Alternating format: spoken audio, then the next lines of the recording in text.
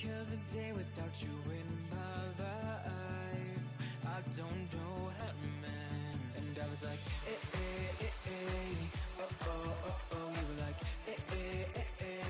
no, no, oh. I was like, oh, oh, oh, oh. You were like, no, no, oh. Come on, let's rewind till I smile. That look upon your face. My heart is empty and unguided. I'm blind leading chase. Thought I had a plan with you and me. Was a villain of my own dreams, breaking me down to my knees.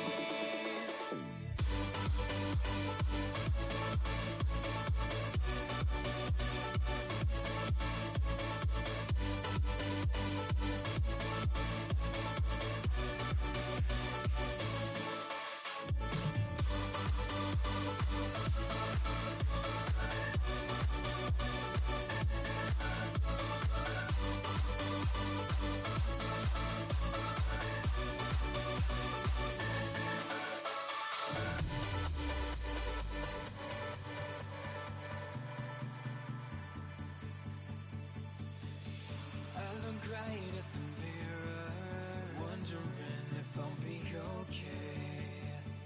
My head is telling me nothing, it's got nothing left to say.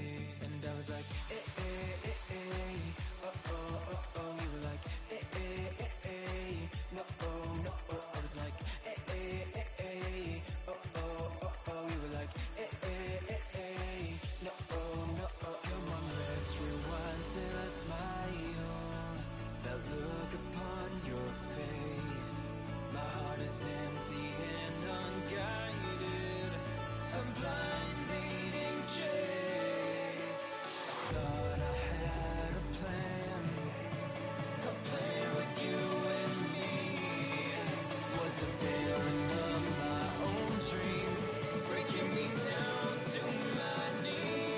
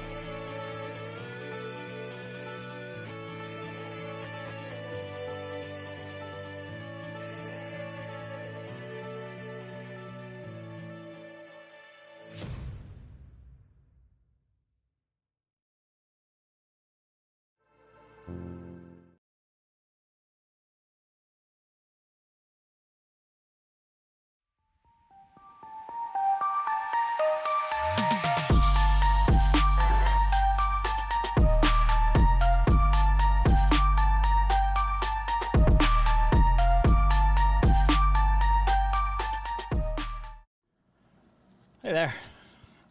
Give me 1 sec here. 1 sec. Get some music off in the background. Oh, forgive me. Oh, I was basically racing the show timer. Yeah. So, doing a set of crunches, basically. All right. All right. So yeah. All of those cursed takes, like fuck all of them. But Kaiser, especially fuck you with that cursed, proudly infrared shit. Oh, that was a one. Let's see. There we go.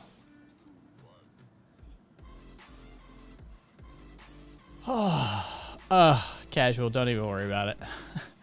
They were doing a string of cursed takes while they were waiting for the show to start. So, we're waiting for the stream to start. Yeah. If that were the case, I'd shut that fucking channel down. Anyway. How's everybody doing? How was everybody's weekend? Joe, if you wanted to redeem the Breen channel points, now you can redeem them. There's no display for that when oh Jesus. Weather. Yeah, there's no display for that on the starting screen. Let's see, where is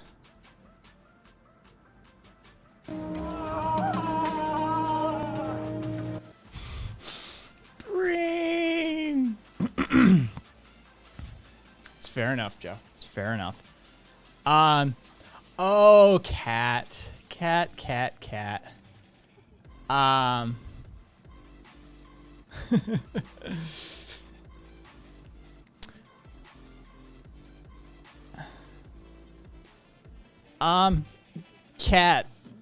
want to jump on air? Oh, besides, I had, cool. All right, cat'll further that conversation. So fucking stupid. So fucking stupid. Oh. I wasn't even familiar with that group. Hope your casserole's come in the mail soon. All right, I need to upload that and then I'll toggle off that page. Oh. So let's see. Is there anything really at the top that I really want to fucking mention? Yeah, no, Cat. Yeah, and a few others. You had a good May Day. Good, congratulations. Yeah, since it was on the weekend, I didn't do my May Day episode. I was thinking about doing it yesterday, but I took yesterday off. So, that's neither here nor there. I wonder if I'm going to have to. It's that time of year. I may have to close the door and turn the air conditioning on. It's fucking hot.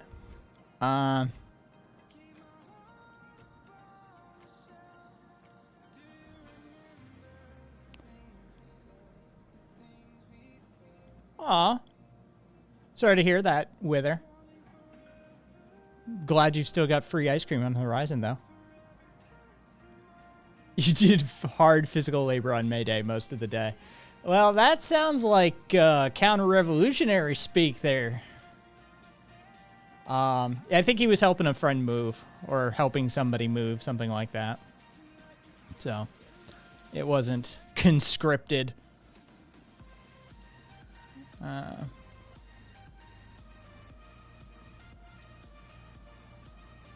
By no one, you know what? I'm just getting started, and I'm still kind of tired.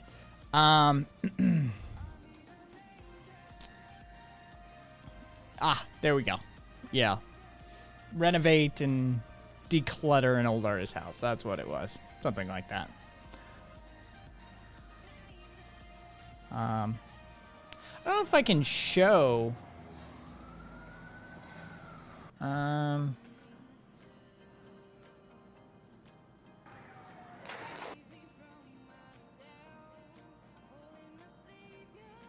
me see if yeah, I mean I can show that at least. Go for it, Birdie. Yeah, that's the thing. Like, I don't, like, I think I've got a video that shows them marching down the street in sort of like martial law sort of scenario. But yeah, I mean, there's at least 19 dead in Colombia due to anti-tax protests.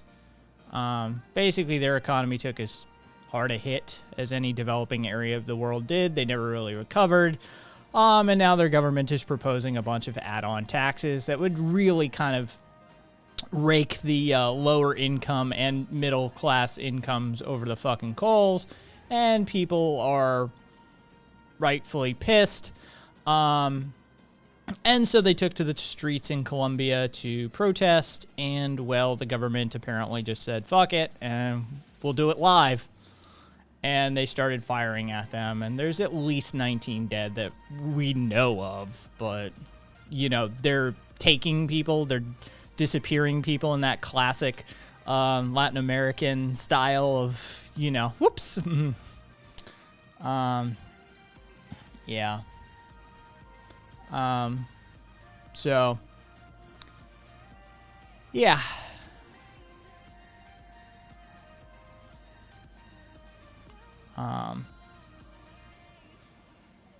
Got a Ralph Steadman book out of it. Also some GCPay. Rock on.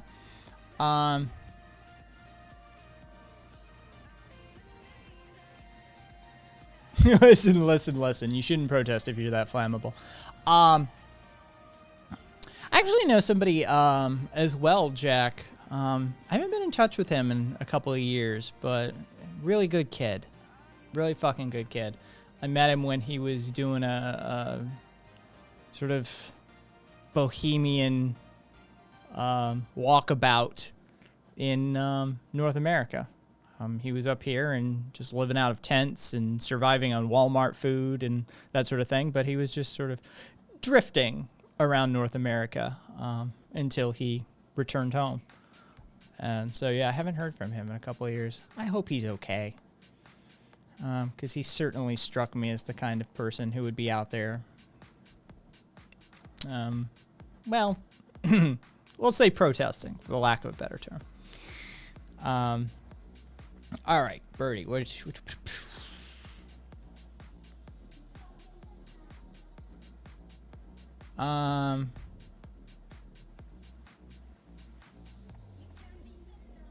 All right, so I'm curious about how anarchists at all communities work with somebody who may be suffering from mental health spirals with some narcissism, so it's incredibly difficult to get through for discussion/care or accountability, like an approach, or should I add their behavior is harming the community, but others end up tiptoeing to not set it off. I mean, I would defer to somebody's expertise on that matter. It's not like anarchists have a particular approach that we would use. What I would do is consult mental health care professionals who have experience in that arena, that field, who specialize in that one way, shape, or form. And that way you can get, you know, an experienced opinion on the matter, and we would probably push forward using those methodologies. If push comes to shove and there is seemingly no reformation on the part of the individual that is forthcoming, then more systemic action may be taken within the community, especially if they are proving to be a disruptive and harmful element to the community at whole.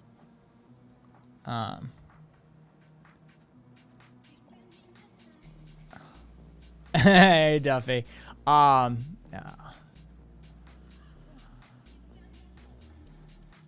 is that? I don't know why the fuck that prompted me up there.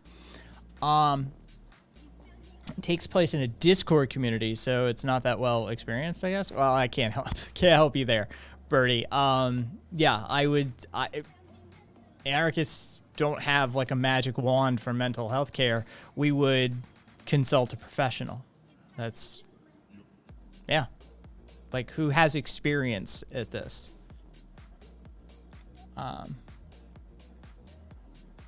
Yeah, that's just how we would handle it.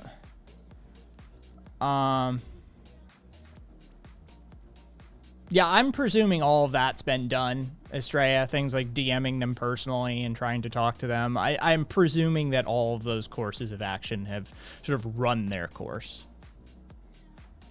But, yeah. Yeah, so... oh, you know what I need to do? Hang on, give me 1 sec.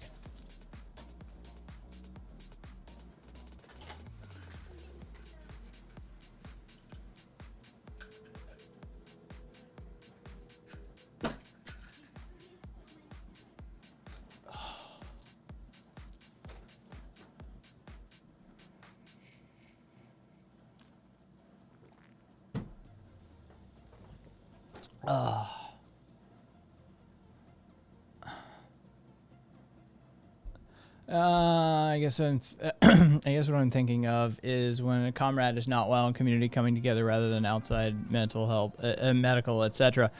Oh, that's just called an intervention. Birdie, that's just an intervention. And yeah, if you need to, that's what we did.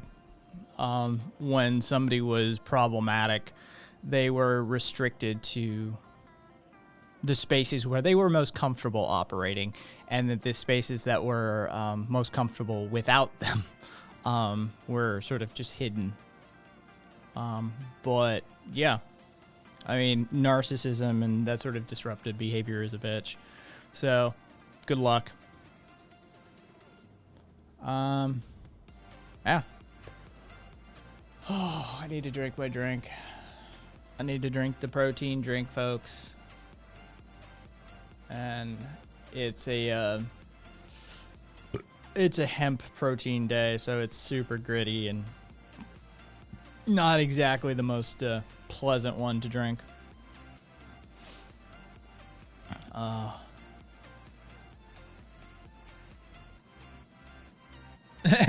Yes, the gladiator pits. I've got some people who are still running around in there.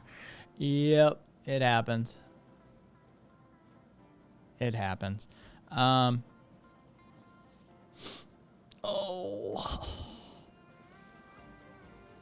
that's kind of what I'm asking. For to review it all. I appreciate your answers. I know it's not a one solution thing, but I try to shift toward more going and getting outside chaos involved. I mean, if you think you can somehow drag them along and you have, hey, Zippy, thank you for the resub. If you think you can drag them along, Birdie, and give them the help and education and attention that they need to maybe step forward in their lives, move past some of those issues, more power to you. I mean, rock the fuck on. But I have it, actually, with her. I just don't like wearing it. It jacks my shoulder forward when I'm sitting here, so I don't wear it when I'm sitting at the computer. Yeah, so yeah, and that. There we go. That right there. Knowing when to walk away from a toxic individual or a toxic community is super important. It's a really valuable skill, especially given today's day and age. And, hey, Zen! Thank you for the resub. 4 fucking months. Do you need help writing your proposal? I'm thinking we hire a Skywriter to say you stole the patent to my heart. Oh, I kind of like that, Zen. I kind of like that.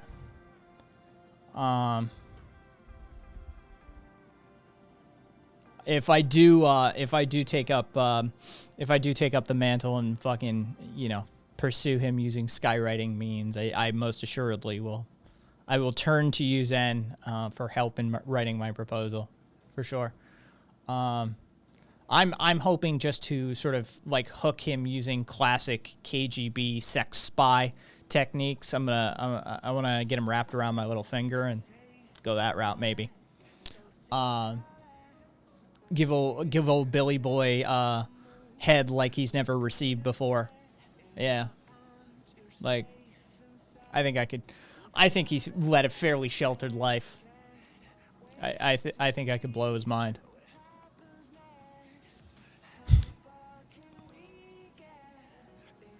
See? The way to a man's heart is not through his stomach, folks.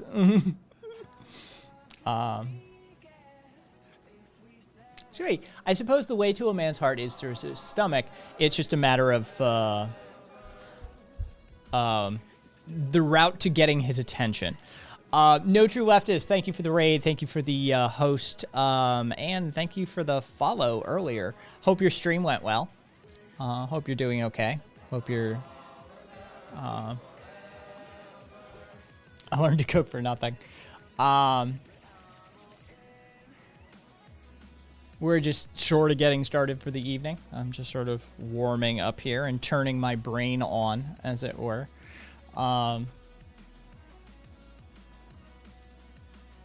Zippy, I learned to cook for nothing.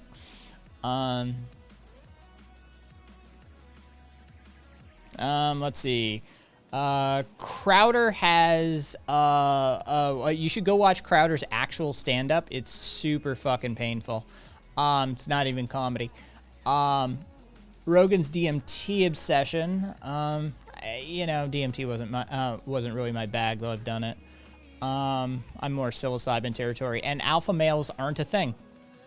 It's all based off of a study and research that a dude did that he spent the rest of his fucking life basically trying to refute that alpha wolf, alpha pack fucking status bullshit. I actually feel sorry for the guy when you read the story. The only alpha male that ever existed is Lysenko Estrella. Who is in Crowder stand-up basically bad racist jokes. It's not even jokes. Honestly, and this isn't me saying like, oh, it's just not funny. Those aren't jokes. No, I'm saying like the man literally doesn't understand joke structure. Like it's not stand-up. This is why I've watched Crowder's and Rubin's stand-ups sets before. And Crowder isn't stand-up. It's not stand-up. It doesn't follow the format. Rubin is a hack, and he does like the gay hacky fucking routine. Anybody who's ever been to a gay club during comedy night knows exactly what I'm talking about. It's basically the gay equivalent of like, what's the deal with men leaving the toilet seat up sort of shtick. It's fucking miserable. But he at least understands the format. He understands like, set up, punchline. He understands the format. Crowder doesn't even understand the format. It's fucking super painful to watch him. Yeah. Dave Rubin was a comedian. Yeah. It's special. I'll see if I,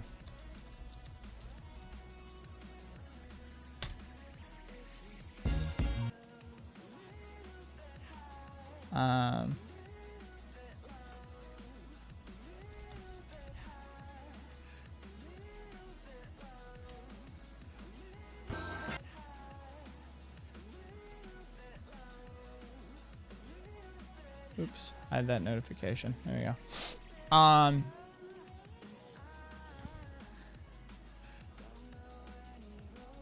We watched a horrific video of a dude that's definitely caused himself permanent damage to the inside of his mouth by doing jaw exercises. Oh, what are they called? Devin, what are those things called? Like, I seem to recall, part of that.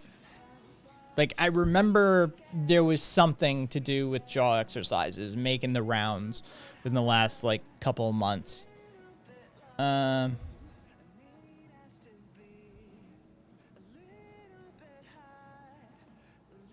Is that how kids refer to taking a dick a few sizes too big? Premarital. Rubin's literally a punchline. If you tell someone you were treated like Larry King treated Dave Rubin, I would howl with laughter, but feels bad. Oh.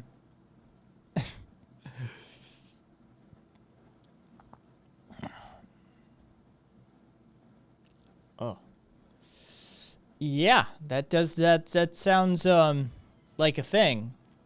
That sounds like a thing that you probably don't want to do. Yeah. Ouch. I can feel my TMJ just acting up, just thinking about it, quite frankly. Like, no es bueno. There we go. All right. Kill that one on the side. Let's see. Rubin is literally a punchline if you tell someone you were treated. Oh, no, I read that one already. Somebody else that said Crowder's comedy is bad imitation, probably racist, laugh at himself. Hope you laugh. I think he's got one imitation bit that I saw in his old fucking special. Or his old set. It wasn't even a fucking special. It wasn't his. Yeah, Caboose, we're all a little stressed and probably grinding our teeth. That's probably a thing. Like, collectively as a society. Well,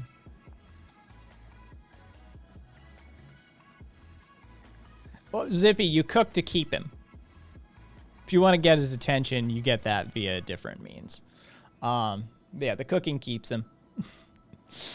Oh. All right, let's see. I need to. Oh, it's just like muddy water. It's legitimately just like muddy water. And honestly, I think it tastes probably a little worse than muddy water. Should I be writing this down? Write this down. Write this down. Birdie, it's just basically it's hemp protein mycological mix that has like 10 different mushrooms in it, some potassium, some magnesium, some super high tech carbs basically at the end of the day. So it's 2 out of the 3 macros plus a bunch of like anti-inflammatory and yeah. Yeah, exactly, Coffee Man. Cassidy, I know there's better tasting proteins, but all of the ones that have like stuff in them, I don't want. Right? I don't want the extra stuff. And quite frankly, vanilla flavored version of this is just going to be ass plus vanilla. So, is it helping? And some essential oils. So, oh, just in time. Cat hears that I'm gonna drink a protein drink, and all of a sudden, Cat's on the fucking air. Yeah, I sensed it in the wind because I just turned on my PC. I don't even have the stream on yet. Yeah, that's it's a hemp protein day, so it's nice. It's like a 1.5 serving. Oh, I just meant more neutral, less great. Yeah, I have stuff like that. I mean, you know, the fucking, like, I've got soy protein isolate, I've got brown rice, I've got pea, I've got hemp, I've got a few that I rotate through, Cassie, but fuck. I do have the Hulk sense, Joe. Vanilla ass. People probably eat that every weekend. Kaiser, it's every day's a hemp day for you. As long as you have money, it seems like. Yeah. Fucking Christ. I'm not even sure if I want to get into this on air. It was so fucking stupid. Literally nothing. Back's been killing me, but I have a whole new stretching regimen that focuses the muscles locking my spine. Gosh, I'm in pain, but recovery is pain. Life is pain. Hey there, Karina. Yep. So I went down. I don't know, technically, yeah, it's south. Technically, it's a down.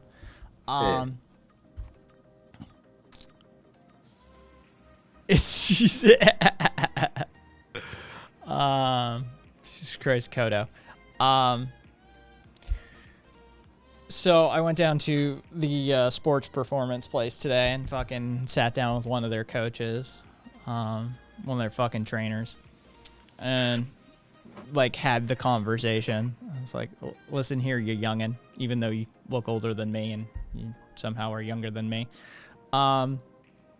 And just did the rundown of like, this is broken, this is broken, this is broken, this is broken. I need a custom trainer, right? Like, I'm not here for your fucking, like, let's do a group class sort of situation. And so, yeah, I'm doing an eval 2 weeks from tomorrow, something like that. And we're going to spend an hour and a half going over my body and seeing, like, range of motion, limitations, all of that sort of stuff. And then go forward from there, see what they can do. Kai went down to Georgia. Yep. It's been a while since I went down to Georgia. Amazing. Oh yeah, Cassidy, for sure. That's. I'll say yes, Estrella. Don't get on Twitter. It's just trouble. Sounds like physio. It's not. He said, you know, we're probably definitely going to take it slow with you. And you know, he looked at me at one point and goes, "Wow, that was a really good way of phrasing that." I told him, I said, look, I'm just looking for a foundation that provides me with the flexibility to engage in moderate to advanced levels of athletic activity if I so choose. And, you know, I mean, this is those of us familiar with Kai at this point. That's not something that would be out of the ordinary for me to how to phrase something. But yeah, it was funny. Meathead, sort of that moment. Wow. Amazing. I'm like, oh, jeez.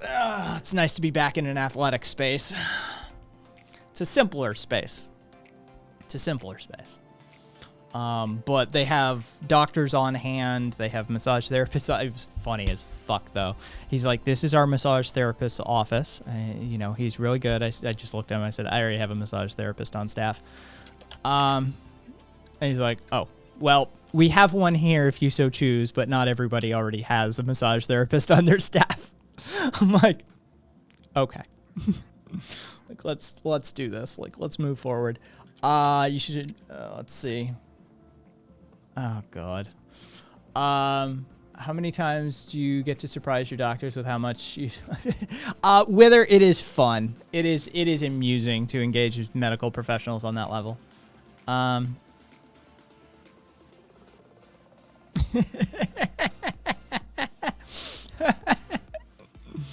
Oh, the degeneracy is where the fun is, Chadwick. Yeah.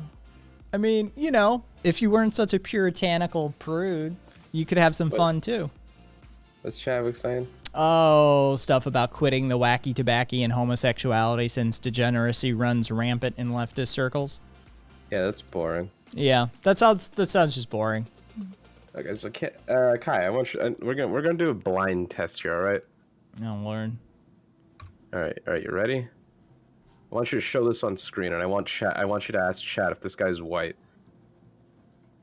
I mean, no. Just do it, all right? I mean, it's not that I'm just literally answering. I'm just like, no. I'm saying I want you to show it on screen. You know, I'm gonna do a poll. Just first, this I feels just need gut instinct from all of chat here. This feels weird that we're doing this. Just play along with me, all right? All right, so we're gonna do yes, and then no. This because I just want chat to know the level of discourse that I engaged in today. All right, is okay? Chat, is this guy white? Come on, answer the poll. Just, you know. Somebody immediately answered yes. if chat wants, like, okay. All right, so chat. It was Wither. It was fucking Wither. Okay, so chat. So this is basically the level of discourse that I've engaged in on Twitter today is that this guy is white.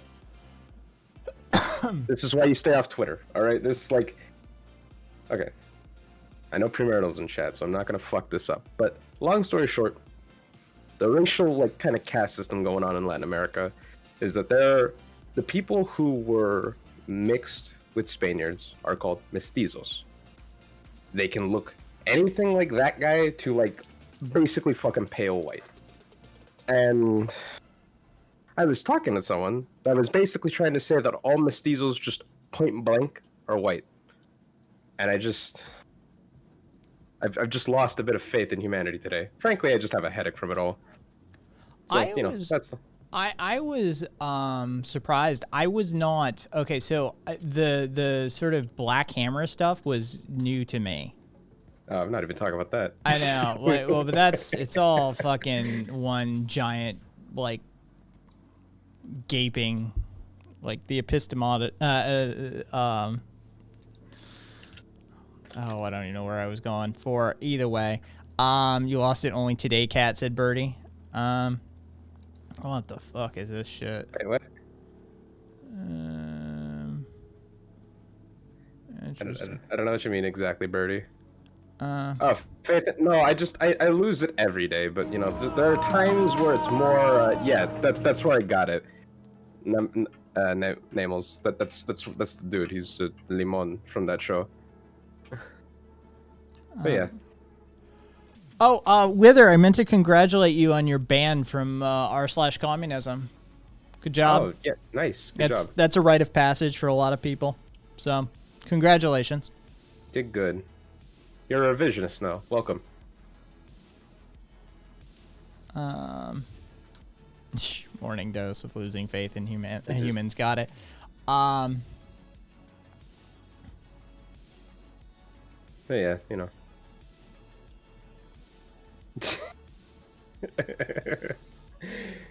Nice. What is that? Never even managed that. Oh, okay. r/communism. We're It's a doing subreddit. just right out of the gate. Amazing.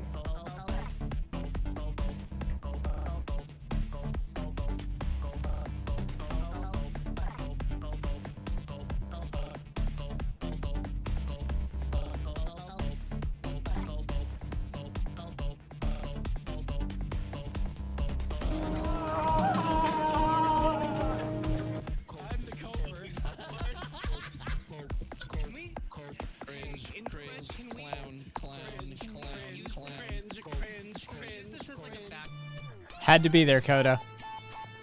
Had to be there for the origin of it.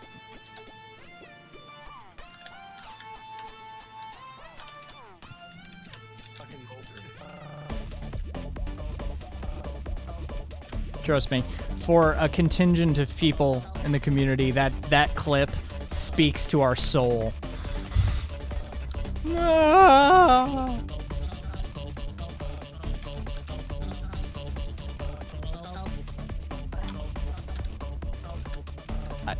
Dude, I can sort of to one side. Yep, gotta be here for bad movie night.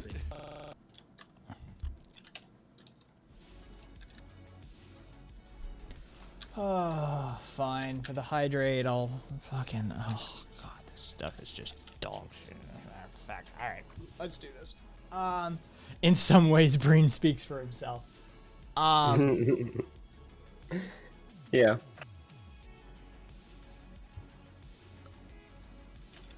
I was there for the first half, but I got too drunk. Yeah, we did a double header of Neil Breen that night.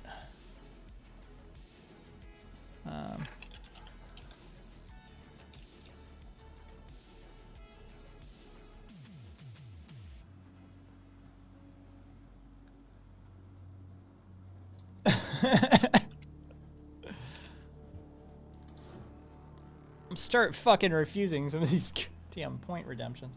I'm already sitting up fucking like with proper posture, and Kodo's redeeming posture check. It's like I can only do so much.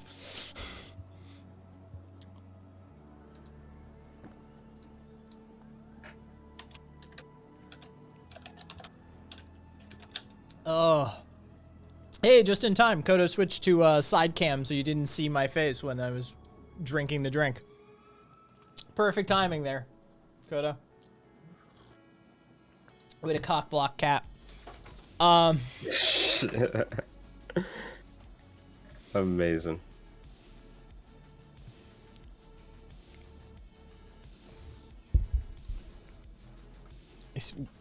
I mean, do you need it to be, Chad? Multiple people. Yeah,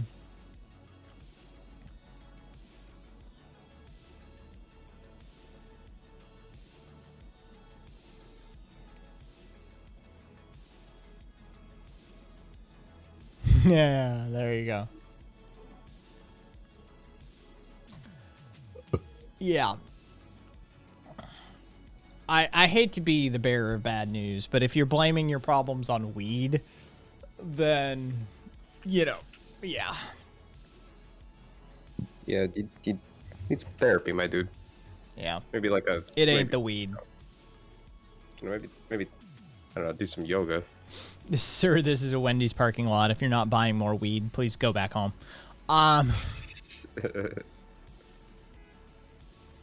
Degeneracy is a premise concocted by the Catholic Church. Fuck them. Is it? Probably, quite frankly.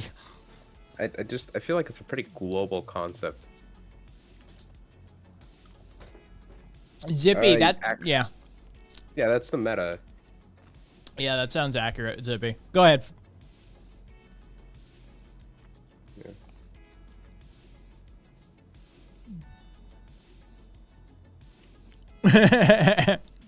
Fair enough, Caboose. A guy on Reddit asked why Mao is supported in communist spaces when he's arguably worse than Hitler. My response was, I said people like the aesthetics of communism more than actually pushing for communism. This was right after a comment elsewhere about people going crazy because Noam said ML was right-leaning socialism. I love Noam Chomsky.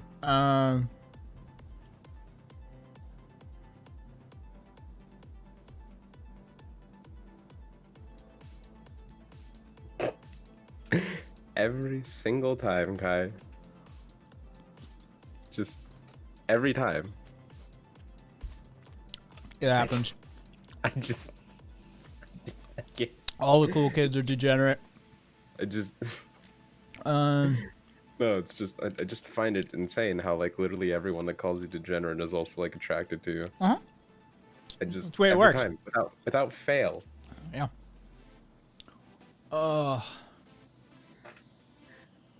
Think about shaving my head or either growing my hair out longer. Okay, Chadwick. I say this with love. You're thinking about it way too fucking hard. Just do it. Smoke some bud. Go to work the next day. Alright? Just chill. Don't smoke too much bud though. You'll think about it too much. You gotta balance that. Just fucking relax.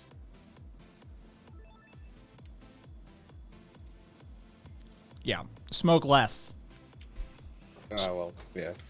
Smoke less. Just fucking relax. It's not that serious. Thank you, Paul. Cassidy, I'm cutting most of my hair off tomorrow. Balance the weed with some dick, says Premarital. It's worth a try. Cassidy, you just buzz cutting it, or how you doing it? Well, that's probably a source of some problems right there.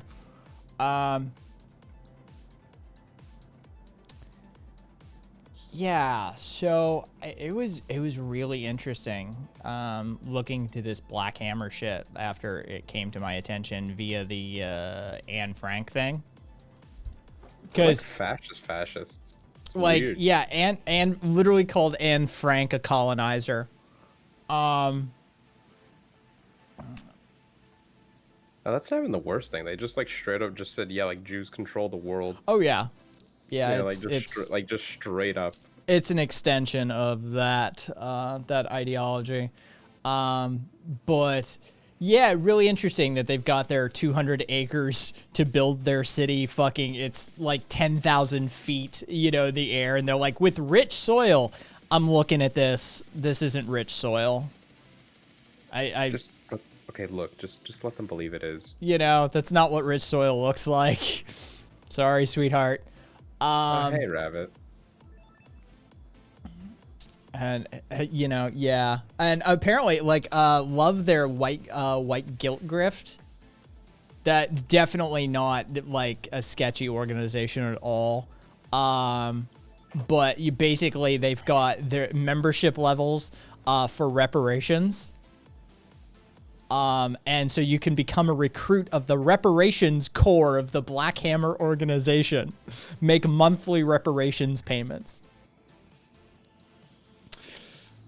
All right then. Che level, Sankara level, and Mao level. $40 a month, $99 a month, and $199 a month. Sign up for Kodo. Thank you for the gift sub and congratulations, Chadwick. The Mao level, $199 minimum a month. You sign up for the entire 8-week boot camp and get fully certified as someone who is united under colonized leadership. By completing this level, you get the chance to provide your skills to the organization and be an active recruiter to make sure that other people are continuing to pay reparations and support. I can't do it. This is such a good scam. It's such a grift. I hate everything here. Can't do it. Oh. If you sign up for if you sign up today for the Mount level, you get a 25% discount on merch. I'm leaving the left. Oh, you and me both, Estrella. I'm fine with just like calling myself like a center anarchist now. Fuck it. They call it the KKK Rona virus. Are you fucking? That's what they call it. The Black Hammer organization calls it the KK Corona virus. It's like I can't with these people.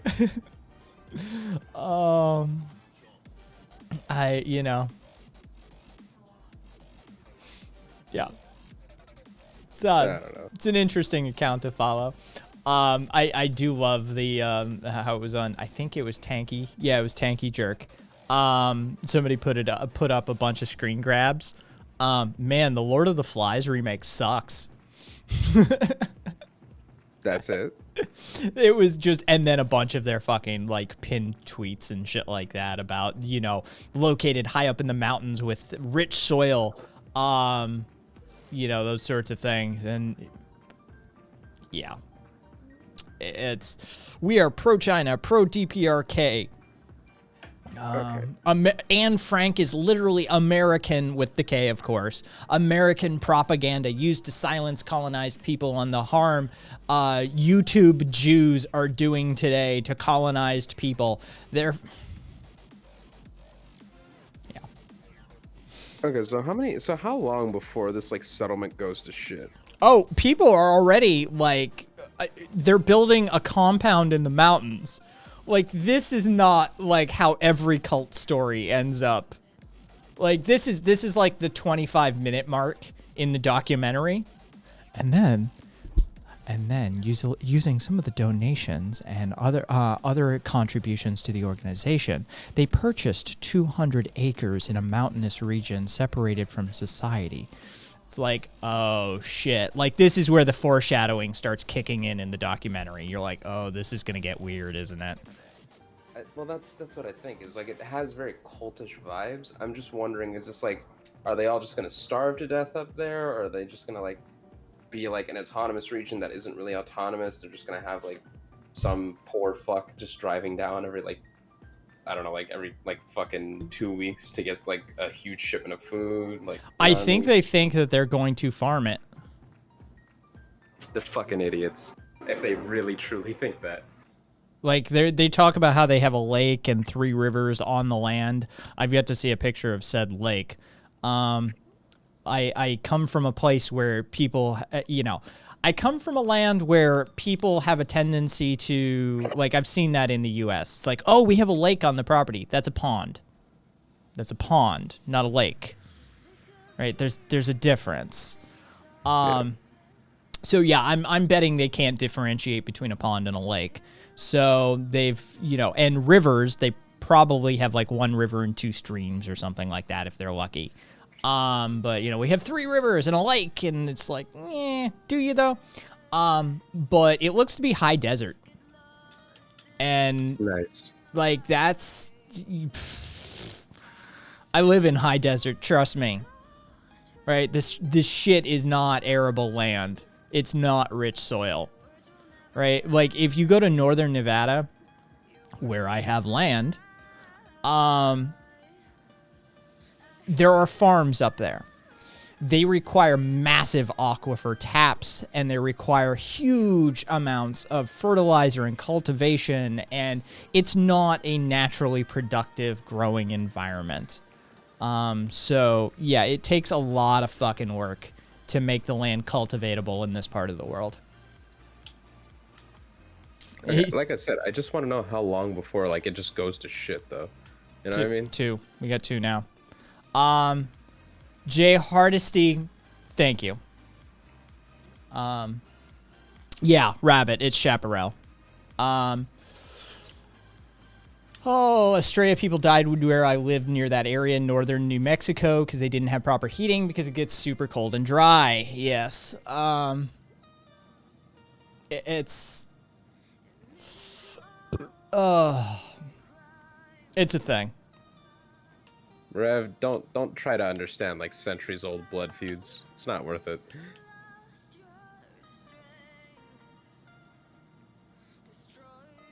All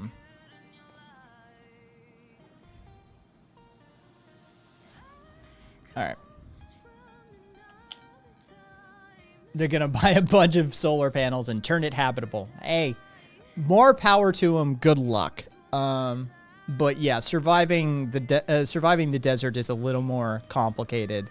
And where are they actually? It's like, does anybody know off the top of their dome skull things? Apparently, they're settling like on indigenous land. So it's one of the reservations. Colorado, thank you. So it is this part of the world. Yeah.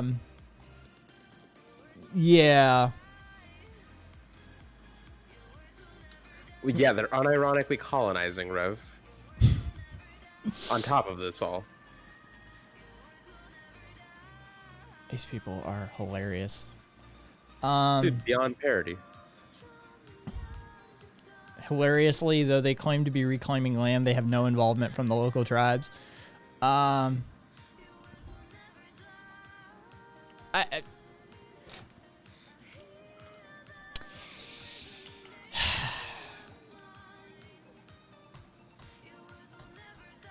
So they're anti-Semitic, they're homophobic, they're transphobic, they're colonizing indigenous lands. I mean, ladies and gentlemen, Alex Jones how here, is this the proudly solution? Radical. Since I owe Kai a few favors from back in the old days. Shit, I probably shouldn't talk about that. Wait, why are you still recording? Fine. Just be sure to edit it out. Anyways, as I was saying, well, this is Alex Jones, and I just wanted to teach the proletariat a few things about anarchism. Anarchism isn't about chaos. In fact, it's quite the opposite. Anarchism is about the people. It's about solidarity and mutual aid. It's about removing unjust authority and hierarchies. We should all be anarchists. The world would be a better place. Now, I'm going to apologize again to all those parents whose lives I ruined because I'm such a douchebag. Jones, out. All right, Kai, this has got to make us even for that incident you helped me out with. Oh, Jesus, that's brilliant, Rabbit. So their reply on "We can't be a cult, we're brown." Someone said 80% of Jonestown was black. Just saying. I don't know, Rabbit. At this point, I found out that I'm white today, so you know, there's that. It just seems like one of them days on Twitter.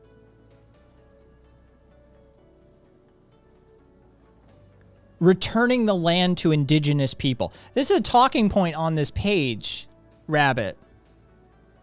Like they've literally got a talking point on this page. So clearly they're returning the land to indigenous people, right?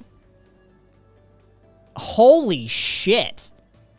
No cops, Candy Rabbit. no cops, no rent, no coronavirus, and no white people.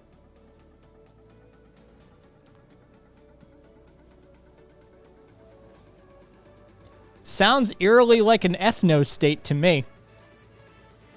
Oh yeah, they just straight up said like, yeah, no white roaches allowed specifically. That was a quote. Las cosas del mundo unidos. Miss me with that bullshit. Premarital. All right.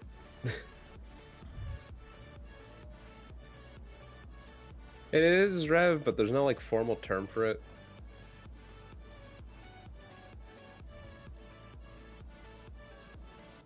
Well, I mean there are, but nobody wants to like apply that.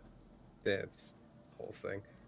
I love this. Building a city for all people of color to be free. No discrimination of nationality, gender, age, mental, physical differences, etc.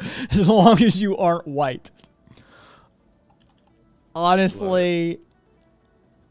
Tell them that there are white trans people.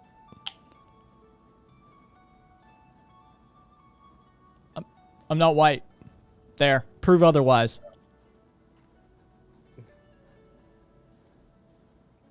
Like, yeah, or a Jew, right? These people are super problematic.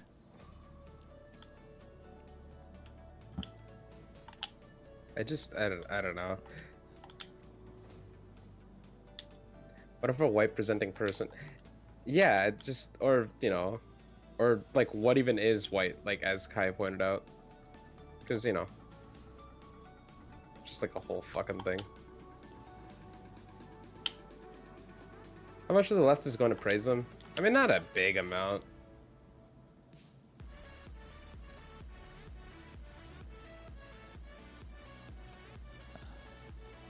I mean, that's the thing, Kaiser, you probably could.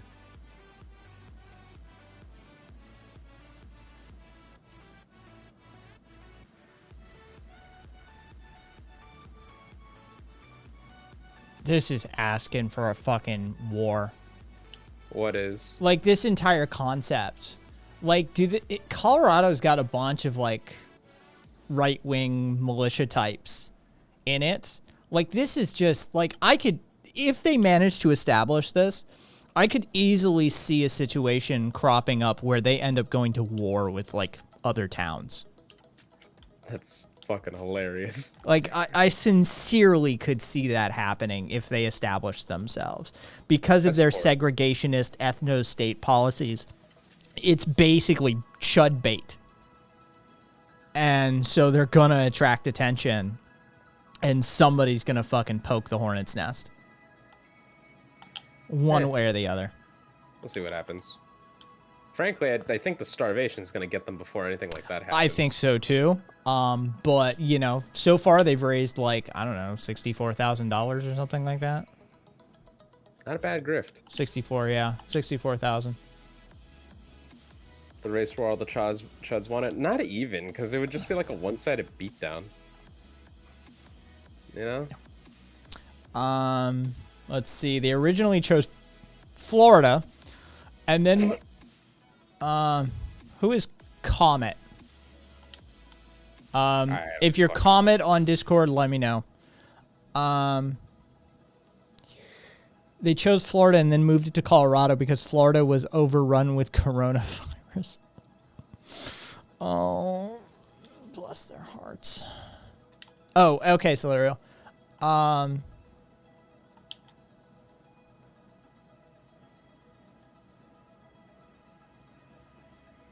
Interesting. Rabbit just thinks they're just going to take the money and run anyway, so.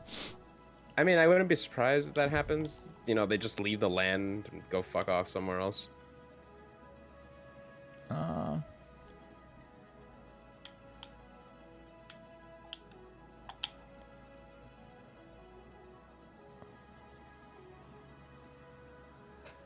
Okay, I have moved away from the International Space Station. I'm trying to go to Pluto now, says Australia. It's a grift. I'm not impressed, says Rabbit. The ISS wasn't far enough for Australia.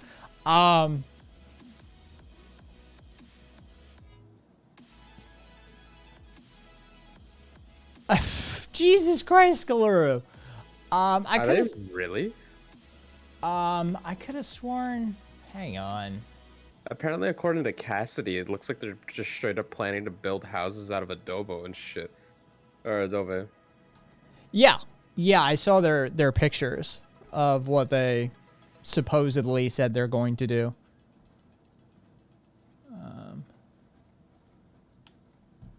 It's a thing. There's Skularu. All right.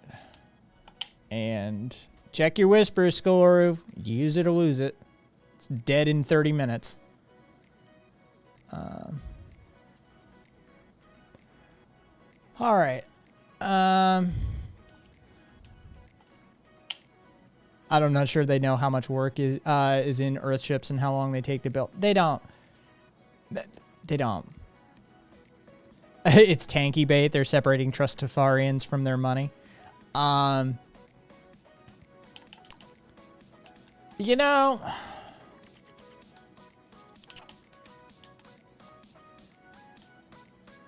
God, I wish I wish I had it in me to run of these grifts. These grifts are fucking solid, dude. And it seems like everybody's running one these days.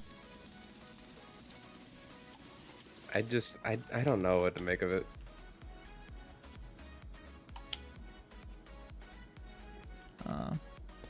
Kodo, probably because Tanky's coping has been used within a certain amount of time. Exactly, Rabbit. Like, if I had no fucking moral compass whatsoever. Yeah. For sure.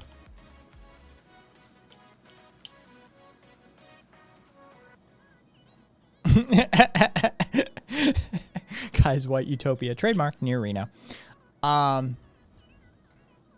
He's so easy to get money out of chuds.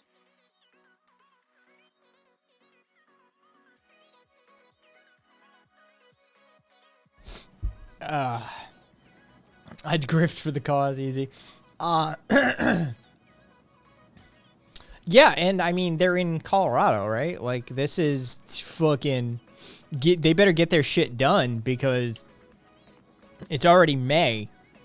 Earthships, like Adobe houses and Earthships, take a long time to construct, and winter is a-coming. Like, better get some shit knocked out. Yeah.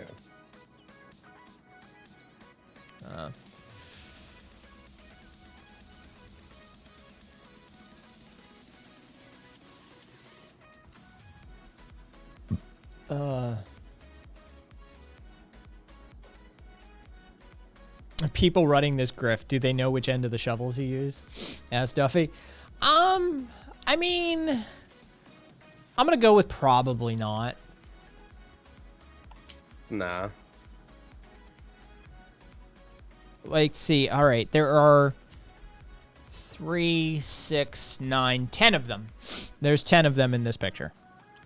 Figure standard attrition rates apply. 4 of them will drop from the project.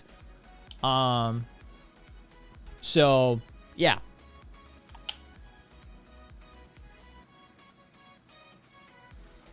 There were already better responses on their tweet saying things like, "You better have potatoes; they can grow in 10 days." As Rabbit. You're gonna spend years with small groups building group housing while living in trailers they drag up there. There's that. I mean, it's just like, I don't know. I think inevitably they'll just like reintegrate back into society, but they have the like little autonomous zone that they could just like fuck off to, you know. Hola, Tevio. People in my hometown when I left, Kai and Kat might note this gimmick, were still so old school. They used kerosene lamps to heat the pipes of their vehicles enough so they can turn the engine over. Why would Kat know that? Yeah, I live in LA, son. Kat's furthest experience with like cold weather and winterizing is seeing it on TV. Yeah, pretty much. Yeah. I, on the other hand, have, yes, actually witnessed that in my life. They'll use it to brag. Dude, we almost had a commune once. Ew, LA is so stinky and sweaty looking. It's definitely sweaty. Yeah. Only certain parts of it are stinky. Yeah. Oh God. Okay. So I won't. I won't go into who it was that I was watching, because but he definitely not from here, visiting LA, and he said I was staying in West LA, and like most foreigners, decides to walk everywhere. And says, you know, I'm finally gonna try In-N-Out. So he leaves his like bed and breakfast in West Hollywood, and just begins walking east. Oh no. Yes. Yeah, I was like, you walked east from West Hollywood. Well, I guess it's a way to get acquainted with the locals. Yeah.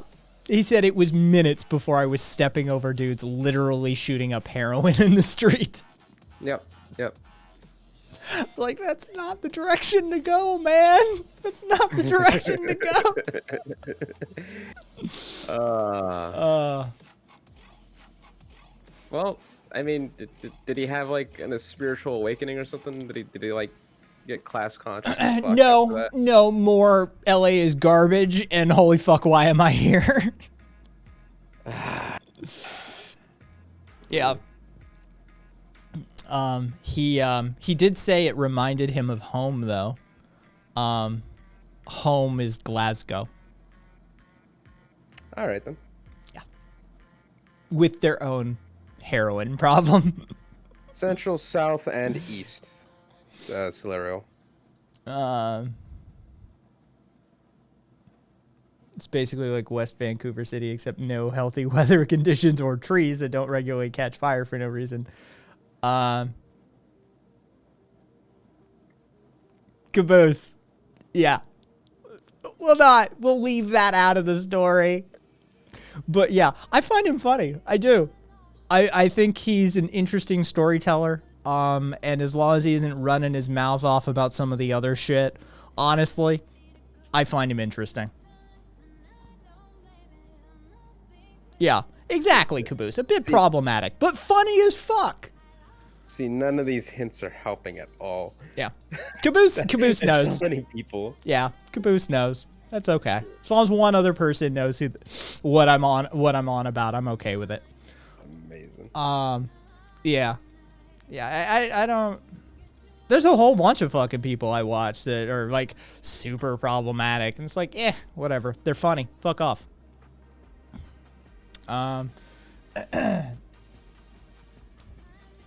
Most of the homeless people are chill, even when they're super cracked out on drugs. Let's see. LA is shitty Glasgow.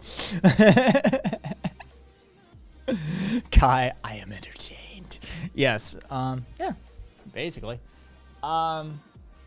Peep this. In Vancouver, BC, the drug neighborhoods start at a 5-10 minute walk from the downtown. You think LA is drawing? Nah, it's about... I mean, it depends where you are in LA. But definitely can very quickly.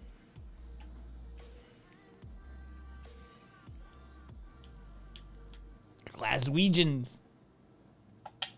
Yes. Glasgowians. It's Glaswegians. The okay, Cassie, from this back to this. So like 12 to 18 inches. Okay, so you're not like dropping it all the way down.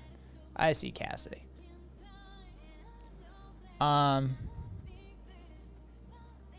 Yeah. Sounds about Detroitish right now. Yeah. But yeah.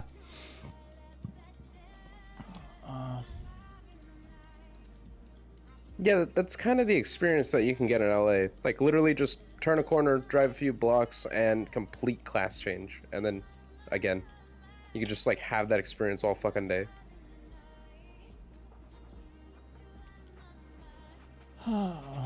It's, I'm still amused by this fucking Blockhammer shit. Same here, because, like, I just want to see what the fuck happens. And I'm also just entertained by, like, lefties trying to defend it. Like, apparently racial separatism is back on the table. It's been headed that way for a few years at least. Yeah. Frankly, if that's the left, I'm just going to stop identifying as left. Because I'm fucking tired of trying to, like, fight for a label that doesn't mean anything ultimately. I mean, Chadwick, do you need to ask? But Why do you want Bill Gates to be your husband?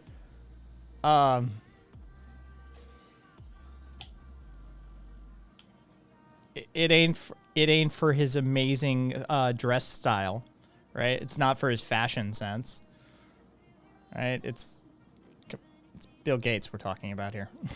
I want that fucking cash. yeah. Anyone saying otherwise is lying to themselves.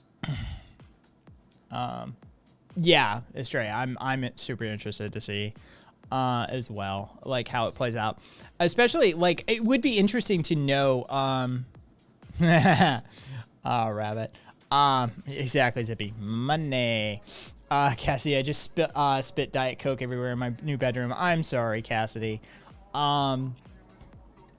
Yeah, I think it'd be super interesting to have some like ethnic Jewish people. Like, we're oppressed. Can we join? They're just gonna say that they're not. Yeah. That's gonna happen. Yeah. Like, to their faces. I want them on record denying entry to Jewish people. I just want that. Like, that'd be great. It's a good look.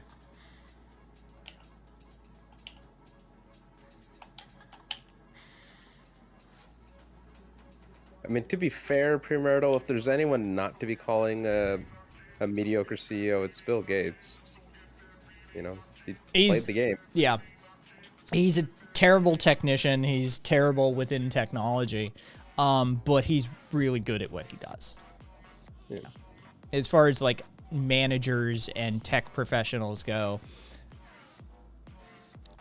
he's competent. Let's just put it that way. Nobody's saying he didn't have a huge leg up. Nobody's saying he didn't, gain from a system already in place. But yeah, he knows how to get shit done. Let's just put it that way. I actually don't know about that, Cassidy. No, he isn't. He hasn't been for a while. It is at present Satya Nadella. That's who succeeded Steve Ballmer. So, Satya, I believe is the pronunciation on that man's name.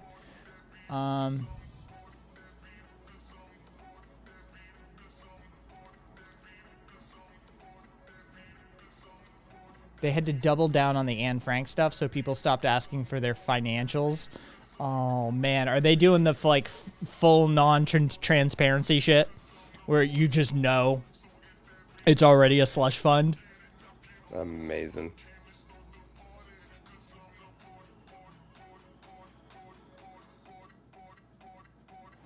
I feel that, Amorous. Nice, Rabbit. Nice. A different way. Do we have, I'm just wondering, like, if we have, I've got to, some of the, I was just thinking about some of this, because Chadwick wants Subway, but it's 2:50 a.m. I'm like, I'm sure we have 24-hour Subways around here somewhere. Like, one of the casinos has to have it, at least. Time travel pisses me off. Yeah. See, for me, I'm like, I don't know. I'm just like kind of in shock today. I mean, my fucking god. I watched a debate wherein Richard fucking Wolff tried to say that capitalism was socialism. We're fucked.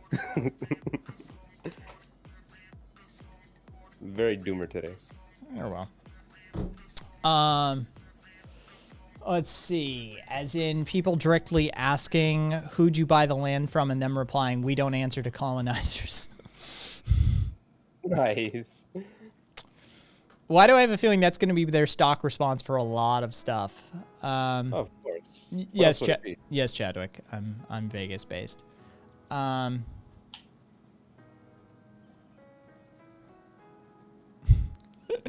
let's see.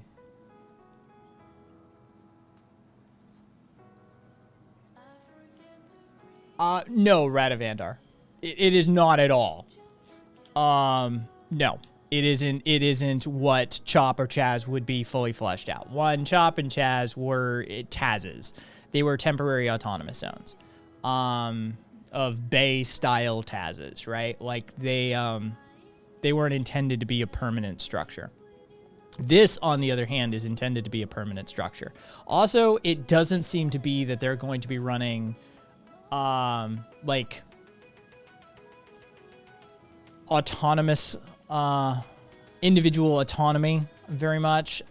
It's also super authoritarian. I mean, they're running, like, race screenings and, like, ethnicity screenings at the door, basically.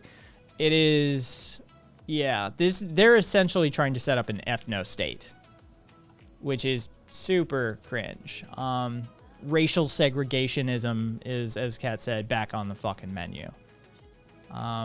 So apparently we went from segregation bad to segregation good in the last, like, 30, 40 years, apparently, somewhere in there.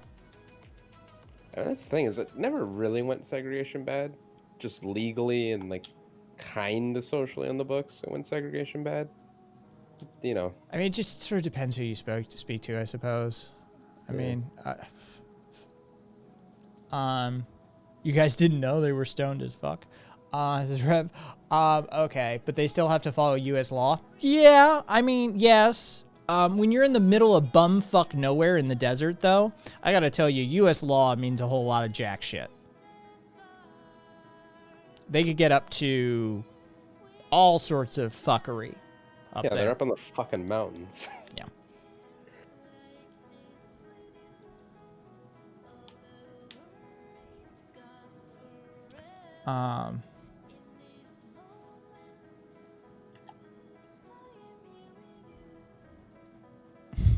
Or in the coal mines of West Virginia, speaks an inbred hippie.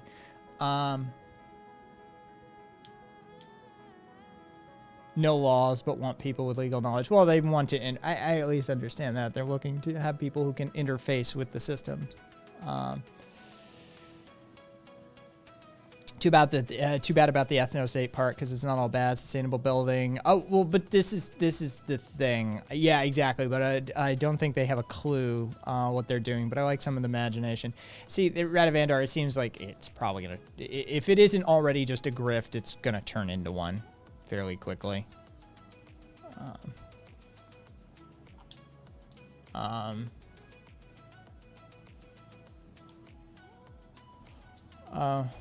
I suppose.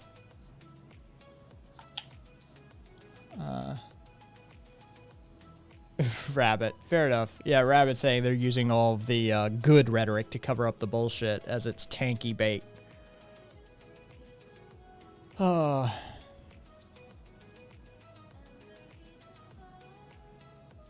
Let's see. Oh, God. I need to do... Dude, my fucking shoulder is like... I don't understand how diabetics do it. With the insulin injections. My shoulder's a fucking pincushion at this point. From what I've been told, it just stops out of nowhere. Like, it just stops sucking, like, complete shit out of nowhere. Yeah, you eventually numb out because you cause enough nerve damage in the area. But, yeah. Fucking. Let's see.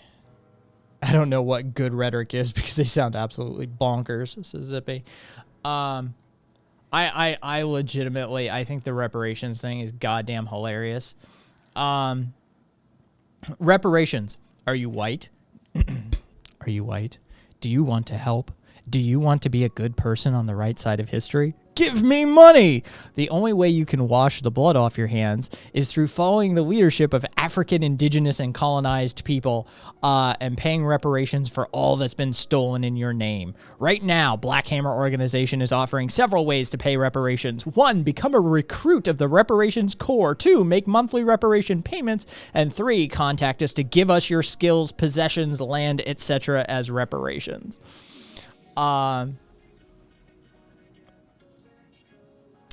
Yeah. Rhetoric and like praxis to an extent is basically just making an argument that pisses a crap ton of people off, but is also unbeatable, and you win the debate. That's like a good chunk of what good rhetoric is.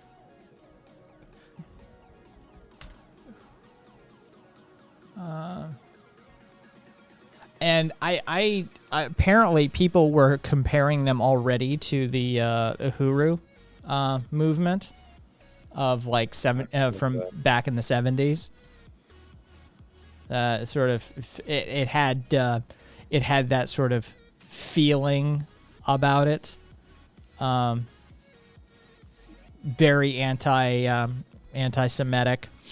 very sort of racially stoked, racially charged, shall we say. This pretty much sums up the whole thing. Oh yeah. No, this was, yeah, I've already mentioned this on stream. This is one of the screenshots. Yeah. I've got Solurial as up as high as I can. Let's go to, yeah. We are anti-colonizers, and we, as well as everyone else, knows exactly what the colonizers look like. They ain't Asian. They ain't indigenous. They ain't African. Like, fucking, somebody replied to them. Pro-China equals pro-capitalist. Sorry.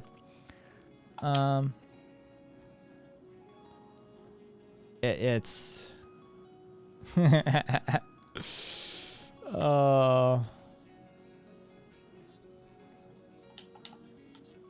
This is some big grift approaching Jonestown levels. Oh. I honestly can't wait to watch the documentary about your cult on Netflix in a few years. Oh,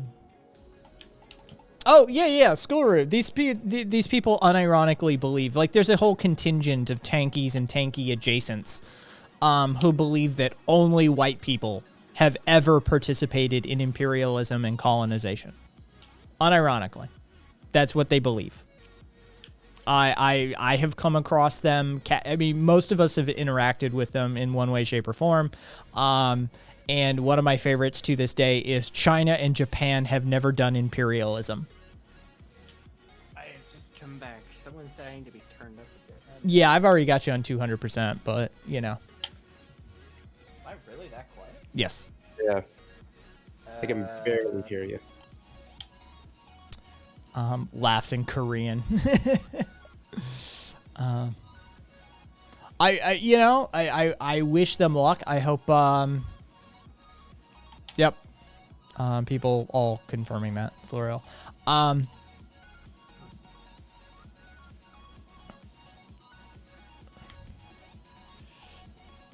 Do they think the Roman Empire was white? Yes.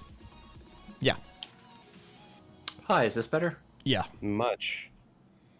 Okay. Yeah. I guess I just have my preamp turned way down. All those dynasties were just jokes, man. Yeah, you're just pranks. Yeah, exactly, Zippy. Who even are white people to them? The Romani, Italians, Greeks.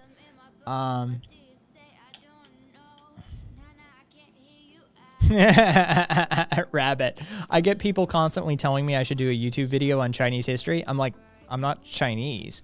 They literally just think being native means I hate all white people and love all non-white people. My filters blocked that, by the way, Rabbit. It was pretty good. And they were like, the part where it's just like they think I hate all white people. All that's just stars. Kodo, probably never. Due to DMCA limitations. Probably never. Yeah. Caboose, don't think about it too hard. No, it's not.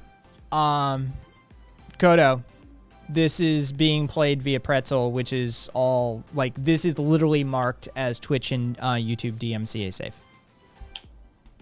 Right? Like, I've got all of the filters on.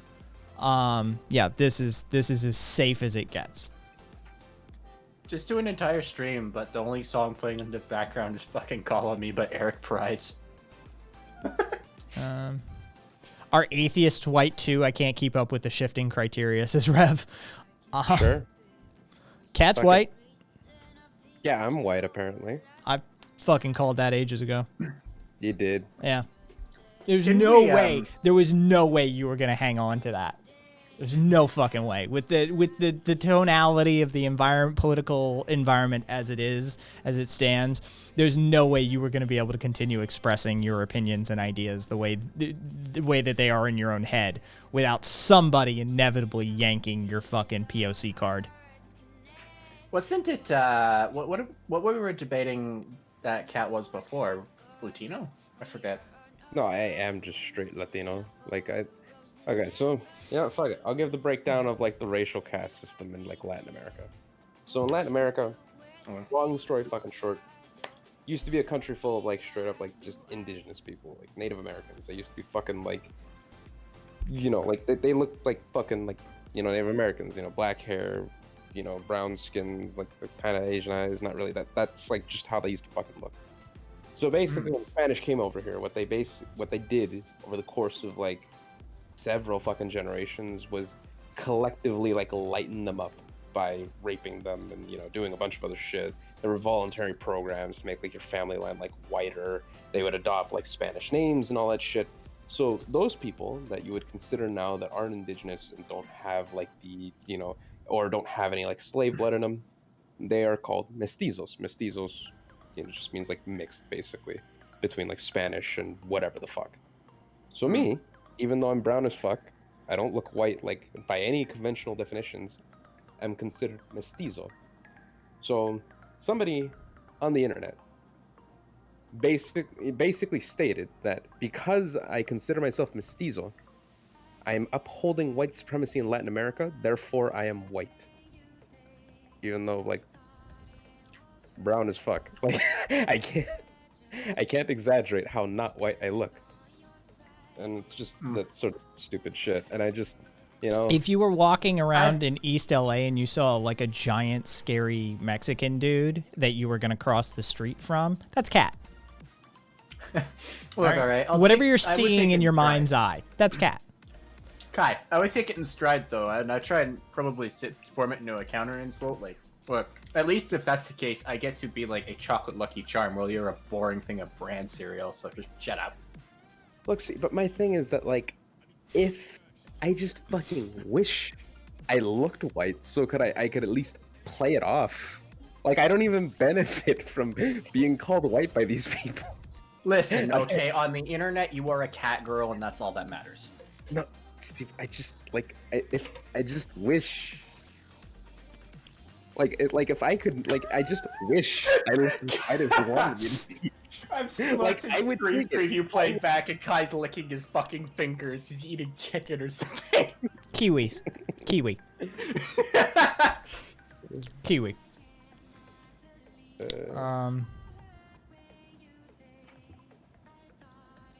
If you don't gatekeep on the internet, what are you doing exactly, Amorous? No, it was only a matter of time before you got your POC card yanked. So The only thing that welcome Kai to the gatekeeps team. is Holy Zippy, you're me. the only thing Kai gatekeeps is the tanky, so he can bully them more. Oh, Puritopians.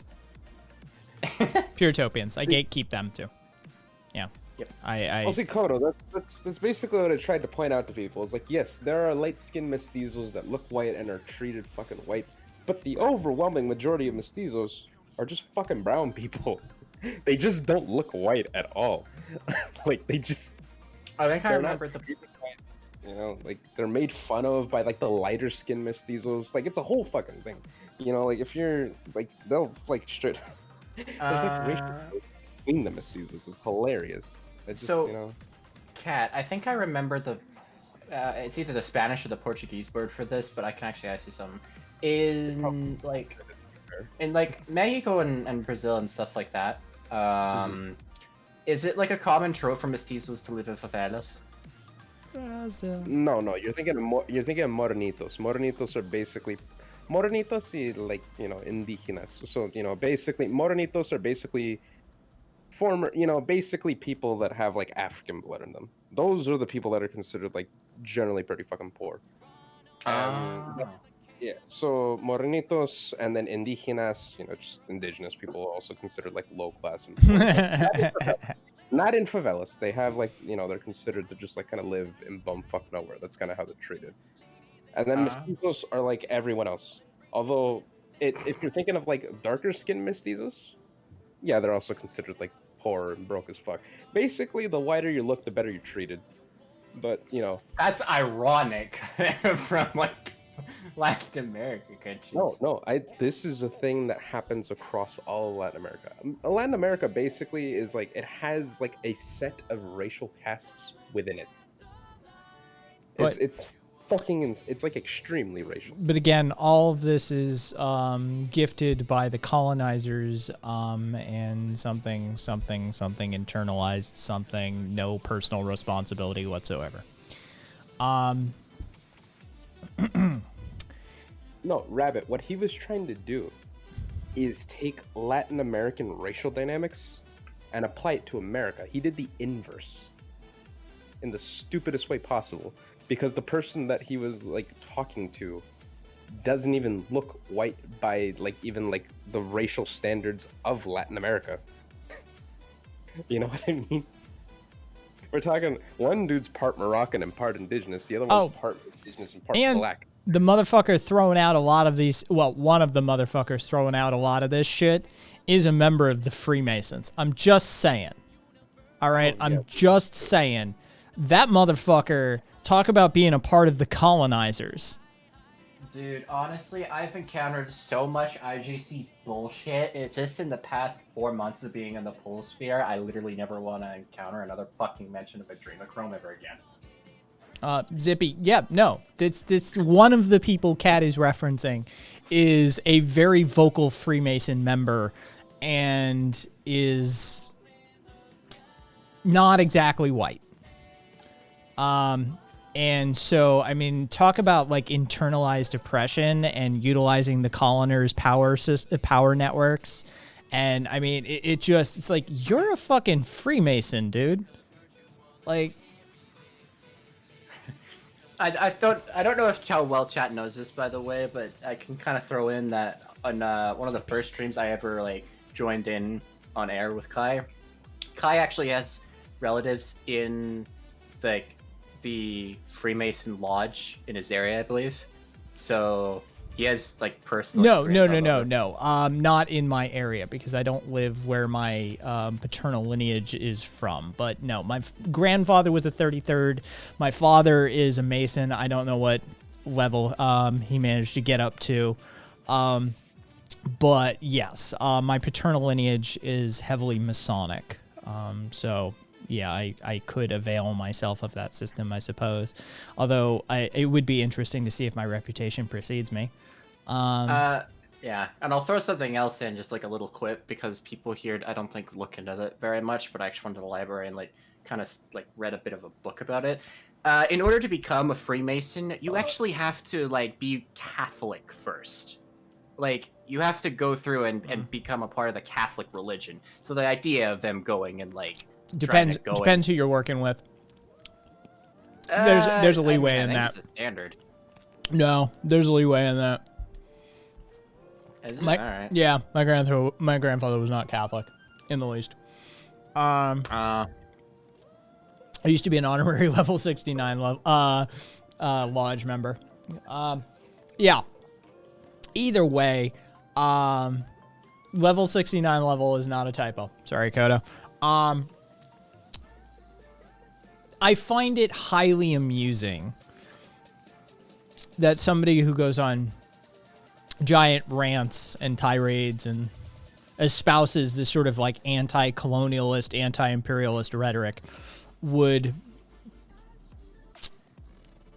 find comfort and care amongst the Masonic lodges. I find that highly amusing, frankly. That it's like, you know, all these fucking these devil white people and they're colonizing and all of their fucking motherfucker. Isn't that a Masonic ring on your finger? Like, Yep. This is just, it's a level of hypocrisy and self-denial. Hey Viva, thank you for the sub.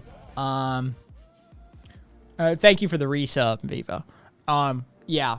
It smacks of a cognitive dissonance that I can't even begin to come to terms with or wrap my head around. Yeah. I can't be a member of that organization because I find them just so distasteful from a power dynamics and sort of, you know, it's authoritarian, hierarchical sort of organization, right? This motherfucker is yelling about fucking how the colonizers blah, blah, blah, blah, blah. And it's like, you're going down to the Masonic Lodge and signing up? Like, what the fuck is wrong with you? I mean, look, I don't know if it's much better, but I'm gonna throw this out on and risk being burnt alive for saying this. At least it's not Scientology. Nah, I'd rather take the Scientology. I'd have more fun with the Scientology. Fair? I get where you're coming from, though. Yeah. It's in the same arena, right? Like, I mean, we're mentioning them in the same breath. It's like, Masonic Lodge, Scientologist. Really, at the end of the day, it gets Look. it gets weird. Yeah, well, I mean, like, look, if you have, like, if you have masonry, that's just kind of like the world stage to laugh at these days if you're like an anti-Semitic piece of shit. But Scientology is just a front row seat. It's the madness. I liked Battlefield Earth, not the movie. Scientology knows on some level not to take them so seriously. Yeah, I mean, you know. Fucking, what's the one actor that everyone memed? Like, Oh, it's Travolta. Scientology? It's Travolta. No, not Travolta. The one that was memed during like Project Scientology or whatever, like back in 2012. That was Tom Cruise. Tom Cruise. Yeah.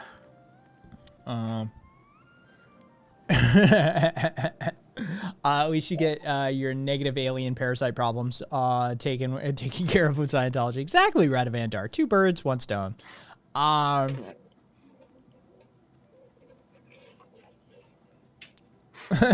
Kodo.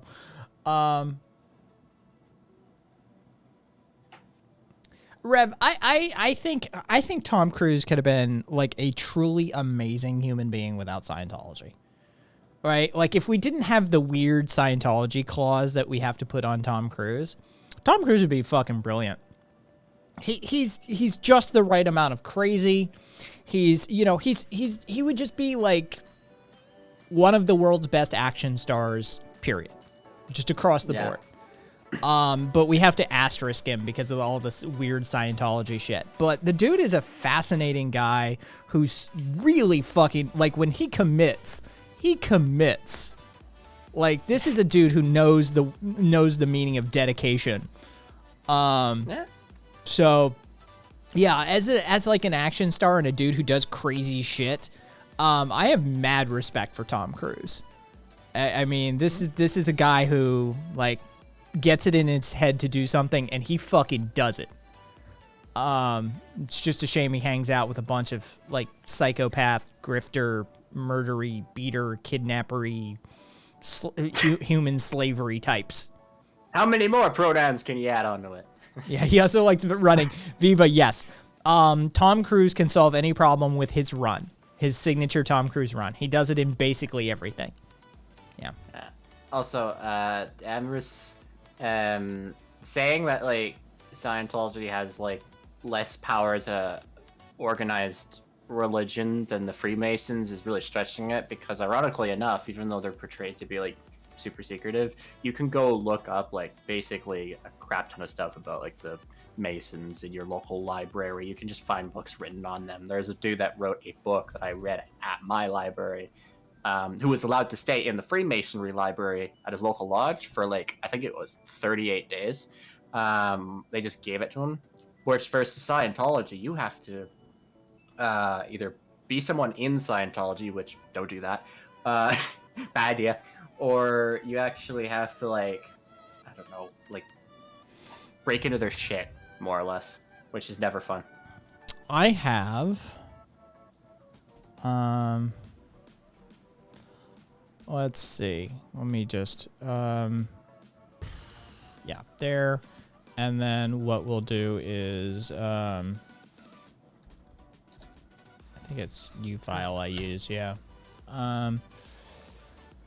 That's pretty much the takeaway that I got from that conversation, Rabbit. At some point, I just checked the fuck out and said, all right, this guy just doesn't know what he's talking about. Or if he does, then he's just being bad faith and is, like, unironic. Like, it's just, there's no logic to anything that he's saying. There you go. If anybody wants it, there are the study notes for the Dormer Masonic Circle study group. And there is 163 text files in there that are the Masonic study notes for the Dormer, Massachusetts Masonic Lodge. So, there you go. If you want I actually will pull this because I've never even read something like this before. Yep. Bunch of years ago, they decided to digitize their study notes, and, well, the rest is history, as it were. Yep. what's in it? I mean,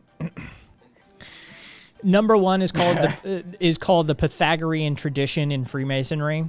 And so it starts off, over the gates of the ancient temples of the mysteries was written this injunction: man, know thyself. It meant that each candidate must try to contact that inner self, which is the only reality. Paul Brunton calls it the overself, that self which lies at the very center of his being, in the silence and the darkness of the holy place, which to those who have penetrated to the sanctum sanctorum becomes the deafening music of the spheres and blinding light of truth.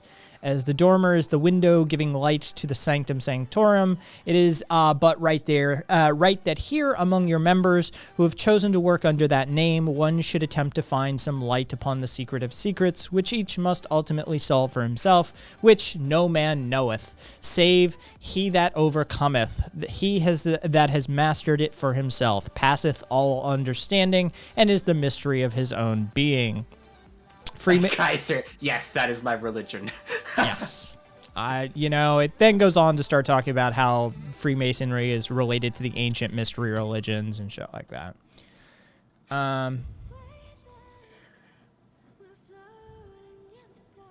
Yeah, it's fair enough, Estrella. It's an interesting read. Let's just put it that way. There we go. Clear that.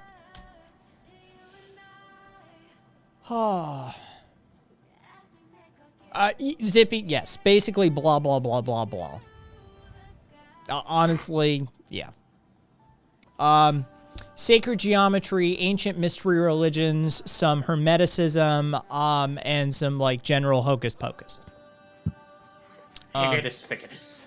And the reenactment of the assassination of Hiram Abiff.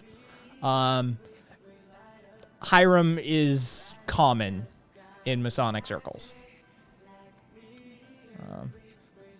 Oh yeah, they're into all that sort of shit. Zippy, and you're quite welcome. Did Jordan Peterson write that, or did that write Jordan Peterson? That wrote Jordan Peterson. General hocus pocus as opposed to hermeticism. There's more to hermeticism than just general hocus pocus. Now, don't get me wrong. Hermeticism is definitely abutted up against general hocus pocus, for sure. But I do enjoy a good hermetic discussion, as it were. Let's see. There it is. Hermeticism. I'm not gonna lie, Kai. All the text files you have in here, the fact that the dude I was talking about who wrote the book managed to read all these in 38 days is actually kind of freaky. That's actually pretty impressive. These are distinct to the lodges. There is no central set of study notes. Oh, okay.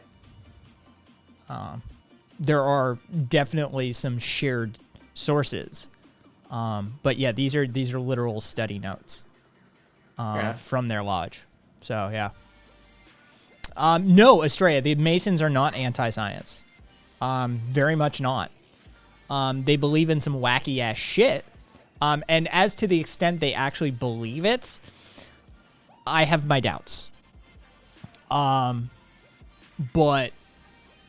they they're very much mathematicians and engineers at their core. The foundational sort of knowledge of the Masons is that of Masons. You have to remember that these are fuckers that built shit to exacting standards. So yeah, they're not actually anti-science. Now, don't get me wrong. I'm sure they've funded some anti-science fucking bullshit before to get something pushed through and to get something done, for sure. They're very Machiavellian. But as an organization, no, they're not particularly anti-science. Zippy, there's plenty of construction dudes who are Masons. Yeah. I mean, they could literally be involved in literally every aspect of construction, everything from the funding to it, to the loans from the banks, to the actual physical on the ground construction. You have Masons in literally every aspect of society. They're like the Elks Lodge. Go to a small town. They're all Masons. The mayor's a Mason. The fucking city council members are Masons. The fucking bank president is a Mason. Like, small town America, they're all Masons. They're all Elks. They're all that sort of stuff. Like, it's a fraternal organization. It's a fraternity. Right? Like, this is the function of the Masons. I mean, as it was told to me, growing up in this sort of, Masonic paternal lineage, once upon a time, a Mason walks into town and just goes to the Masonic Lodge. What do you need? Well, I'm new in town. I want to set up a business. I want to get a house here. All right. Well, let's get you over to meet Jim at the bank, and I'll introduce you to the mayor. And it's like that. It's a fraternity. It's a power network. It's about who you know. And for many, many, many, many years, especially in this country, the Masons were that organization. And so you could walk into a town and just be established, right? That was the function of the organization. There's also like a lot, like people like give America, I think, as far as I know, a lot of the credit for having Masonic lodges, but they're actually, one, it didn't even start in America, and two, they're fucking everywhere. There's literally a Masonic lodge in my city, a 20-minute bus ride away in the downtown. Like, I could just go to it if I want to, although I don't think they just let people in. No. Yeah, you gotta know a guy. Yeah. We've got, we got a bunch of them, actually. But here is, let's see. As far as I know, I think I had to double check this, but I think there's a couple lodges in British Columbia. I think the main one, the Grand Lodge, is in Vancouver, but the one in my city, which is Kamloops, is also a decent sized one as well.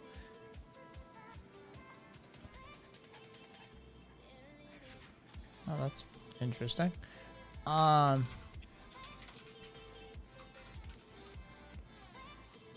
Yeah, ours moved. It used to be here. I can get you a postcard of the old building. That used to be the Las Vegas Masonic Lodge, and then they moved over to fucking Charleston apparently like a few decades ago. But yeah, it's just a fucking building. And here, if you want to see like what some of the smaller lodges look like, where was the Northtown one? There it is.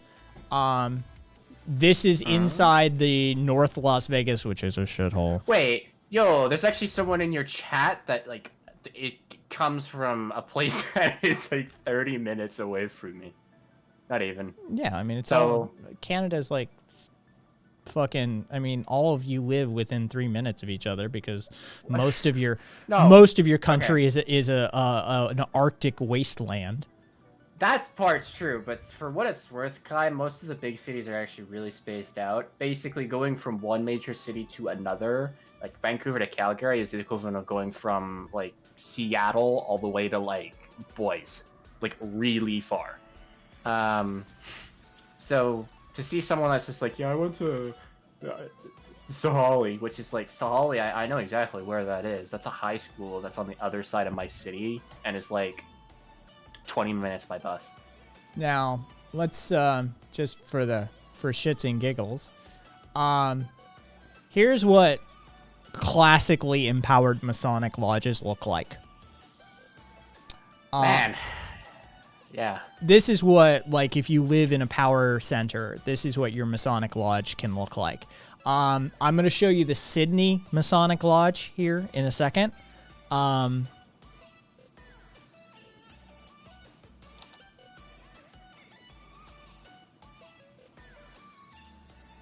feel like that's a Grand Lodge, to be honest.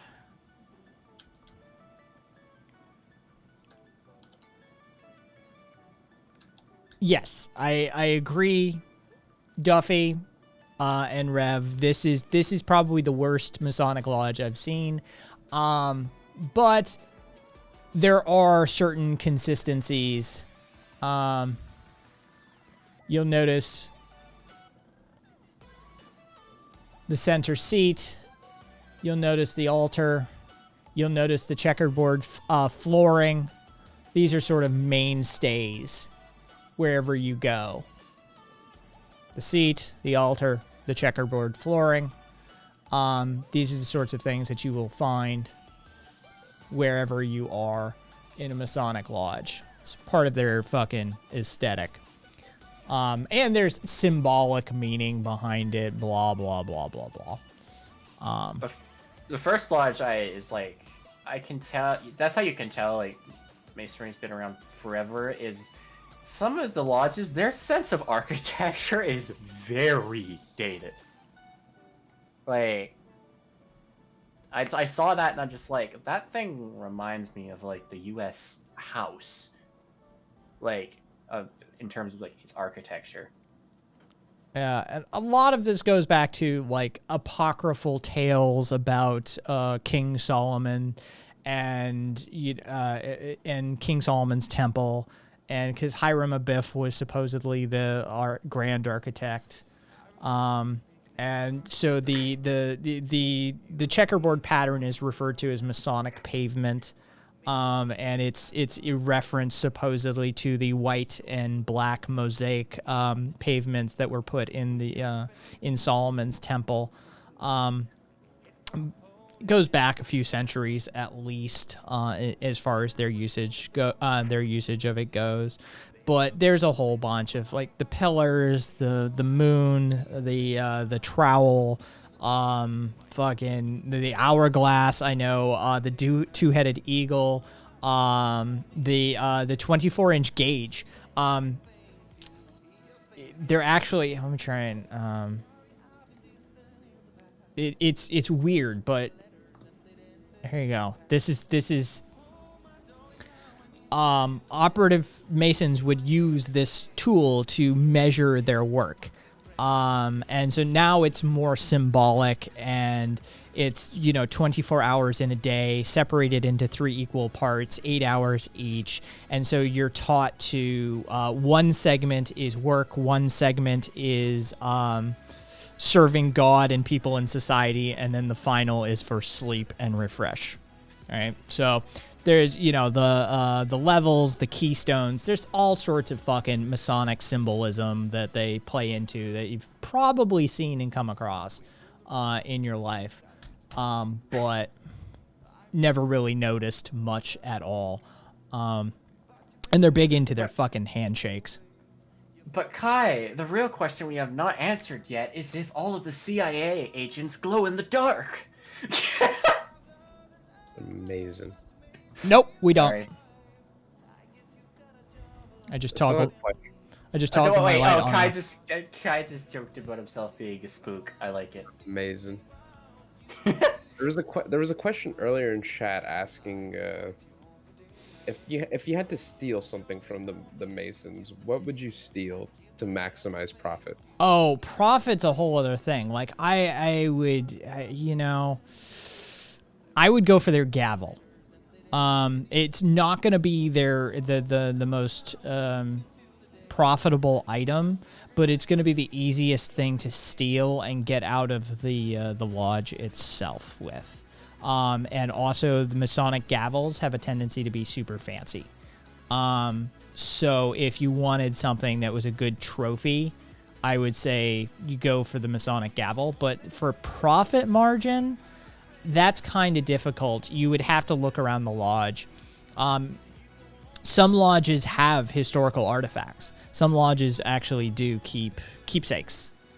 And so depending on where you are, if you were like the Scottish Rite Lodge in Washington, D.C., dude, they've got stuff there, like British Museum of History sort of stuff. Like, why do you have this sort of, territory? And so, yeah, you could definitely find something worthwhile there. But an average lodge isn't going to have a lot of valuable stuff just laying around. But if you were going for keepsake trophy territory, I'd say go for the gavel. Yeah. Whatever tells you where to find the Grail. Lord.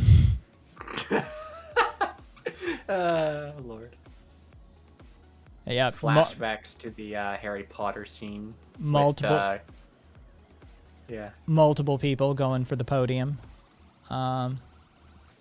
See, the thing about the podium is that it would weigh like hundreds of pounds, wouldn't it? Like, it's not light. It depends who built it, but yes, they're most assuredly. I'm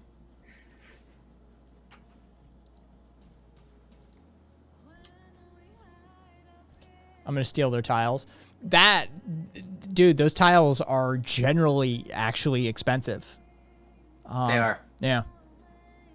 They're like marble, probably, I'd assume. No, it is. So team effort, yeah, definitely team effort. Rev, so probably not particle board. No, not at all. A kid broke into one of the lodges in my locality, and I was able to see his name in the police press release and his appearance date, but could never find him on the court dockets.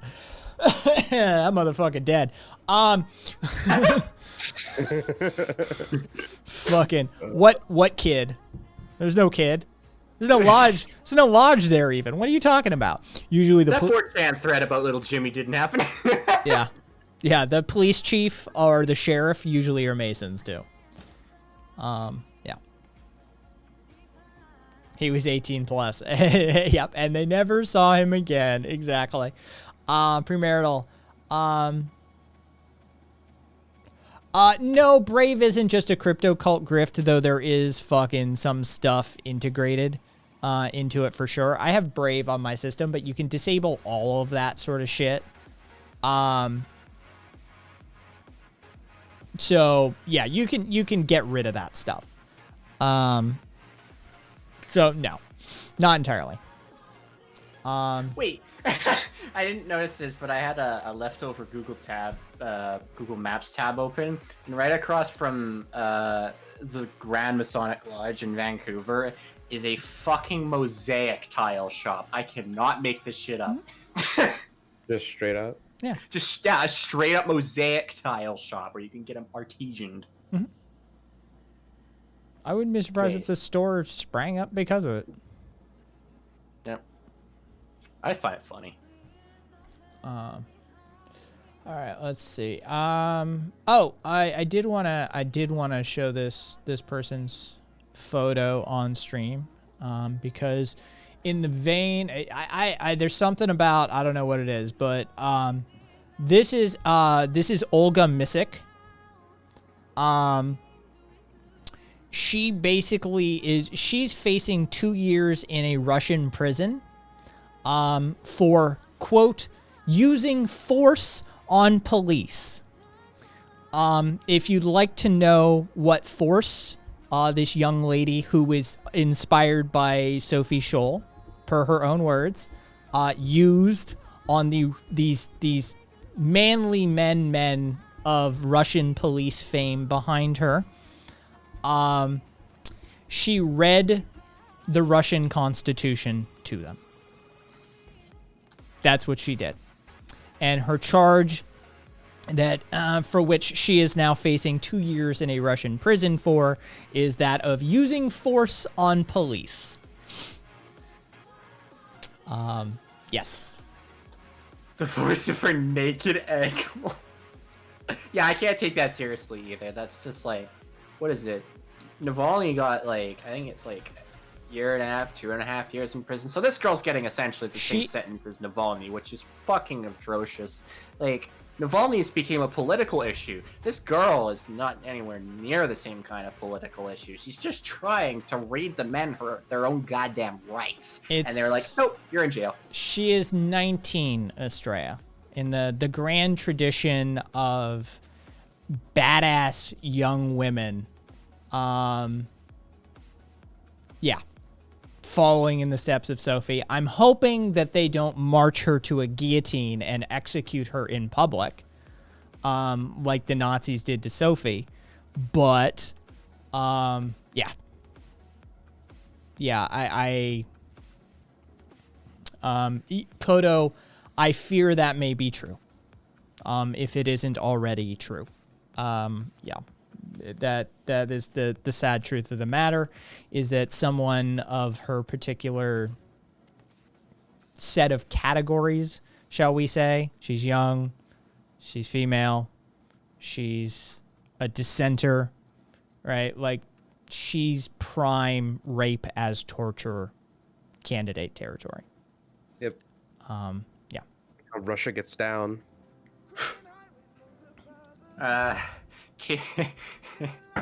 Twitch TOS, hello. Yeah, we'll be fine. Yeah. Like, it's true, but at the same time, Twitch TOS kind of stared out the barrel of the gun there. Hey, Curio. Hey, Curio's people. Curio. Oh shit. Relax with the spam, boys.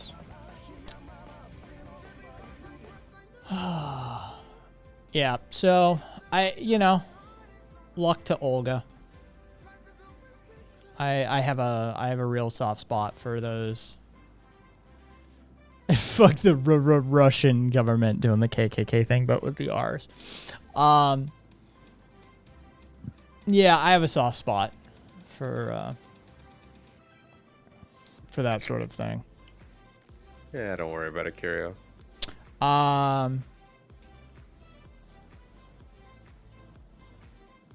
Here's the thing. So we'll know in a few days. The trial is on May 11th.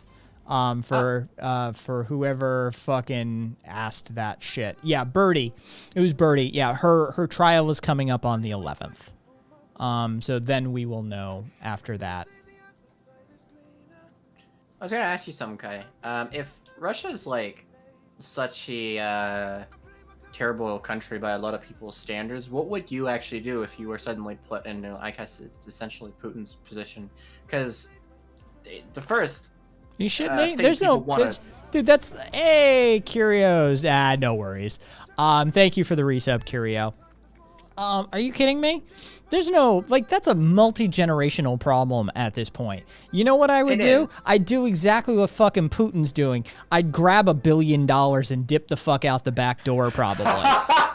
Right? But at this, like, yeah, what are you gonna do? Whenever like, what do you hear someone yeah. that they want to change Russia to America, and I'm just like, oh, because America's going great right now. I just don't think I don't think that there's a reasonable like answer to that. Like, do you want to spend the rest of your life fighting against like the Russian chud heteronormative religious like Russian Orthodox Church fucking bullshit that they've got going on there? Because that's what you're asking to do, really. Is sign up for a lifelong job fighting entities that have been like are renowned for being able to work in the dark and work in the shadows, right? Like, you'd be rooting out KGB agents and FSB agents, and you'd be fucking, it would be a lifetime's worth of work, and you'd probably just end up getting assassinated doing it anyway. And so the solution to Russia is to like grab $1 billion, dip the fuck out the back door, and then use those ill-gotten gains to maybe, I don't know, like coyote gay people out of fucking out of Russia, right? Like, we'll just get into human smuggling basically and just be like, look, we can't improve this place, but if this place is miserable for you, we can smuggle you out of it. That's actually a pretty like woke idea. If it wasn't for the fact that you have all these people that are so far gone in the head these days, they'd probably try and be like, but they're probably tied to the smuggling involved with the fucking, cue the international Jewish conspiracy bullshit. So then it's just like, okay, well, how the fuck do you work around that? And people are just like, I just, it's too big of a task. I wouldn't even begin to pretend that I was up to that job. I'd just be like, look, we could probably get some of these ill-gotten gains and do something positive with them, and get the fuck out while the getting's good, before you get a little cesium or plutonium tea going on. Yeah. No, I wouldn't. I just wouldn't. So, yeah. If you did anything too radical, there'd just be a military coup. Yeah, someone said, the person that said, hey, I was the one who said that Russia is a terrible country. They also said they don't have all the answers and couldn't deal with the pressure. I don't think anyone is equipped really to deal with the pressure of being a country leader. People joke about that in America, for God's sake. Like when Obama started, he had color in his hair and he was kind of peppy, like kind of energetic. By the end of I think he served 2 terms, his hair was gray and he was making jokes and kind of panting at the soapbox. Like he was very tuckered out. See, like my thing is that I don't know.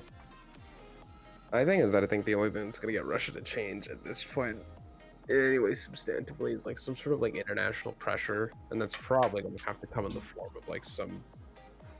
I don't want to say hot conflict because frankly, I just think we're kind of past that time. No, we're really not. And no real purpose. I will not have you bad mouthing my my future sugar daddy. So you just knock that the fuck off. This is a Bill Gates friendly zone from this point on. We say nothing but amazing things about Daddy Bill Gates because Kai wants a multi-billion-dollar payout. So like that's just recognized around these parts. We respect he who gives us our 5G COVID vaccines. All right? Did you? Oh, you just used that phrase. Yeah. I don't know if I can. It's okay. It's okay, Kai. I don't know how to process that. I do. It's Kai is just it's embracing the chams a little too hard. It's okay, Kai. Oh, yeah, exactly, Rabbit. Like, we'll see if Melinda does the same thing as Bezos' ex. Like, immediately just goes on a spending spree. Like, just dropping billions right out of the gate. Like, not my money. Fuck it. I'm gonna spend this shit. I have an idea to fix Russia. Premarital enlighten-us. And no, we're not gonna fucking like bring like some form of Marxist-Leninism back. That was cringe the first time. We're not doing it again. Here's the thing, right? Is like, one of the things I had gone over in my head and kind of thought about that I couldn't come to a conclusion was like, is there room for a modern day Enlightenment party? I think those days are kind of like past us. Maybe. Well, I mean, the sentiments and morals of like an Enlightenment party are but past different from what the previous Enlightenment party, and I guess in the days of Adam Weishaupt, did. So it's fair enough to ask the question, hey, maybe we should go back and try and do this thing again, because enlightening people really, at its core, is what America needs right now. Viva, I don't think Melinda's hot. I don't think she's ugly.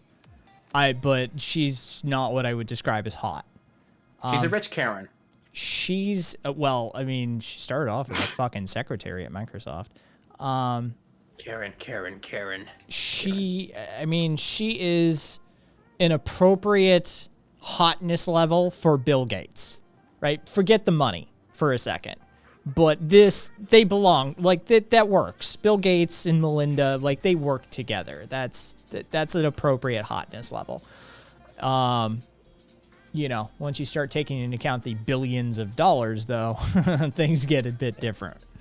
I like how she's also 20, 30 years younger than Bill, because it's just like, that's the most classic traditionalist move ever. It's like, yeah, make your wife younger by another 2 decades.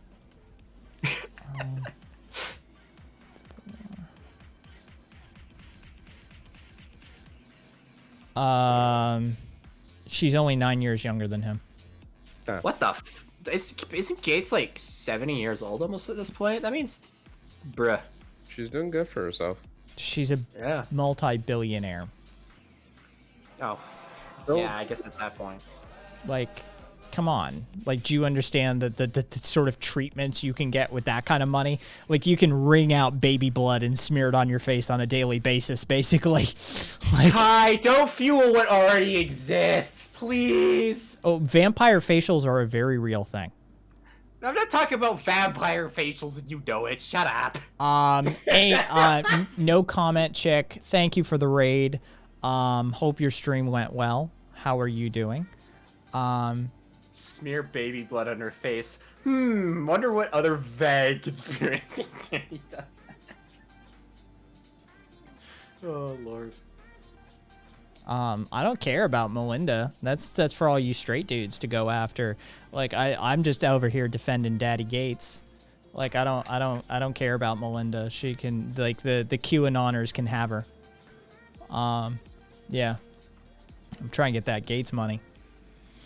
Trying opening the gates. Yeah. I'm Melinda's pool boy now. Fuck yeah. Oh yeah, no comment. It's a very real thing. Vampire facials are a very real thing. Platelet-rich plasma, PRP. You usually see it in injections, but yeah, PRP facials, aka vampire facials, are supposed to bring a sort of renewing essence to your face. And there are, in fact, facilities. I know the first sprung up in New York, but they exist elsewhere where you can get blood transfusions from younger people. So if you're like 50, 60, 70, you can get blood transfusions from an 18-year-old. It's supposed to introduce a whole host of hormones and secretagogues and other, other things that would normally be in your bloodstream at a younger age. And so, yeah, there's very real, like, treatments in the high end that are sort of vampiric by nature. Let's see. I don't need Gates money. I'll take former Gates money. Fuck it. Preach. What if Gates is straight too? Yeah, I'll fix that.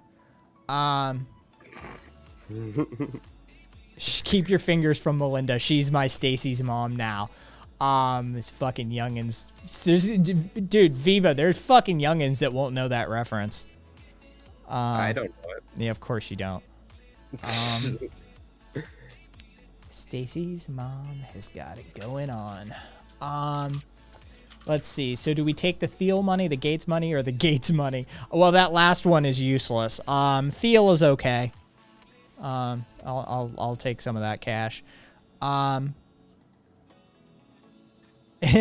Melinda's rich enough to launch a new biotech startup with a mission statement of cloning a young Brad Pitt. Dolly Pitt. No comment check. No, it's a very real thing. Vampire facials are a very real thing. You can go get them. Higher end spas and salons have them. Traditionally speaking, vampire facials are done using your own PRP. So they'll take a blood draw, they'll spin it out, they'll create a platelet-rich mixture because they extract some things from the blood in that process, and then they will use that. Let's see. If you marry Gates, will you fix Windows? Oh, I gotta tell you, like, the only thing I would make them do with the next iteration of Windows is get rid of all the fucking telemetry shit. Just get rid of all that shit that tracks the users and all that data logging and telemetry. Get rid of that. Other than that, they've been on a fairly decent course with Windows for a while now. Super user friendly. Yeah. I'd probably just get them to knock that shit off. If you have the sauce and you know how Linux works, my honest advice is if you want to play hard mode, get Manjaro.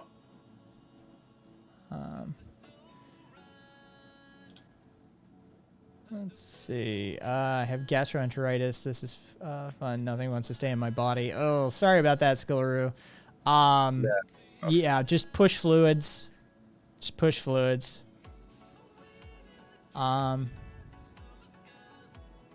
I don't want to live in a world where the youth doesn't know Stacy's mom, and you are a pirate ninja animations. I premarital. I feel you. Let's see. I don't know. Features now, old woman. Karina, how about no ads on my dashboard? I mean, the first thing that you should do if you have a Windows installation is install like OpenShell. Like that's step number one. If you're using the default Windows shell, and like the default Windows start menu and stuff like that, yeah, just get rid of that stuff. Install OpenShell first. Like, that's step number one. Get rid of all that tile bullshit that Windows 10 does. Oh yeah, Rev, I've got all of the telemetry and all that sort of shit disabled. It's just, get it out to start with. Now you can receive more notifications in more places. Interesting. Fair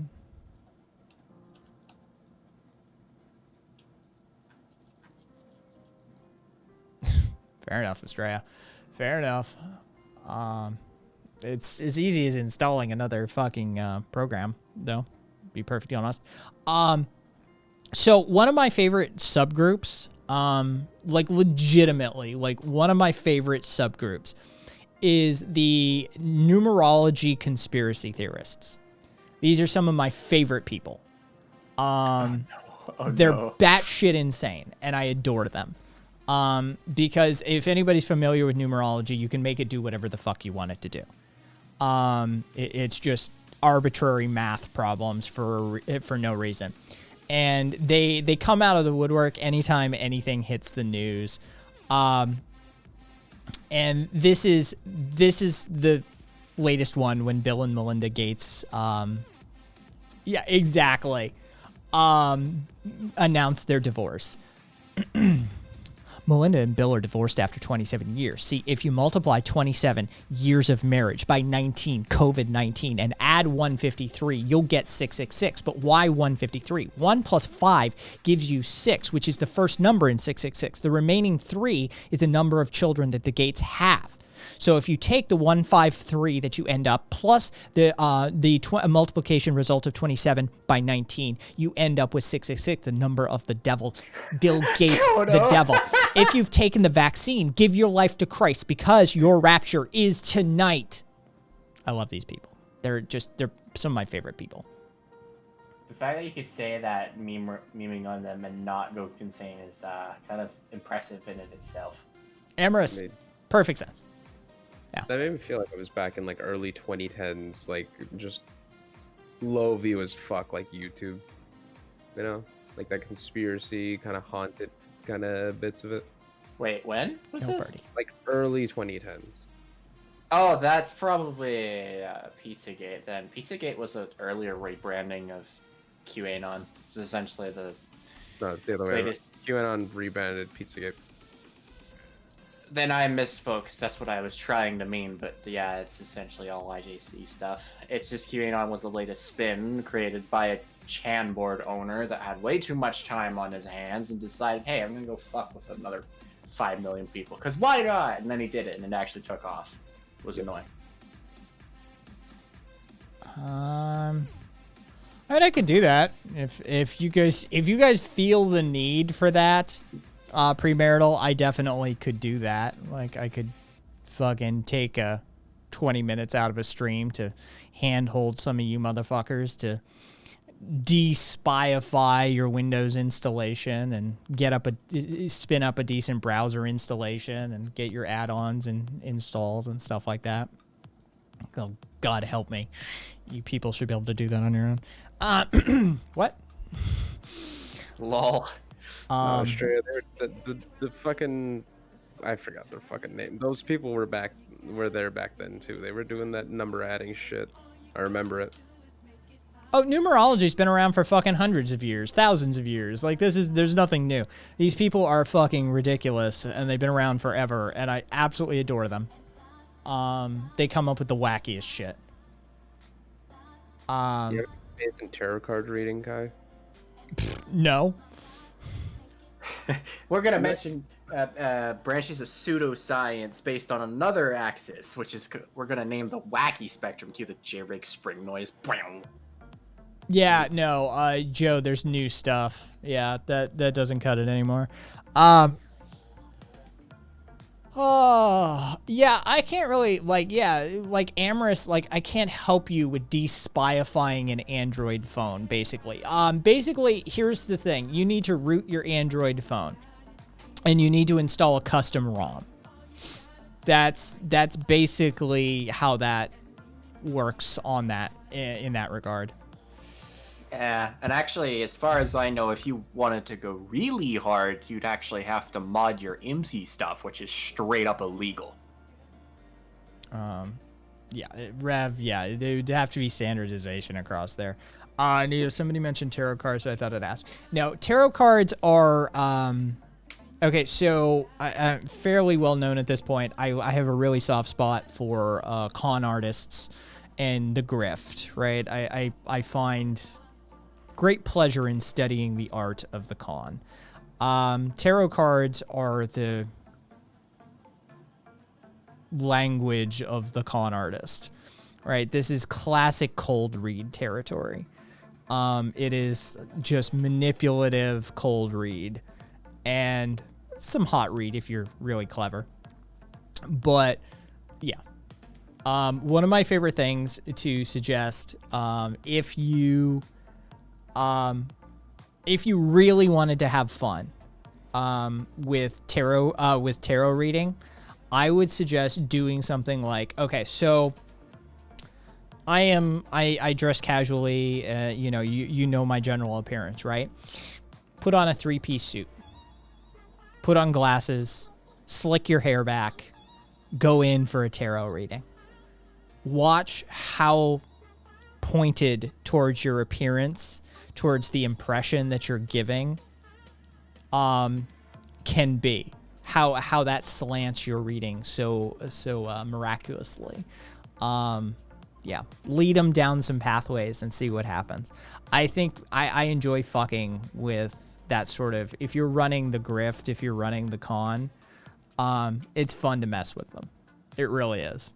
I'm seeing a letter. Does the letter C mean anything to you? Oh, yeah, for sure. That's my father's first name starts with a C. Yes. Is your father still with us? Oh, no, he's passed. Right? Father's name doesn't start with a C. He's not dead. Just lead him down a fucking road and see what happens. They'll just lie their asses off as soon as you give them some sort of hint as to where they need to head. It's a scam. It's a scam. Taking it as like a personal therapy device, like I see some value for some people, like in doing their own sort of tarot readings and like reading into it, sort of a self-communicative, or like self-referential therapy process. So I can see purpose and use behind that. But as far as like go to a tarot, a tarot reader's store and fucking pay them $65 to have a tarot reading or some shit like that, that's a grift. That's a con. You're literally signing up to for a con job, so you might as well get your entertainment dollars worth. I'm seeing Breen. Yeah, plenty of psychics have told my mom she's gonna have grandkids soon. Feel bad for all the lies they fed her.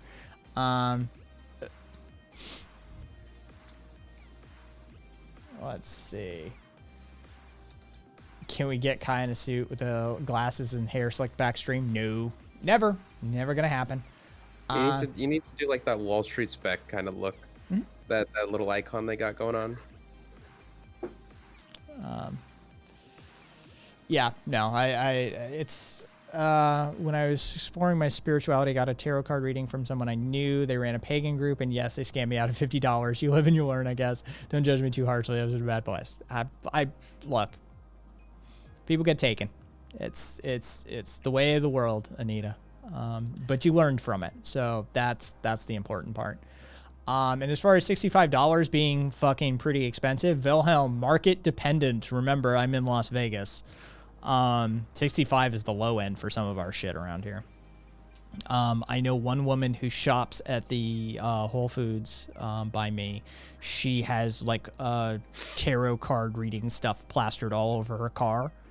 And she does like life coaching / tarot reading. And last time I checked, it was something like $115 an hour.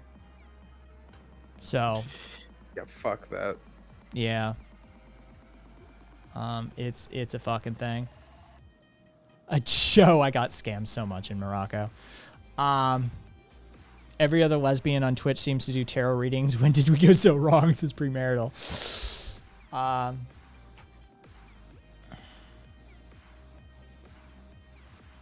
That's the holiday experience to Joe. Yeah, pretty much.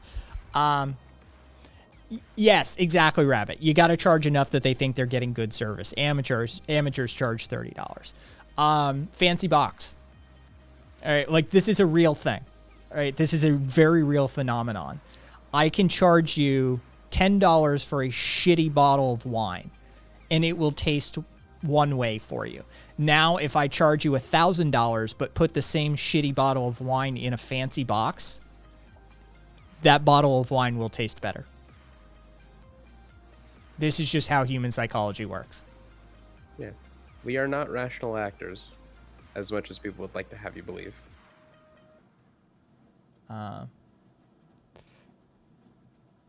Let's see. Zippy, is this the part where I tell how much I charge? Depends. For what, Zippy? How much do you charge for what? Oh.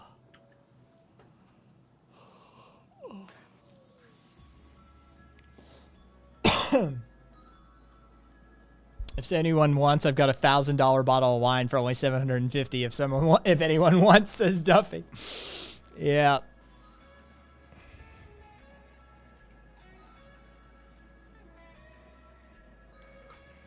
And Estrella's got some essential oils.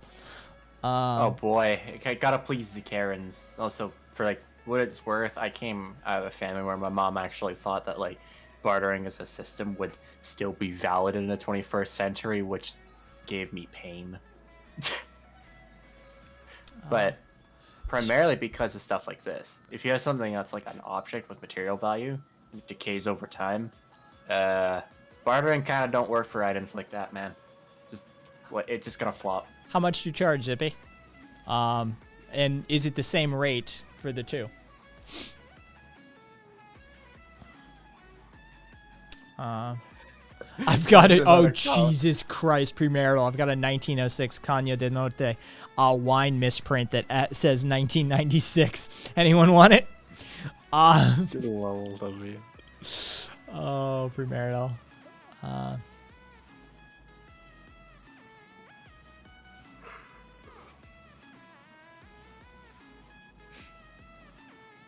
Yeah, Karina. And I mean, the wine studies have shown that wine connoisseurs oftentimes can't even tell the difference between a red and a white.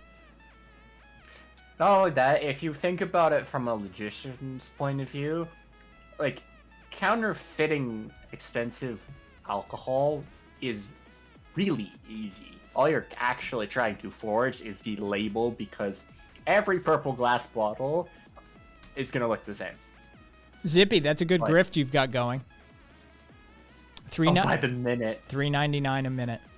So that's... Why you called Yoo-Hoo Zippy? It should be called SMS Zippy, because you literally charge your rates the same way SMS charges people $240 an hour. Do you give hourly, half hour, like, do you give, like, price break increments? Like, if I paid you for an hour, what would it cost me? Hey,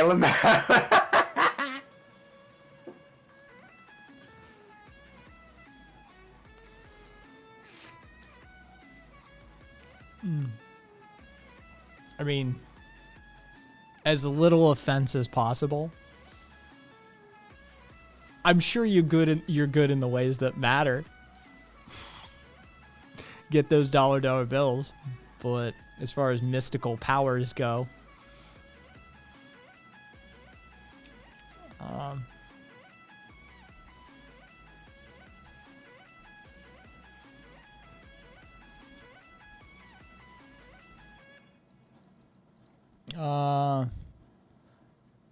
ever heard of Shungai? Yeah, it's the magic rock, right? Oh, it's Russian. And last time I heard Shungai be mentioned was, you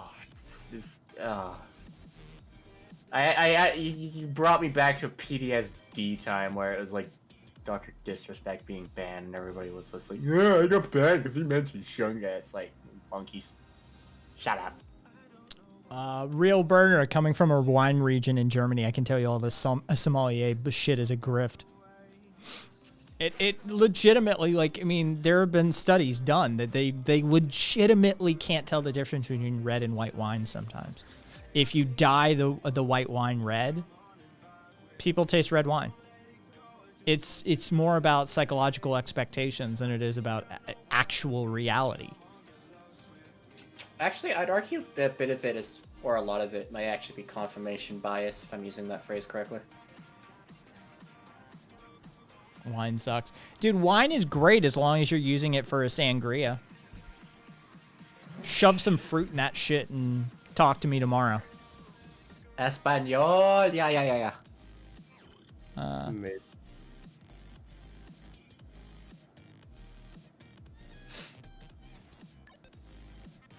Yeah, casual. Sangria is basically the only thing that wine is for cooking.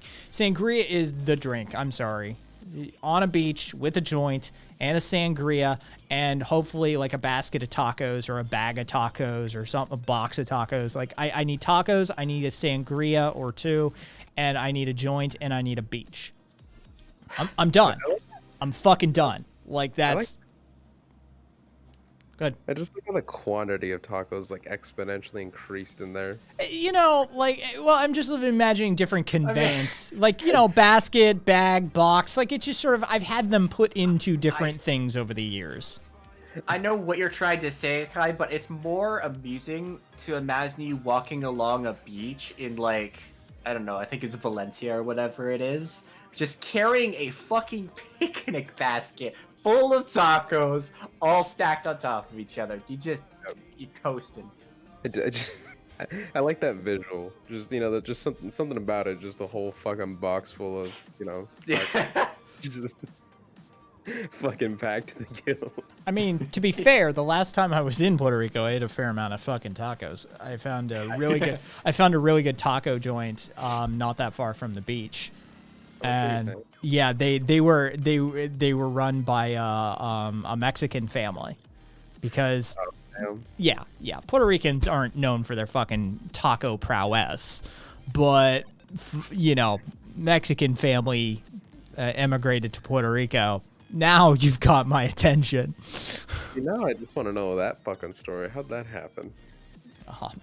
Didn't ask, but you know, yeah. Like, what the fuck? Like, what timeline of events led them to that point? Left Mexico, went to America, presumably, went to Puerto Rico. Oh yeah, because they the daughters that worked there, like cousins and daughters, all, like, if they weren't speaking Spanish, they all had a California accent. I'm even more confused here. Yeah. That's an interesting story there. I did speak to one of the girls about, you know, why, you know, you speak with a California accent. She said, "Oh yeah, we're all from there." She said, "You know, I go back occasionally because I can make a lot more money there." She said, "But it's better living here, so I eventually come back here." Fuck it. Yeah. Best grift out there so far is water sommelier, which is a real thing and rich people love it. Yeah. Water, and then they get like the fucking like super refined water. They fucking like they do all that shit.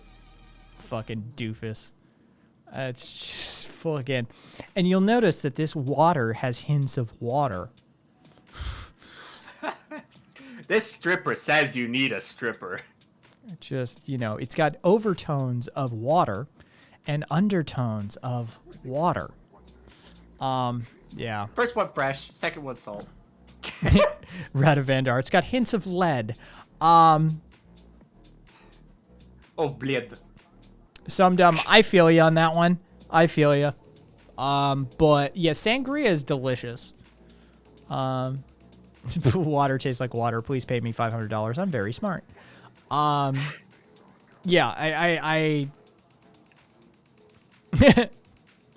I feel like it depends on your age, to be honest, when it comes to like liquor. Because I think when you get older, it's very much a thing of like you tucker it out alcohol just kind of helps you like kick back and not feel the sore joints. But I guess when you're younger, like 21, like I am, you kind of have an opinion of wanting to try different alcohols because they taste good and you want to try. Yeah. Smells amazing. As you get older, you actually develop taste in liquor. See, that's the thing. Yeah, eventually you get to the point where you start being able to discern them. And it really does. I mean, this shit smells amazing. But I mean, I also have I really actually need to finish it at some point because I haven't had a thing from a take from it in like I don't know how long, months. But I have a bottle of Chivas Regal. yeah, sitting on the, exactly, thing. Estrella. When you get older, you can afford better stuff. And so once you taste better stuff, you're like, oh, shit. Yeah, I was drinking swill when I was younger. Do you consider Chivas to be swill? Because like that's all I have in it. I just I don't know. It'll come in a pinch. It's, Wow. you know, it's a blend. It's a blend. I mean, for me, it's just like probably the way I drink it is straight up terrible. I just drink it straight, lukewarm, no rocks, which is just like you're literally just a drunkard if you do that. But I'm probably easy. There's merit in blends. There's an argument to be made for blends. They have their place in there, you know. But yeah, I don't know. there is better. Yeah, well, one of the things I want to try, and actually, believe it or not, I think I may have said this, but I'm not sure. It might surprise you too, actually. Popov does not do imports to Canada. There's no Popov here, which is sad because I've actually wanted to try both Popov and Soplika Wisniewka, which is just like a Polish fruit liqueur, basically. A modern habit tradition is to take Wisniewka, which is basically the cherry flavor, and mix it with Pepsi, and that's sort of like the Zoomer drink in Poland. God help us. That's good. Bourbon is legitimately tasty to me. Radivandar, there's a whole bunch of liquors out there. Like, don't get me wrong, like Scotch, whiskey, bourbon, like they burn. But there are some that legitimately have amazing notes to them. Yeah. So. Reflects in the price. Yes, it does. You know. At At this point in my life, I would consider like a $75 bottle of like single malt Scotch to be middle of the road, right? Like that's okay. That's worth drinking. But yeah, like it goes up quickly from there. I mean, I feel like it's probably helpful to you simply because you have neuropathy, so it's just sort of a thing where it helps the nerves. No, like, it does the exact opposite. I do not Really? drink. Alcohol is super damaging to the nerves. Oh, fair enough. Hey, Momo, thank you for the raid. Yeah, alcohol is super damaging to the nerves. I don't drink. I keep a bottle around because, you know, it's the thing to do. If somebody is having a tough time, if they have a death in the family, that sort of thing, it's, you know, the bottle comes out and you pour a finger or two of whiskey and, you know, get them moving. We've got a LARPer in chat. Oh, do we? Oh. Yes, exactly. No, Radivandar, it's not even in your opinion. It is. Just alcohol is super damaging to the nervous system. Oh,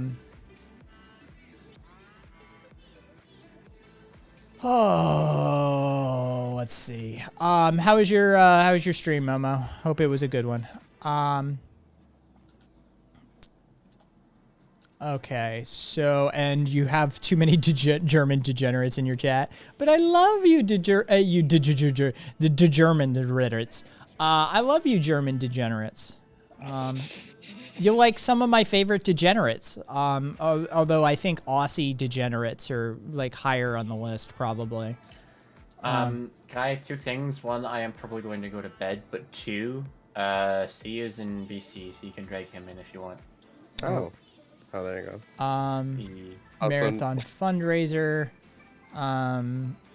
Rabbit accused you of saying, "How dare you? I've never LARPed in my life. Tabletop only." Yeah. So yeah, I'll yeah, no. Good night, all guys. All right. Good night. Take care. Yes. Yeah, I do my first COVID vaccine tomorrow. Actually, Oh, nice. do it before the doctor's visit that I have scheduled, where we go over the X-rays that were utterly pointless and just drive up the collective costs of health insurance for all of us. Yeah, I gotta get my second one on the 25th, so I'm gonna be fully Soros injected soon. Let's see. What do we got here? What do we got? Is the LARPer, by the way, if you're looking for that. Yeah, that's kind of what I'm looking for. I just wanted to pop him out and see what's up. Destroying the bourgeois class completely. I mean, on a global, especially global north, depending where you're from, the next great revolution, you are the bourgeois class. Yeah, like if we're gonna do that shit, but like, just Just unironically FYI. think if we could just like guillotine them all in the 21st century is just like insanity. Like just Yeah. Okay. So yeah, they said either democratically or by force. Most likely by force. Premarital, of course. I see the. I wish I knew what Dommy Mommy was. Fucking premarital. I know what you did immediately. I know premarital shtick. premarital is a gift to us all. It's still injured. It's still coming along. It is what it is at this point. Synergy, thank you for checking in on it. Hopefully, I can rehab it back into shape. I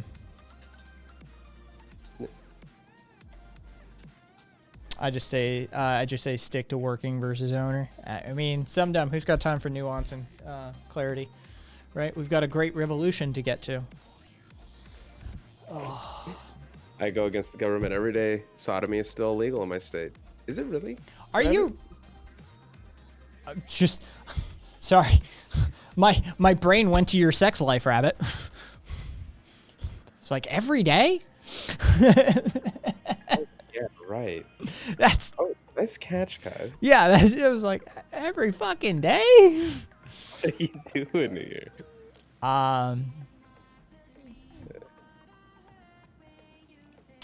Let's see. I'm feeling judged, says Rabbit. Rabbits are known for their sex lives. It's true, Amorous. Be gay, do crime is a literal thing in little old Kansas. Why don't y'all like just move? It'd be. I'm reminded of an old Doug Stanhope routine he did in Salt Lake City. He said, every time I come here, y'all, everybody hits me up online and said, "Oh, I hope you blast Salt Lake." He said, "Why? Just leave." He said, "There's buses, right? Nobody's holding you here. Just leave this place. It sucks here." All right, Destiny. Why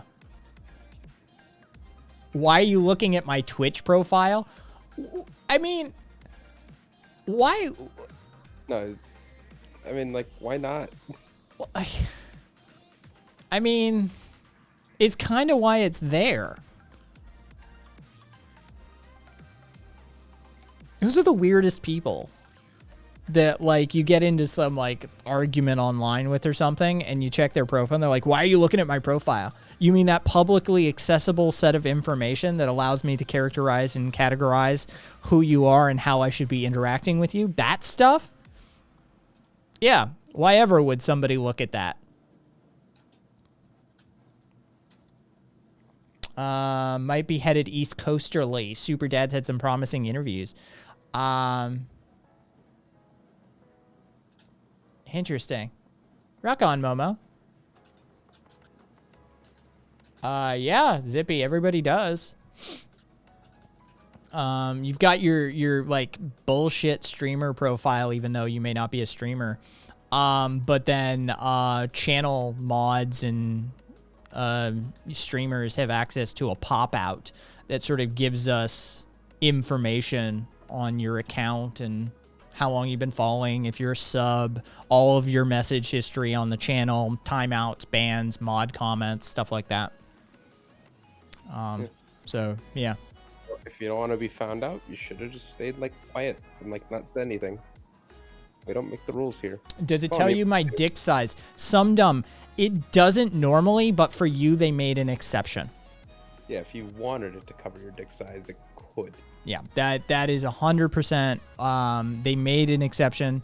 I heard that it came down from Bezos himself. He was so impressed by the fucking by the dick you were swinging that he was like, for some dumb exceptions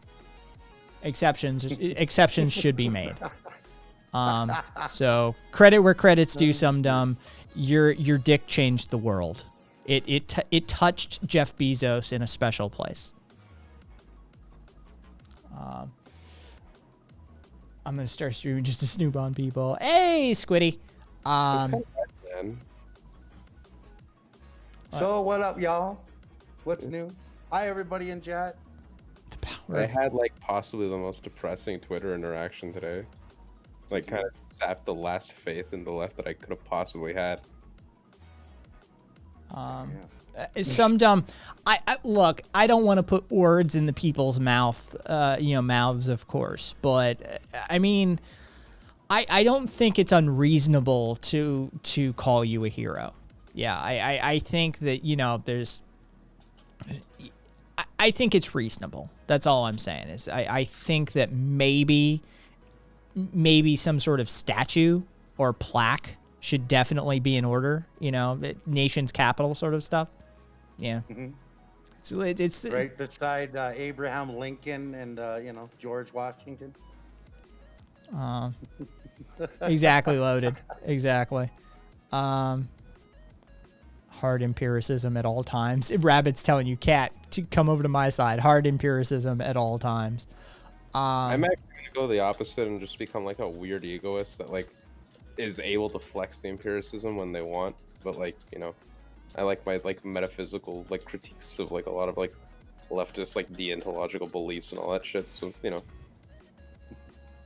I think I'm just ascending beyond into basically meta empiricism. No, it's not theoretical. Yeah, Jesus, do I have to? I'm just not feeling it.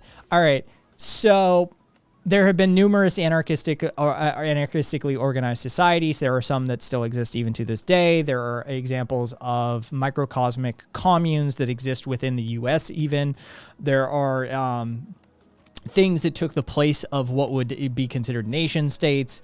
No, it isn't theoretical. It is practical, especially on a sort of microcosmic organizing principle manner as far as committees and organizing groups and feeding homeless and getting shit done. Anarchism is far more practical than most of the other systems. I know what I wanted to talk about. I watched. Okay, so how many of you fuckers have ever are elite dangerous weirdos? What do we mean by what's the definition of elite dangerous weirdos? It's a game. It's a game. Oh, okay. Elite Dangerous is this space sim. Yeah. That is I notorious. thought we were talking real life shit. But okay. Everything you do in real life is real life. Even if it's a video game. It's a really fucking game, so you should check it out. Actually, it is. I've seen, never played. Me and Caboose are playing Space Engineer right now. Tried a bit. Cockpit builds, yes. All right, Momo, you rest well. You've earned it. Good night, Momo. Good night, Zippy. The fuel rats in a game that provides no real purpose. right? So Elite Dangerous is sort of a really detailed flight sim combined with an economic sim, and sort of this interstellar space simulation that they do. And in that, there is no purpose, right? You can shoot, you can fight, you can defend, you can sell, you can trade, you can do all of the sort of stuff that you would do in day-to-day life, but there's no like objective goal, just like there isn't in real life. And out of this is born the fuel rats, because it's entirely possible to run out of fuel in the middle of bumfuck nowhere space. And for new players especially, this could be devastating. If you have like a shipment of something that you're transporting, if you've got a bunch of mining stuff that you just dug out, like there's reasons that this could be super devastating for you to run out of fuel. And born of this is an anarchistic collective known as the Fuel Rats. They are literally an anarchist collective of people who, in a pursuit of improving their own autonomous capabilities within the game, give rise to a collective that, for no profit, no charge, no gift, no trade, out of the goodness of their hearts, have established an entire emergency dispatch system for the game. You can go to their fucking website, you can request Fuel Rats, you can do code reds, like I'm running out of oxygen as we speak sort of situations. They will dispatch multiple people around the world who are literally just out of the kindness of their hearts will fly fuel to you in-game at a breakneck pace. And one of their most difficult ones, due to the nature of the game, one of them took a month of flying to get to the person because they were doing deep space exploration. Real time. Somebody spent a fucking month flying to somebody so they could do a fuel delivery, right? Even in a game like Elite Dangerous, which is just a simulation of space, it's got economies, it's got trading, it's got piracy, it's got all of that sort of stuff. Even in Elite Dangerous, you know what inevitably crops up again? Anarchistic collectives serving the greater good. It's just an inevitability. It's just an inevitability. Yeah. Yeah. I'll let you know, Rabbit. By the way, we'll see what happens there.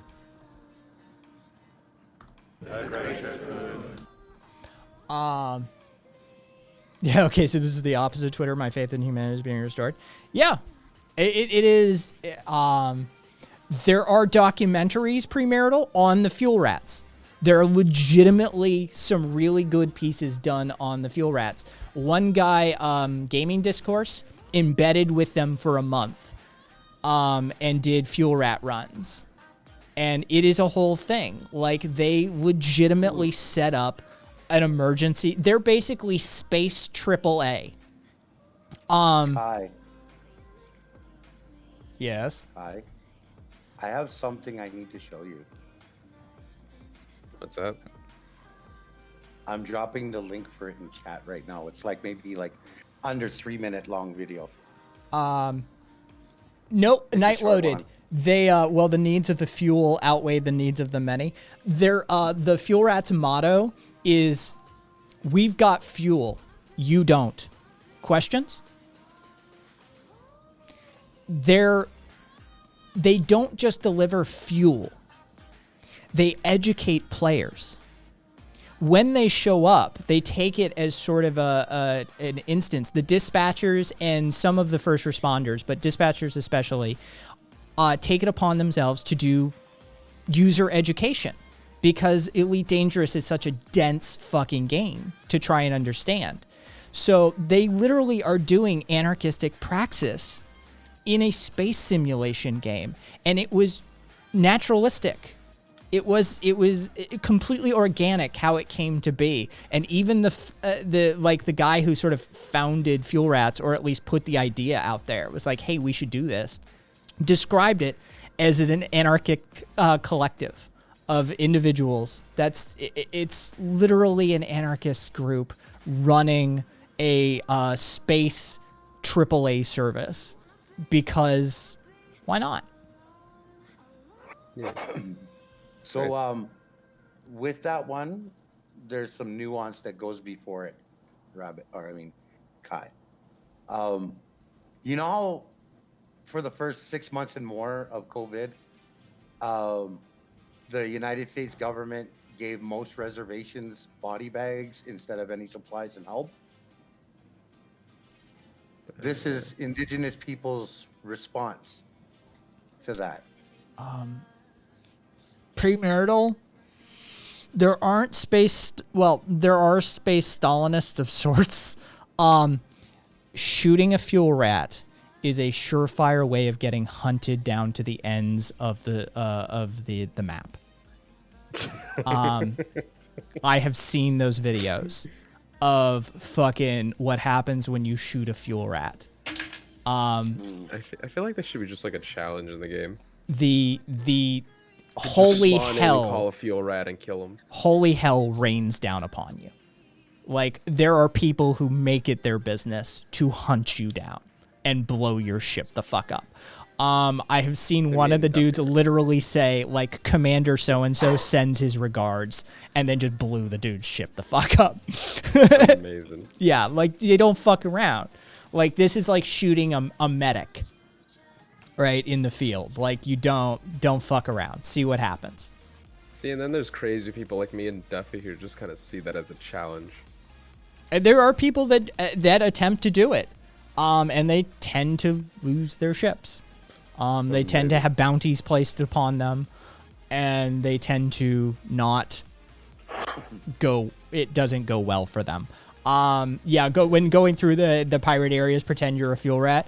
Like, there was an infamous incident that occurred where a fuel rat was taken hostage. And the pirates demanded a bounty for the fuel rat. And it was something like 250,000 credits or something like that. And the fuel rats came back with a response. They said, tell you what, how about you let them go? You pay us 100,000 credits plus 4 Snickers bars. Like, we don't negotiate with terrorists. Right? How Like, much does that game cost right now? I have no idea how much. Let's see. It's an insanely difficult game to get into as well, because it's just basically impenetrable. But let's see. Does anybody know? Let's see. Steam powered. There we go. Oh yeah, they even have they have the VR fucking version. Yeah, fuck that. $30 for the base, and then they have other stuff like Commander Pack and Odyssey. Odyssey is $40 on top. If you want the Frontier 25th Anniversary Collection Bundle, 19 items, it's $215. But just the DLC is like $40, plus the $30 for the game apparently. I don't know. And yeah, it's I've actually played Fuck Eve Online. Eve. Yeah, Eve is not. See, I want a game like Eve so I can feel smart, but like I don't want to actually like put in like half the like logistical work that Eve demands of you. I'll just be the first to say it. I just want to feel like a smarmy prick while playing a space game. Amorous, but they told me anarchists can't defend themselves. Interestingly enough, in Elite Dangerous, the anarchists, the fuel rats, don't defend themselves. They're not allowed to engage, like, per their own standard operating procedures. They don't. It is a mission of mercy sort of situation. You don't go in armed, because that fucks up the whole tone and tenor of the situation. But society at large has come to value the fuel rats and their selfless, altruistic contribution to the game. And so you fuck with a fuel rat, society comes down on your head for it. So yeah, it's a fascinating subculture to look into. And yeah, even in a microcosmic example such as Elite Dangerous, where you have capitalism, you have economics, you have barter and trade, you have, fucking piracy and industry and all of these sorts of things. Even within all of that, an anarchist collective forms and starts bringing fuel deliveries for free to anybody who needs it, despite the cost and expense to themselves. It's a fascinating subculture to look into. Do they have co-ops? I don't know, honestly. Probably, based off of the way that sort of shit works. I want Valheim Anarchy Friends. Eve is crazier than that from what I hear. I just couldn't get into Eve. Dude, it's fucking insane. Like, it's free too. That's the other fucking crazy bit of Eve. Quote unquote. Free to play, so Well, you know how that goes. Free to play. Yeah. Yeah. I put it like this: if you know the right people, you could someone actually laid it out to me in a spreadsheet. You can pretty easily well, not easily, but you could reasonably basically pay for the premium membership with in-game money if you just know how to. Oh yeah. basically There's a way to mine. grind It's that out. fun. Yeah. Yeah. Yeah. I did it for a month just to see, out of curiosity. Not worth it though. And it's mostly just it is. It's a spreadsheet simulator.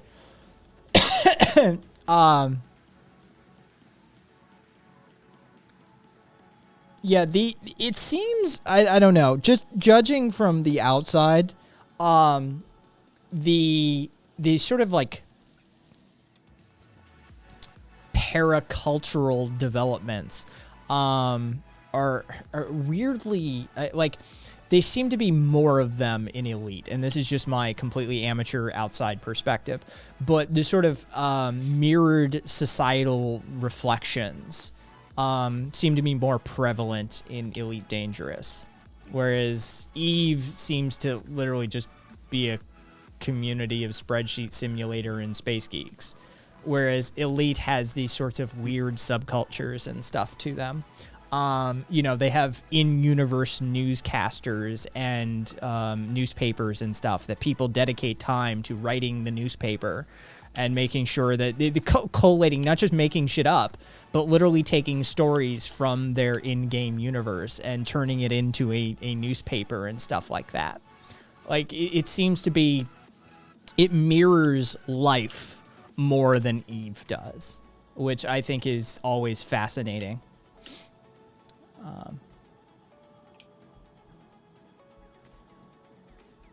Every half-decent free-to-play MMORPG has a way to spreadsheet your way to premium, says Premarital.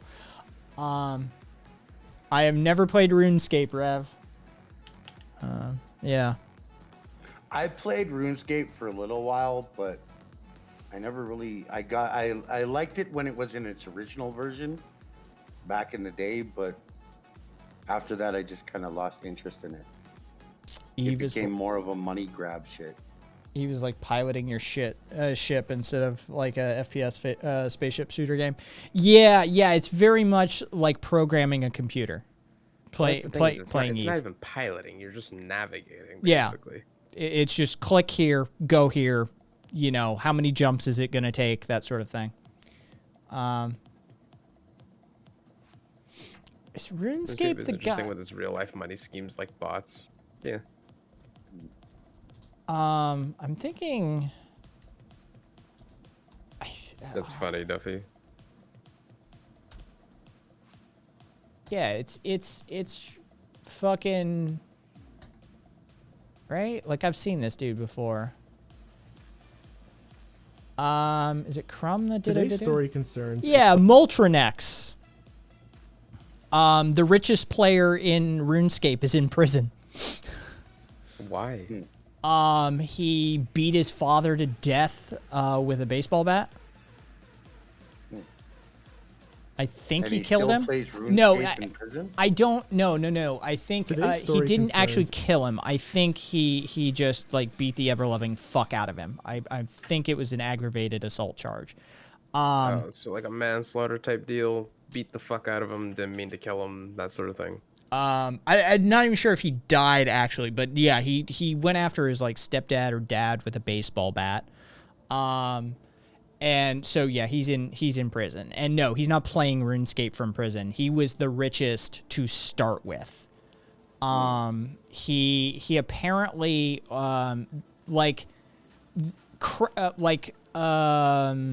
they did a bunch of determine if any of them are clearly doctored. They take a proof that exists that he ever has photos in Photoshop to see if I can, and he would give It windows, is- besides allegedly a few of his close friends. To anybody next, but this is worth his yeah, day. like And crowns or paper party, like popper hats, like from if you're from the UK, you do party poppers and that sort of thing.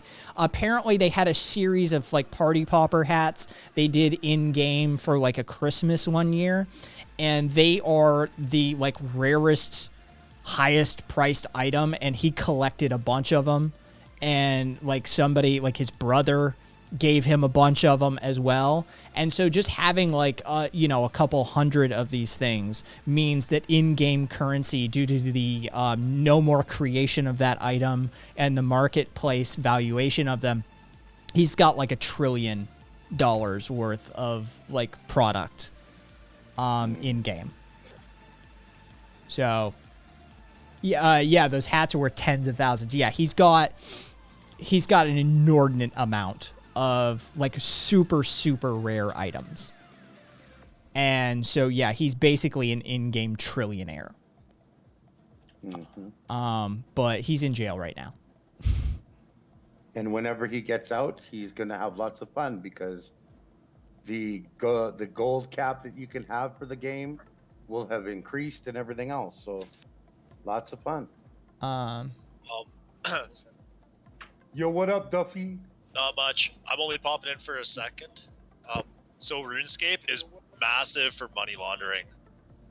Really?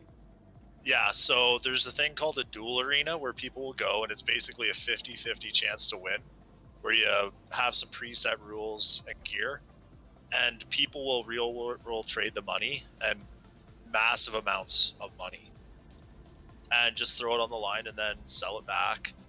And yeah, there's people that make a living off that stuff. The other interesting thing about RuneScape is that Venezuelans will play the game to sell gold they acquired just to sustain themselves. It's literally a huge thing. There's like clans of Venezuelans you'll run into the game all over the place, just doing the most efficient stuff possible to make money off of kids, selling them. So current price for a party hat. Keep in mind there's 6 colors of party hats. Current price for a party hat. Per party hat, keep in mind he's got fucking hundreds of these things, is 2.147 billion in-game currency. It's higher than that. You won't be able to buy it for that. Because of the the integers the game uses, you can't have a stat quantity higher than that. So if you were to actually trade it, you're going to be buying it in cash or in other items worth significantly more than that.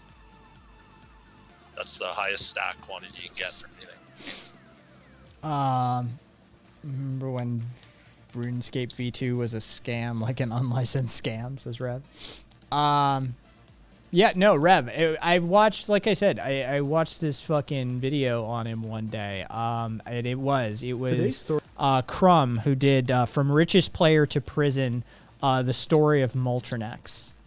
And yeah, because that's how I learned about this. Like, I'm not a RuneScape player. I've never played RuneScape. I've never really paid any attention to it. I just know that Jagex, or however the fuck you say that company name, is constantly being shit on by their players because of all the crap they do. Yeah. So per million GP in the game, it's worth about $1. So just like kind of contextualize what things are worth in there. When I quit the game, I had about 10 build GP that I was planning on selling, but I was trying to double it up So I went to the duel arena to try to make more, and I ended up losing a stake that was effectively 10 grand. I mean, even if okay, so you're saying like a million, like a million GP in game is worth like $1, right? Yeah, yeah. It's still $10 million, right? Like this dude's sitting on over $1 trillion GP worth of product.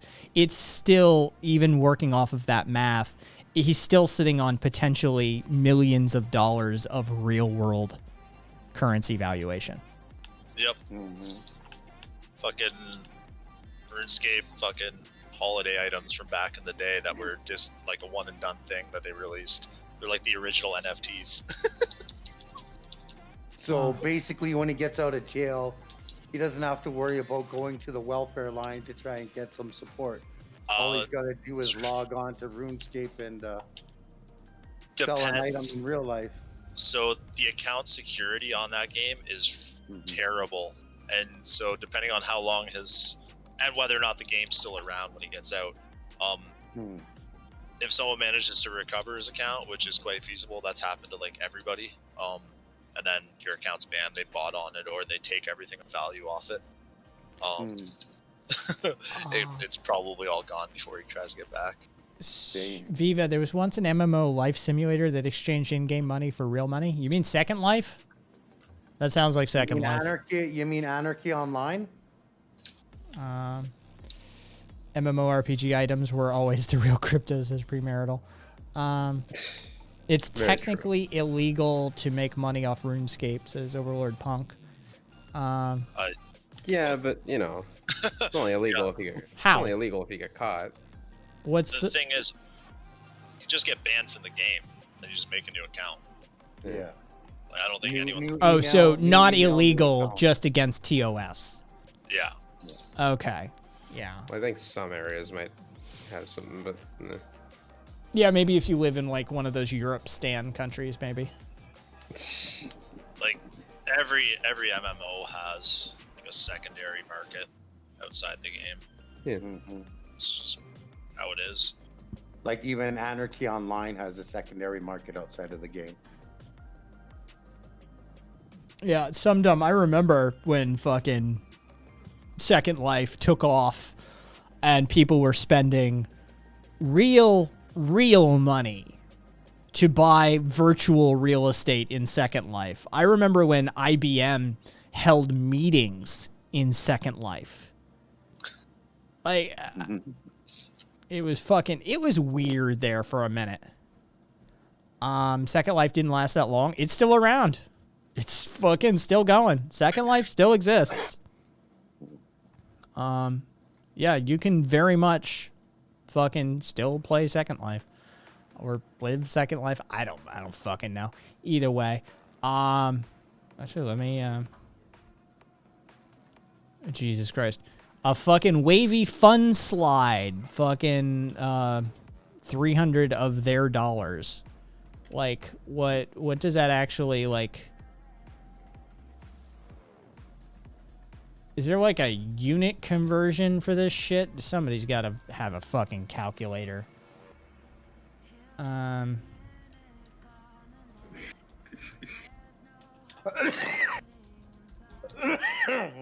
picks came from it.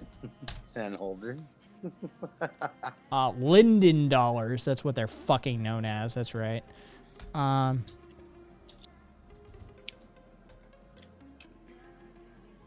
So 400 Linden dollars is approximately $1.25. All right. Interesting. Let's see. Moonbar Guy was the first MMO millionaire. Third Life's the charm. Fucking, oh yeah, erotic material is heavily prevalent in Second Life right now. All right. Well, I mean, you know, you got to make those dollars where you got to make them, and sex sells. It's not too surprising. Like if you're gonna model life, and you're gonna like attempt to keep it clean and not bring sex into it, you're not modeling life.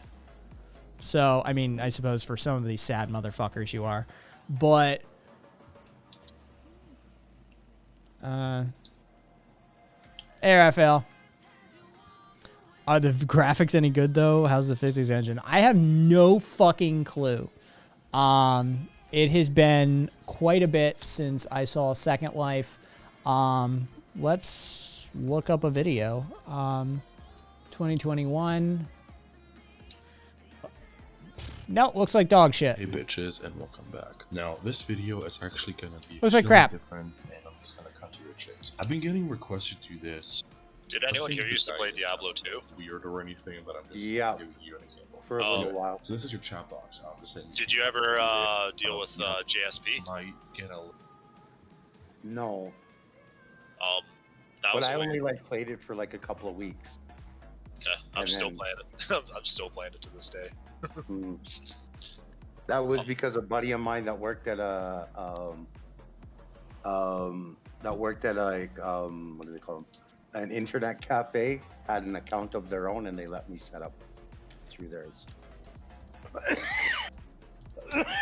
But then I couldn't afford to pay the dude the cafe fees all the time for internet time, so just kind of went downhill. Yeah. JSP was another one for using a game to like kind of make money. It killed the game kind of online because everyone just bots everything. Because you could buy Yeah. forum gold, trade items, sell items for forum gold, sell them to people, devalues over time. Interesting. I premarital out of curiosity, I just pulled up some of those Second Life porn that you were saying exists. Yeah, their graphics engine needs a kick in the ass before they go down that route. I'm sorry.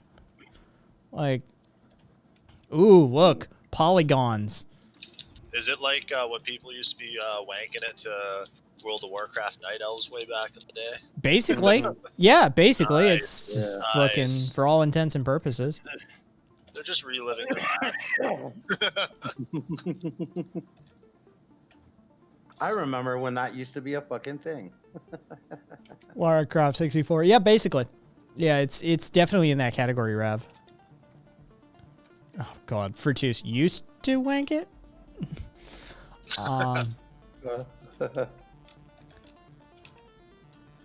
Oh, and then there's oh fuck, who's doing the porn game? Somebody's doing a porn game. Like That you're gonna have to narrow it down. no, somebody raised it is the most expensive one. They raised like $2 million. You're still gonna have to. Wait, I actually might have heard about that one. Yeah, no, it is it's the top funded porn game venture period. Like Is it like the VR one where everyone gets okay, Subverse, thank you, Caboose, you fucking degenerate prick. Of course, Caboose knew what it was. And Karina.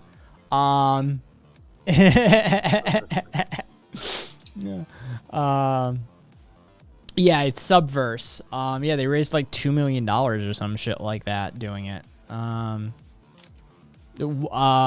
Yeah, let's see what that fucking works out to.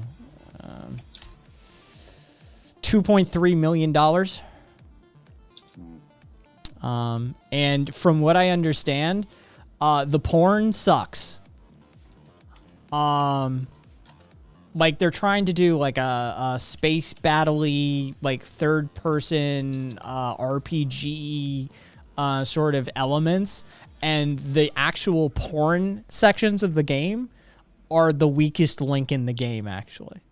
Have they not watched like shitty quality porn storylines? Like it should be like some campy garbage and then get to like good quality content. Oh. That's because we already know you are a pervert public loser. Yeah, it's Studio It's widely Foul. known. Or FOW Interactive, I believe is what they're being called these days. But yeah, same crew, public for sure.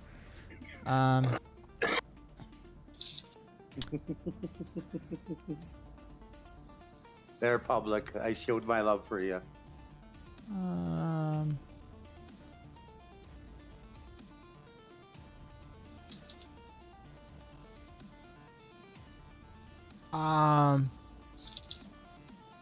It public. I watched a review of the game by one of the backers, And he said that that's the irony of this game, is the weakest link in the game is actually the smut. And if you go on their forums, apparently that's what the user base has to say as well. Like, this is the prevalent sort of level of discourse in their community is, yeah, all of the gamified elements are fine, but we were promised a porn game. And the porn is the weakest link of the game. And so, yeah, their user base is a little, rightfully $2.3 million raised, right? Rightfully upset about that fact. That, like, hey, for $2.3 million, can we get a proper smut game? Right? Like, that was the whole point of it. But see, and this comes back to the age-old question: why the fuck are you paying for porn if it's free? You fucking idiots. I mean, I get Fucking like imbecile. I get if they were doing some like high res fucking complicated interactive engine, but they're not. It's like storyboarded. Like, you basically unlock scenes, and so you can put like this scene and this scene and this scene, so you sort of like build your own like roll of porn, but it's all pre-rendered, pre-decided. It's not interactive. And so, I mean, like, if there was some level of interactivity and gamification there, okay, all right, that's something you don't get with like normal internet porn, but it's not. Like, it's just not that at all, which then begs the question, why are you paying for porn? When you can just go to, like, those porn sites and watch it all for free. Well, that's the other thing too. Is like someone's inevitably gonna upload like them playing the game anyways, so it's like, But I wanted to push the X button. So Or yeah, you can go on those virtual cams sites where, like, if you donate a couple of bucks or whatever of their coin things and buy them and donate it to it or whatever, gift them, you can, get the little vibrator thing working, that it works off of, the dinging of coins, right? And there you go. Fully interactive. Still not paying for it.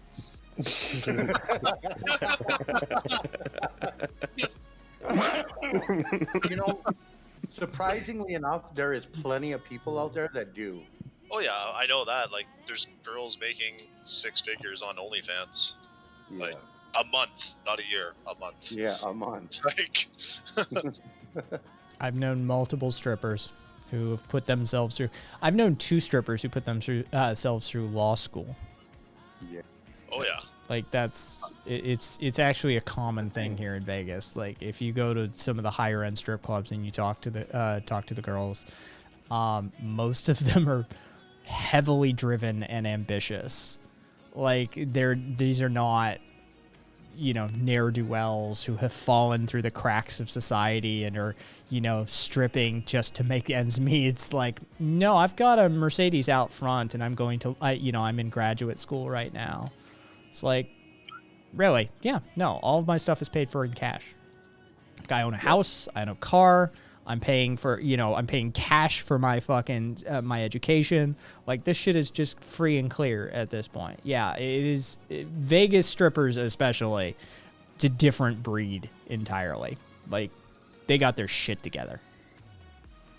There's a strip club in the middle of nowhere about an hour from here, but it's located about a 10-minute drive from an automotive factory where they're compensated quite well.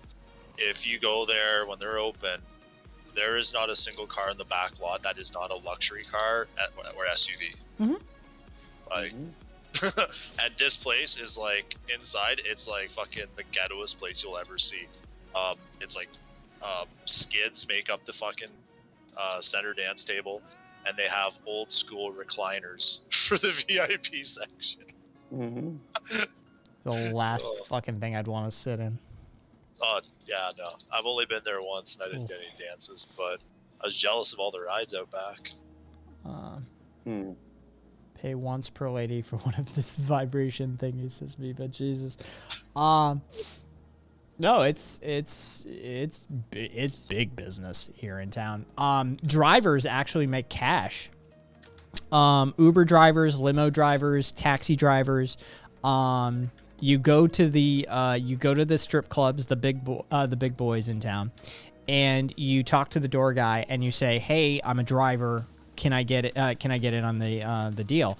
And they'll take you inside. There's some paperwork to fill out. You have to give them a copy of your driver's license and stuff like that. But depending on the place, they will pay upwards of into the $140 range in cash for you to bring people to their door. So like a car with like 4 people in it may be worth $140 extra when you bring them to the strip club. Yeah. They pay like out the front door cash to drivers here in town. Like, do you understand how much money they're making off these fucking schmucks? It is absolutely insane. There's a cover fee.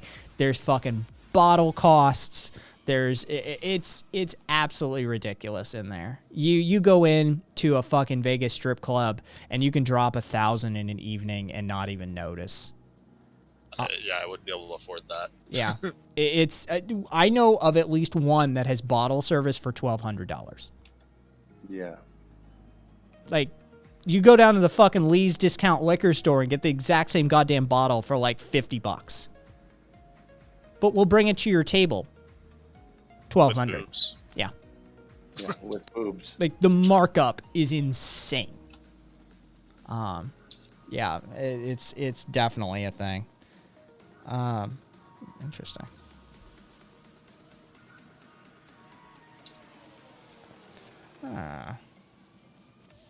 How long ago was that? Oh well. How much for one of the ladies to read me a bedtime theory? Depends how long it is. I'll do it. Yeah. You got, we could, I don't know. Give me a book. Cat'll do it for $300. I'll do it for $250, and I'll put on a wig and makeup. I don't want to know. So much for comrades. Look at the free market capitalism come right out of the fucking woodwork, just instantaneously. I'll throw in an extra theory for free. Dude, there's a BOGO deal already. So. That's why I'll stick to Portland, Oregon for my strip clubs. Yeah, it's a thing. It's a thing. What are you gonna do? Let's see. We did fucking Columbia. We did that.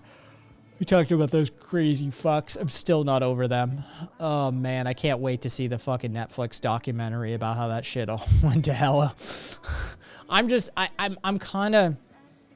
Part of me is hoping for a Dahmer situation. So they go up into the high desert of Colorado for a winter and get stranded. And so we end up with, it's like, well, so they may have had to eat 2 of the volunteers.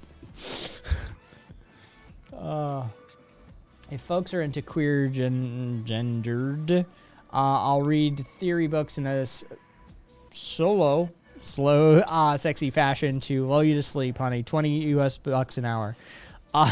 10 tankies enter, 1 capitalist leaves. Exactly, rabbit. Yeah.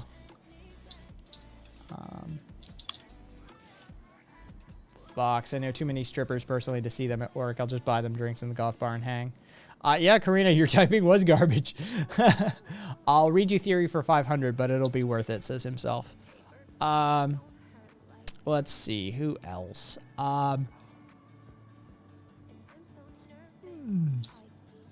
Oh yeah, that made the rounds a day ago or so. The German international child porn bust. Porn site that was being used by 400,000 potential users. Oh, and Proud Boys Canada dissolved. Oh, did it? Yeah. Nice. Good. Oh well, I mean, for legal purposes, they've been labeled a domestic terror organization. So they dissolved the organization. Now it's just like the KKK that became the IKA and a bunch of other splinter groups. Now it's just going to be more difficult to identify the Proud Boys because you gave them a fucking red flag. Right, Yeah. like Proud Boys Canada is now a domestic terror organization. It's like, well, okay, so the Proud Boys goes away and something else comes into its place. It's just how this works. Here in Sydney, Australia, there used to be a brothel right next to the Toys R Us. Then the Toys R Us closed down. Amazing. Yeah, I like it. Raphael, market forces at work. The invisible hand. That's You know, if that's how it's going, I don't mind it. I respect it. In London, they forced one place to close through ordinance, kept fining them for stuff.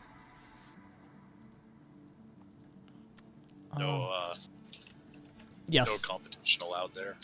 Yeah, brothels are a stable investment. Sex and alcohol. During sex, alcohol, and tobacco, actually. During the 2008 global financial downturn, 3 markets proved stable throughout multiple markets on a global scale, and it was sex, alcohol, and tobacco. People are more stressed anyway. They're going to smoke. They're going to need to drink. And, well, sex weathers all downturns in the economy.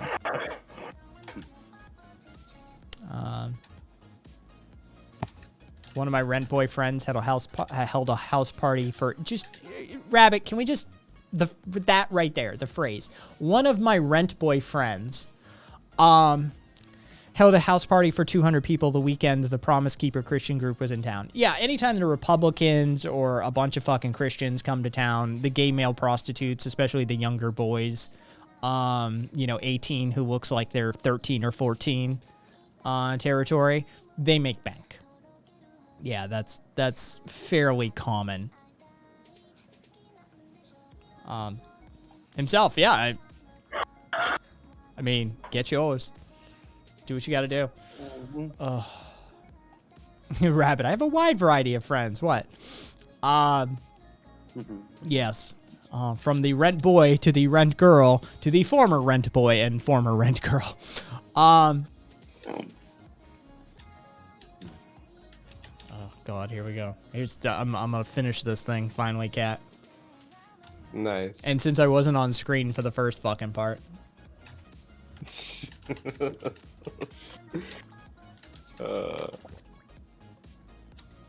Oh, that needs stirred. You know what? I'm a sadist. I'm using the vape pen as a stirrer. Why? Because the bottom was just like literally caked in fucking hemp protein powder. Oh. But I'm just saying, like, literally anything else. It was though I don't want to use my pen. So I just looked around. I was like, it's within reach.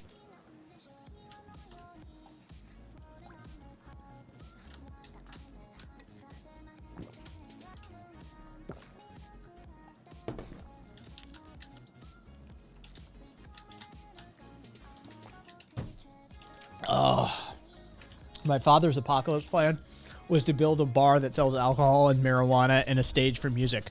Just have a farm out back for the ingredients. Nobody shoots the entertainment. It happens from time to time.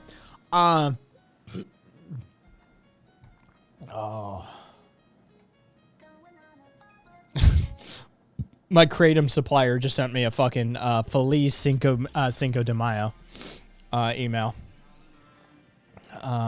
They may or may not be based in California. Let's see, what do we got? It's a decent deal.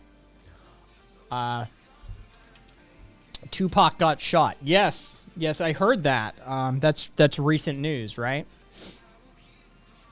Yeah. We're back in what year was that? Fucking 186. Okay.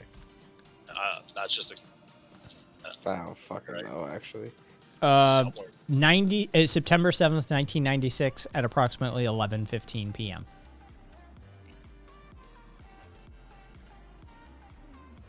And There you go. I had a bit, but it escaped me. And I have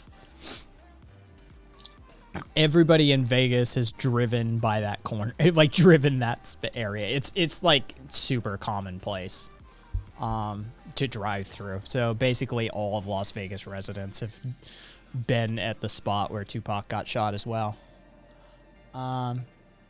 Dead before me and Kat were born, says Karina. Yep. Fucking he was the entertainment, but yeah, it's recent compared to like the Lincoln being shot. In other news, Biggie Smalls also shot. That is true, Rabbit. I think I heard about that one too. Dude, I never liked Biggie. I didn't enjoy his flow. His vocal approach didn't appeal to me. But I liked Pac. Caboose was 6.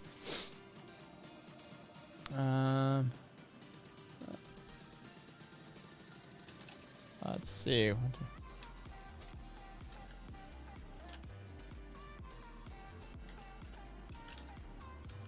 Oh, all right. Just following it finally. Fucking Fox and Viva. Yeah. Oh, by the way, a guy by the name of Robin Bullock. He's a pastor. He says it's a sin to recognize Joe Biden as president. What? Yeah, he's a Christian pastor. He told his congregation that it is in fact a sin to refer to Joe Biden as president. There's video of this.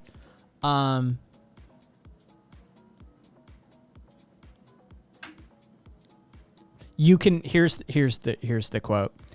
Oh, Jesus, Rabbit. In other news, Brandon Lee apparently won't be doing any other movies. You can pray for a man named Joe Biden. You should. No, don't get off in hate. You should pray, okay? You can pray for the office of the president, but you cannot pray for President Joe Biden because you might as well pray for the Easter Bunny because he don't exist. And there's no anointing of the office. If you celebrate it or congratulate him, you've entered into his sin. He's Pastor Bullock is a blast from the past here, Kat. Bullock is a self-described prophet who wrongly predicted that President Trump would win the election. He co-founded the Youth Force Ministries Church International and hosts the weekly prophetic YouTube program, The 11th Hour. Joe Biden is not the legitimate president, he said. He is a jackal sitting in the White House seat, and he is dangerous to America. Donald Trump is the rightful president. He believes that prophets such as himself can also call back Trump into the presidency. If Trump wanted to walk back into the Oval Office, God will supernaturally move things out of his way. Oh God, I heard Nirvana had something happen. Oh, the prophets. Yes, Joe. Oh, the prophets. Oh, sorry, Night Loaded. The Easter Bunny's definitely a thing. The Easter Bunny exists. Don't worry about it. Don't pay any attention. This guy's full of shit, right? He thinks Donald Trump is like the inheritor of supernatural powers on the behalf of God. He doesn't know anything he's talking. So if he said the Easter Bunny doesn't exist, then probably the Easter Bunny exists, right? Like if I would take that. So Trump just doesn't want to be president? Yeah, apparently, sourcing, according to this guy at least. What the fuck is with all these religious fascists? Yeah, then there's Greg Locke, Jim Baker. Oh, the Baker fucking grift. Kat Kerr, fucking et cetera, et cetera, et cetera. Yes, he has said that Biden is, quote, trying to stop the prophecy of the Trump presidency. And that... Sounds like a cult to me. You know, walks like a duck. Talks like a duck. Biden will suffer under the terrible burden of hiding the truth and ultimately will be driven mad by it, he says. Yes. Oh, also, yeah. I'm trying to find if anybody can find this clip for me, because it's got to be out there, right? This guy's name is Robin Bullock. I'll put it in chat. He said in a early April sermon that all gay people are actually evangelical believers who have been taken over by spirits. And so if anybody can find me that clip, I would love to see what the fuck that's about.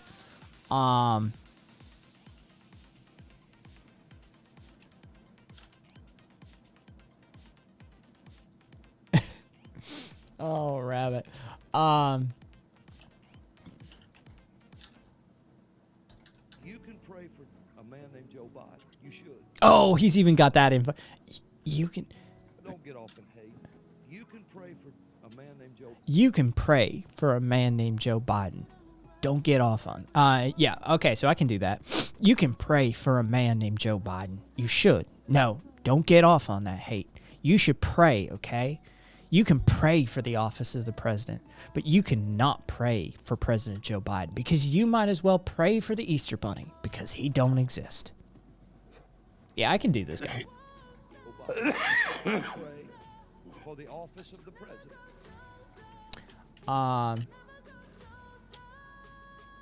The fuck are you? Come out of that tomb.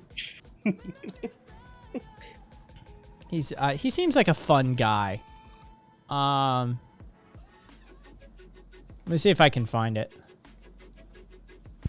Have it in shared content. Oh, for real? Yes. Thank you, Duffy. I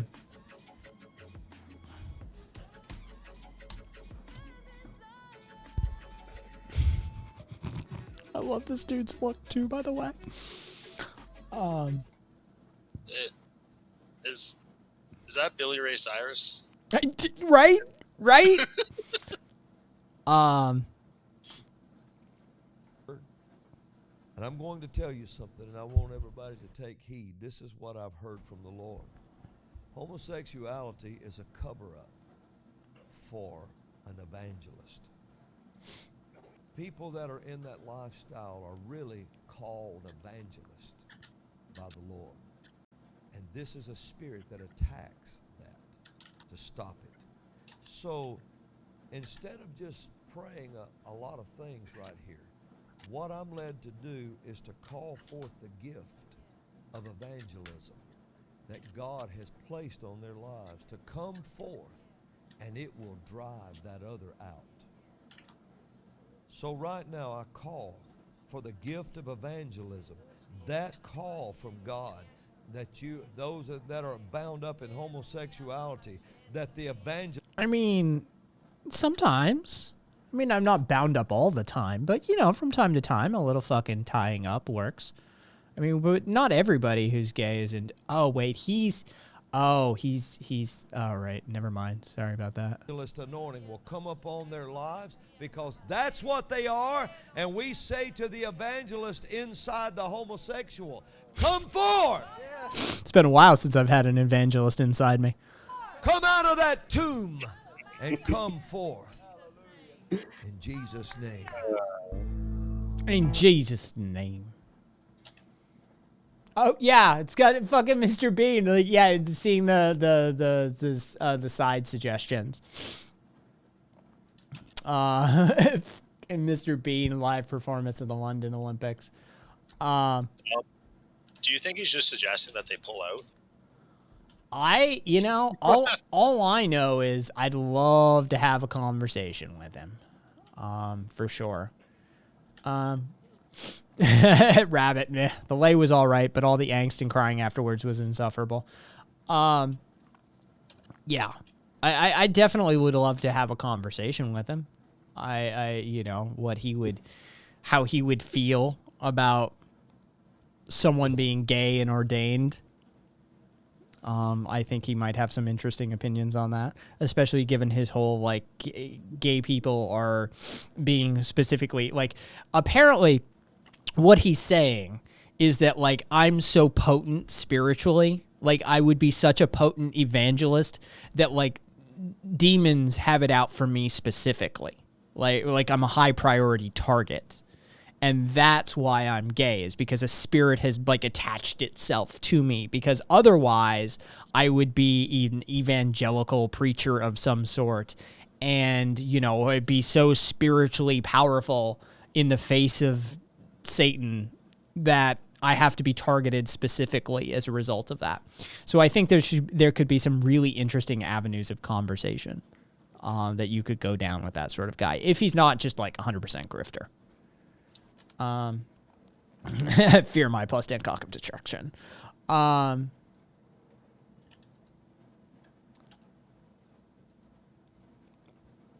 I could help himself.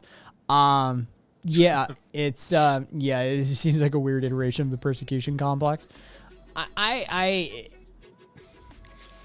That's the sort of thing that, like, if an evangelical preacher such as this dude tells me that gay people are evangelical, like, they're evangelists who have had a, like, super powerful spirit attached to them to convert them into homosexuality, all that tells me is that dude wants to, like, he wants to lick balls. That he's an evangelical preacher who tells you that evangelical preachers are high-value targets for homosexuality and that demon spirits and shit attach themselves to them because they're so valuable. Like, this tells me that, like, this dude is, like, he's smoking some pole behind the scenes, right? Like, this seems like a rationalization of his own behavior more than anything else. So, so are bisexuals just, like, half-decent preachers? I felt like my immediate instinct was to do the bisexuals don't exist meme. It's like, well, they can't be that because they don't exist, right? Yeah, Rev, exactly. They're all about projections. Like, that legitimately feels to me like, just fast forward a couple of years and we'll find out that his wife's pool boy or something wasn't so much for his wife. Yeah, I just another interesting fellow that I came across. That's all. Let's see. Okay, so I can close that. I sent you guys the file. There it is. Jesus Christ. Got lost. He's blind to anything that isn't himself. Let's see. Do I have... All right, cool. Complete that. Good deal. All right. Just because we're a conspiracy theory started by Guevara to denigrate Western society doesn't mean you have to be mean about it. Hey, well, you know, what are you gonna do? Sometimes you're a communist conspiracy to undermine capitalist hegemony. Happens to the best of us. I'm a CIA conspiracy, so it's okay. Good night, Caboose. Take care of yourself, you degenerate fuck. Thanks for helping out with a couple of things too. Sleep well. Good luck with the new futon. I heard that it's, iffy still. I hope that you get your sleeping situation sorted once and for all, or at least for the foreseeable future.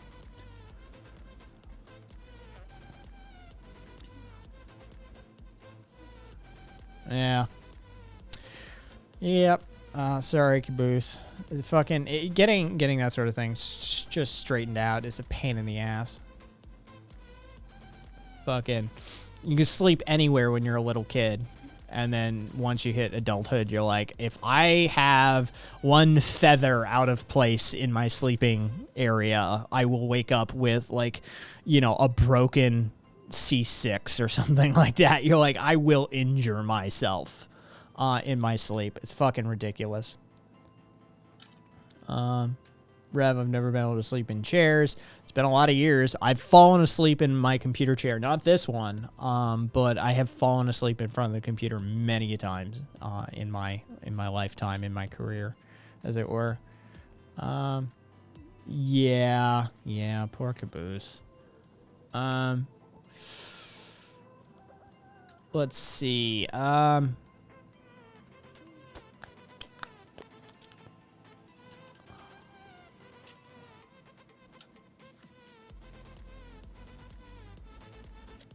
Oh yeah, I found a new subreddit because of that fucking Duggar dude who's facing child porn charges after he faced like multiple molestation charges when he was younger.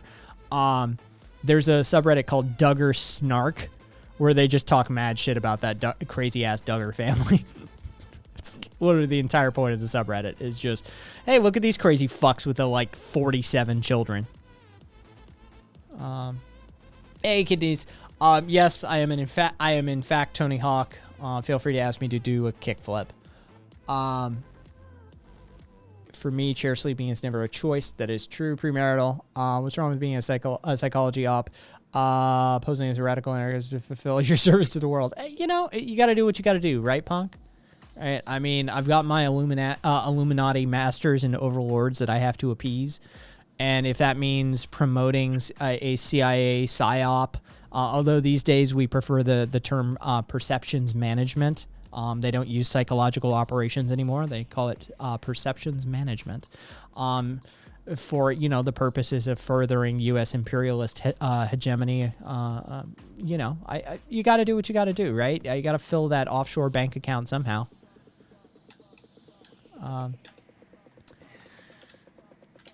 Did you hear about the campaign calls from his mom in Arkansas about the trans bathroom bans? No, I didn't, but I'm not surprised, Rev. Let me guess. His fucking dumbass mom was screeching and reeing about trans bathroom stuff in Arkansas. Meanwhile, one of her kids is steady molesting his sisters and, like, collecting child porn and shit, right? Sounds about accurate for that sort of family, shall we say. I just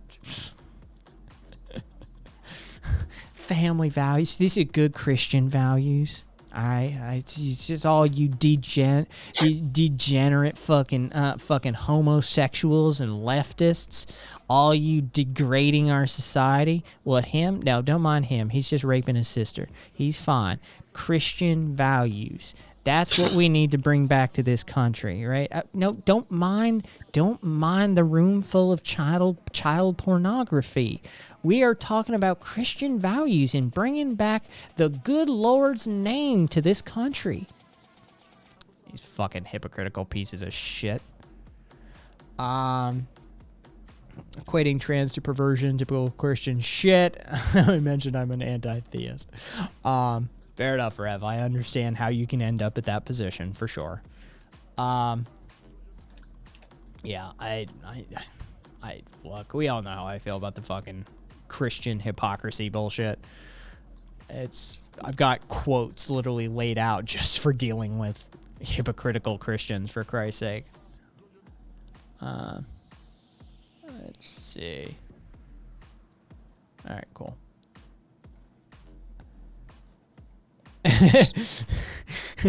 Please stop looking at the ongoing rape in my son's room as we speak. Yeah, he's a special dude. What are you gonna say? What are you gonna do?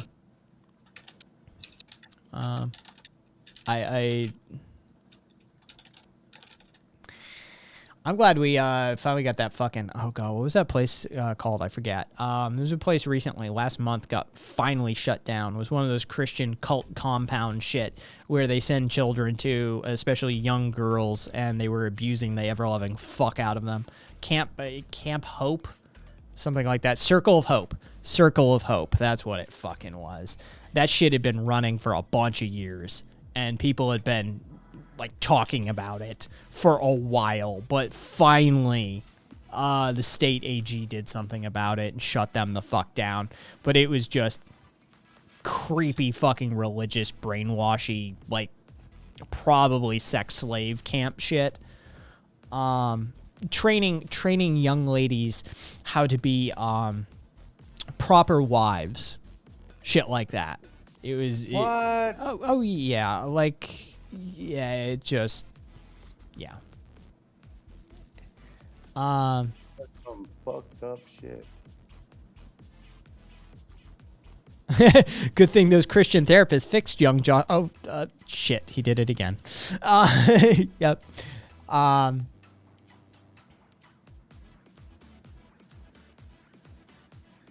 Fair enough, Karina. My boss made a rule of avoiding hiring religious folk after the last one openly made puking noises every time me and my coworkers talked about dating. They were the new guy. Fucker was out before probation.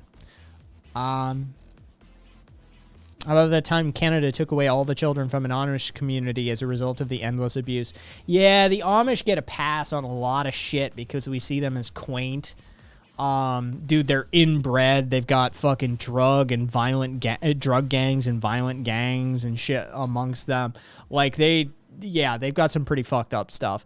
There's even geneticists who specialize in research within the Amish community because they have some truly fucked up genetic diseases as a result of their generational inbreeding.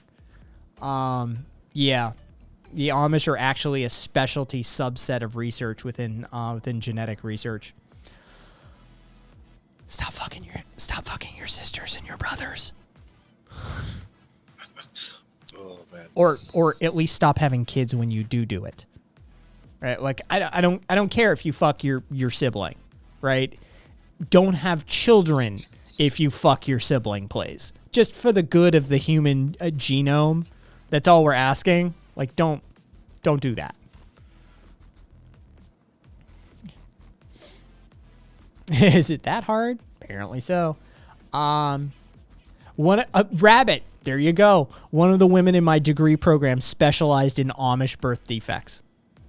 It's literally a subset. It's a specialty unto itself, studying the Amish. That's how fucked up genetically they are. They've just been inbreeding for so many fucking generations. And we think it's quaint. We're like, oh, a horse and buggy and the fucking hat and shit. And we're like, yeah, never mind the fact that they are highly abusive partners, that there is huge rates of molestation and sexual assault within their communities. And due to the isolated, alienating nature of their communities, basically all of it goes unreported. It's absolutely ridiculous. And yeah, they just get a fucking pass, basically. Oh, Jesus. We use them to study the founder effect. Yep. I always wondered how they got genetic influx. Rev, they don't. That's the problem. Yeah, the Amish. This is going to be just... Look, some people, those of you who know me know that this isn't much, right? But strap the fuck in, right? Here's Kai's prescription for fixing the Amish community.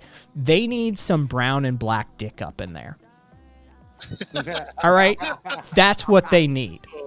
They need to get some fucking, like, real dicking going on in that place, right? Like, they need to, like, expand the gene pool a little bit.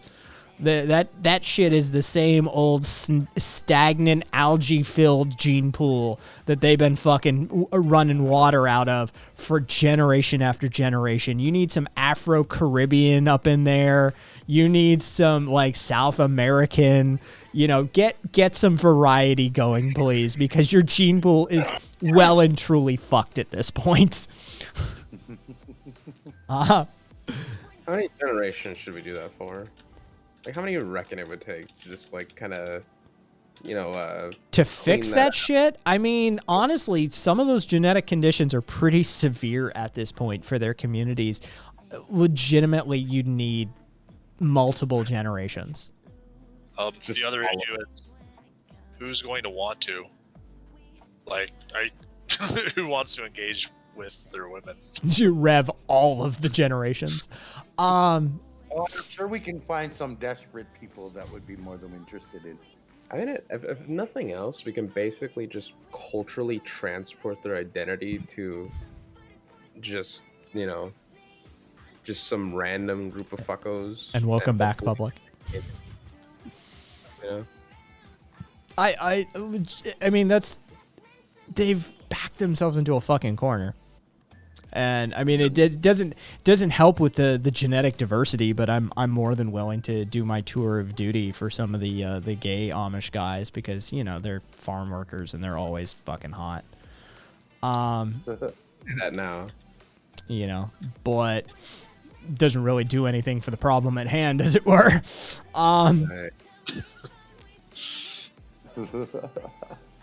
There you go. That rabbit. They have some hella community wealth, y'all. Like when the entire town is your sister, you don't have to pay wages. Public, yeah, we actually ended up, public. We ended up on the Amish communities and how they get a pass for a lot of their horrific behavior. And then we ended up, of course, the genetic indiversity that is so prevalent within the Amish community.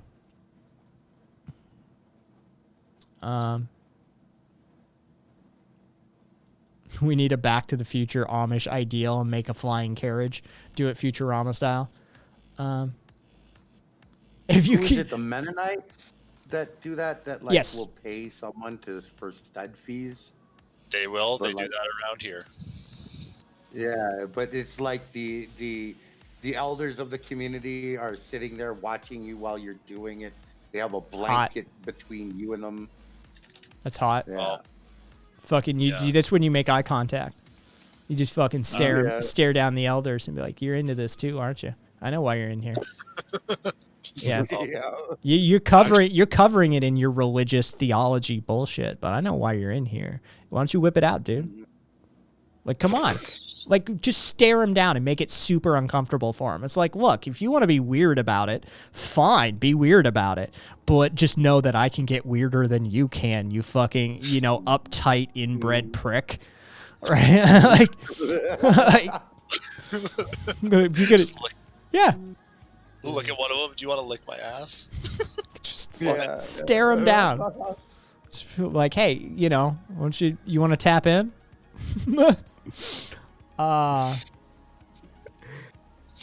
It's almost like making a cutoff cult leads to disturbing results. Speaking of which, back to the Black Hammer community.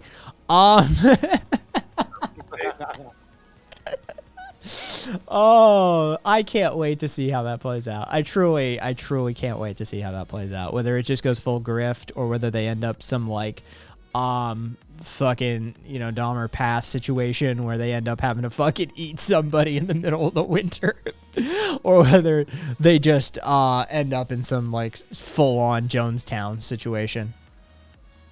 See, I predict more really fucked up sex cult. Since they are literally fascists. I'm sure they got those weird genetic card-ons and shit. You know what I mean? We could introduce them to the Amish. That is praxis right there, actually. If they want to learn how to set up a community that's self-sufficient and isolated, who better than the Amish to teach them? And the Amish could there's a trade partnership here that we could work off of, right? They have something the Amish need, and the Amish have something they need, right? They were looking for a barter and trade situation. Farming skills for Dick. Just saying. And if you look at it this way, I get people asking all the time, talking about setting up community fucking places like that, and I'm like, well, take a spot, get a plot of land kind of close to the Amish or Mennonites or whatever, and set up trade stops, trading things, and get in hooked and good, and next thing you know, it's well, hey, there's tons of different benefits to that, right? Yep, we could definitely have a mutually beneficial reciprocal relationship born of that.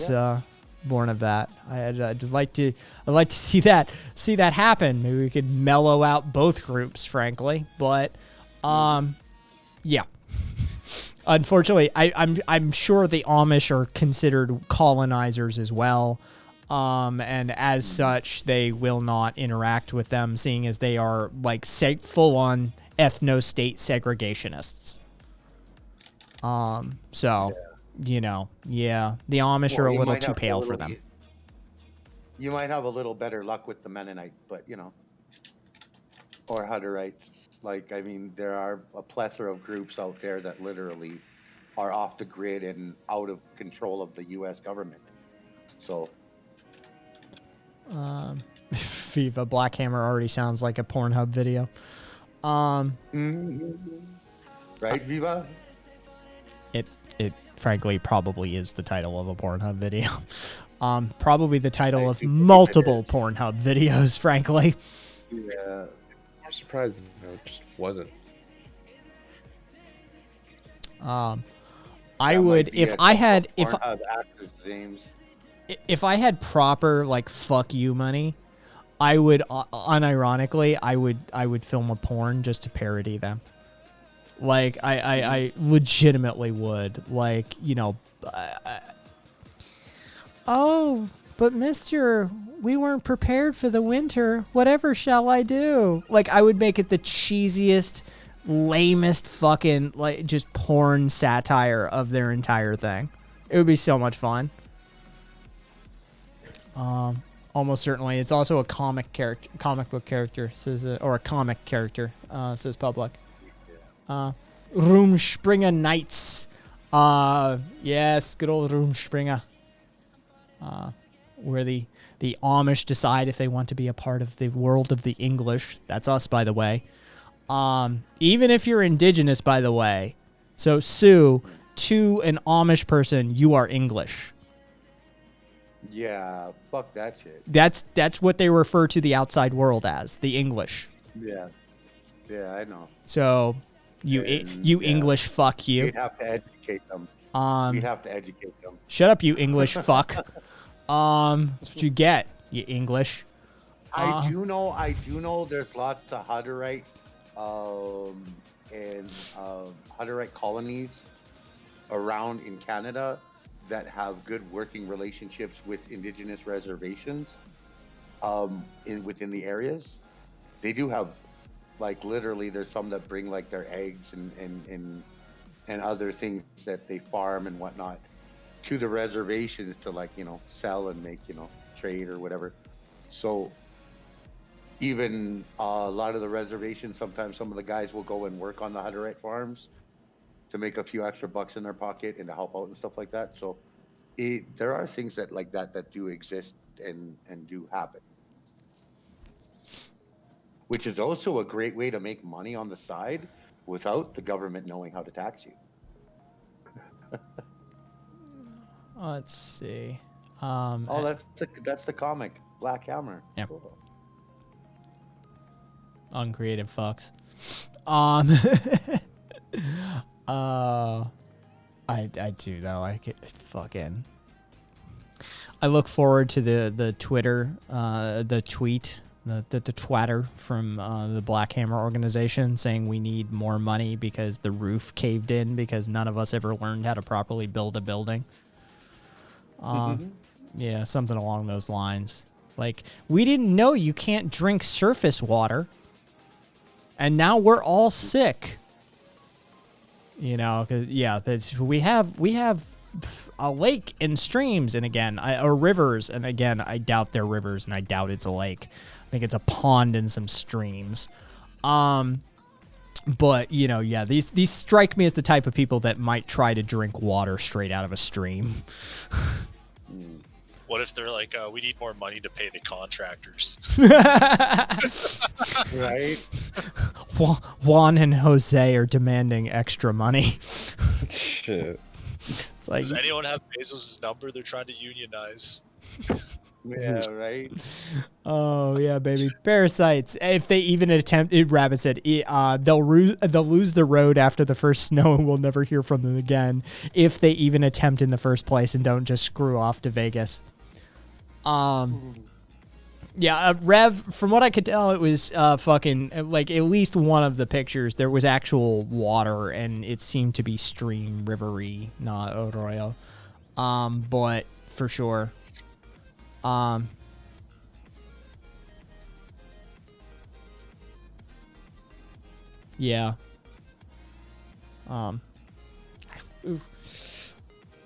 Though around these parts, we don't call them arroyos, we just call them washes. They're not a 501. They don't have to report their financials to anybody. Yeah, because apparently, like, that's already a thing with them. People were saying earlier that, like, apparently transparency in their financials is not something that they're willing to provide. And so it seems like that it may actually be slush fund grift territory. Which so far they've got 64,000, which isn't enough to build a functioning community. But hey, I'm sure they could get a few used RVs or like trailers, and maybe get them dragged out to the land if they're lucky. I'm sure it'll be super comfortable living. I'm sure they'll love it. I mean, there are... Sorry, go ahead. Would they even be able to buy any arable land with that amount of money? Like, what would that get you? Like around here, that would get you like 2 acres. I don't know if the land was donated to them already, or whether they bought it, or this is to buy the land. I have no idea the nuances of that level of finance for them. I'm not sure if they own the land already, if it was given to them. I don't know if they're planning on buying it with this fund. I don't know. All I know is that they're a bunch of fucking crazy-ass racist, segregationist ethno-staters who want to set up a community that honors the indigenous people by giving the land back to them, by not giving the land back to them. I'm not sure how this works. How do you give the land to my people, but not give my land to the people? Thinking too hard about it too.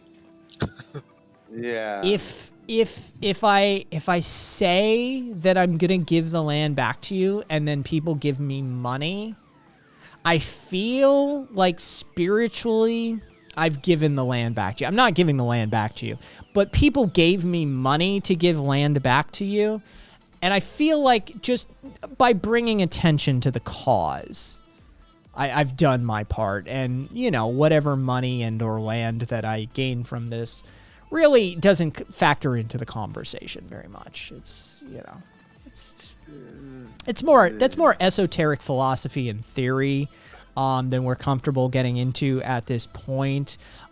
Check back with us in the future. No, our financials will not be transparent. Never mind the private jet that I just took a trip on. So anyway, back to you paying me to save indigenous lands by not giving indigenous lands back to indigenous people. It seems, I mean, a lot of fucking indicators point to grift. Like, a lot of shit about this really points to grift. Yeah, I believe it. But also they've got, you know, the pie-eyed idealist, we're going to build a commune in the high desert of Colorado, not really knowing what we're doing vibe. Like, it's not easy to cultivate land in that part of the world. It's a difficult life to take high Colorado desert, like chaparral stuff, and be like, oh, it's rich soil. That their words, by the way. It's rich soil. It's like, that's not what rich soil looks like. It's not even really soil. It's, you know, and so, yeah, it does. It smacks of naivete, like city slicker naivete, and then grift. Maybe they'll teach the plants how to grow in concrete. I gained my money. I hope you gained your insight. Land back. Some restrictions may apply. An acre of farmland in Colorado is upward of $60,000. That's totally undeveloped and with no well. Yeah. 60K isn't enough to add waste management unless power or housing. I don't think if they're claiming that there's a lake, one, it's a pond. I guarantee. I haven't seen any photos, but they're like, oh, there's a lake on the property. It's a pond. I've seen this happen too many times in my life. It's like, oh, well, we have a lake in the community. That's a pond, right? Like, so I think they probably have a pond and a couple of streams in or around the property. And so, there's that. They have surface water, which, again, you have to treat to make potable, which I wonder if any of them know that.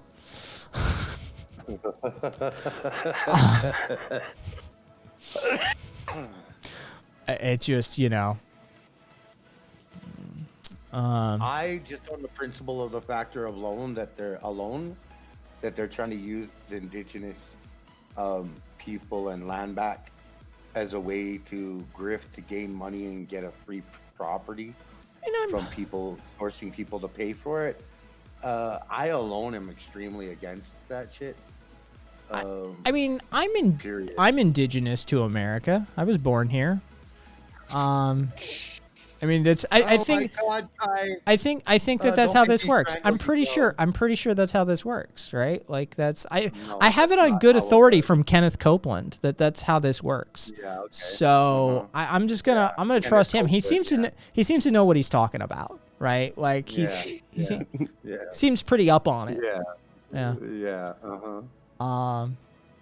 Rabbit said, yeah, that's certainly their rationale. Like I legitimately, I think I've figured out their headspace on this one. I think there's two camps in their community. I think the ones that legitimately believe what they're doing, and then they're the ones that are like, I think we can make a buck off this.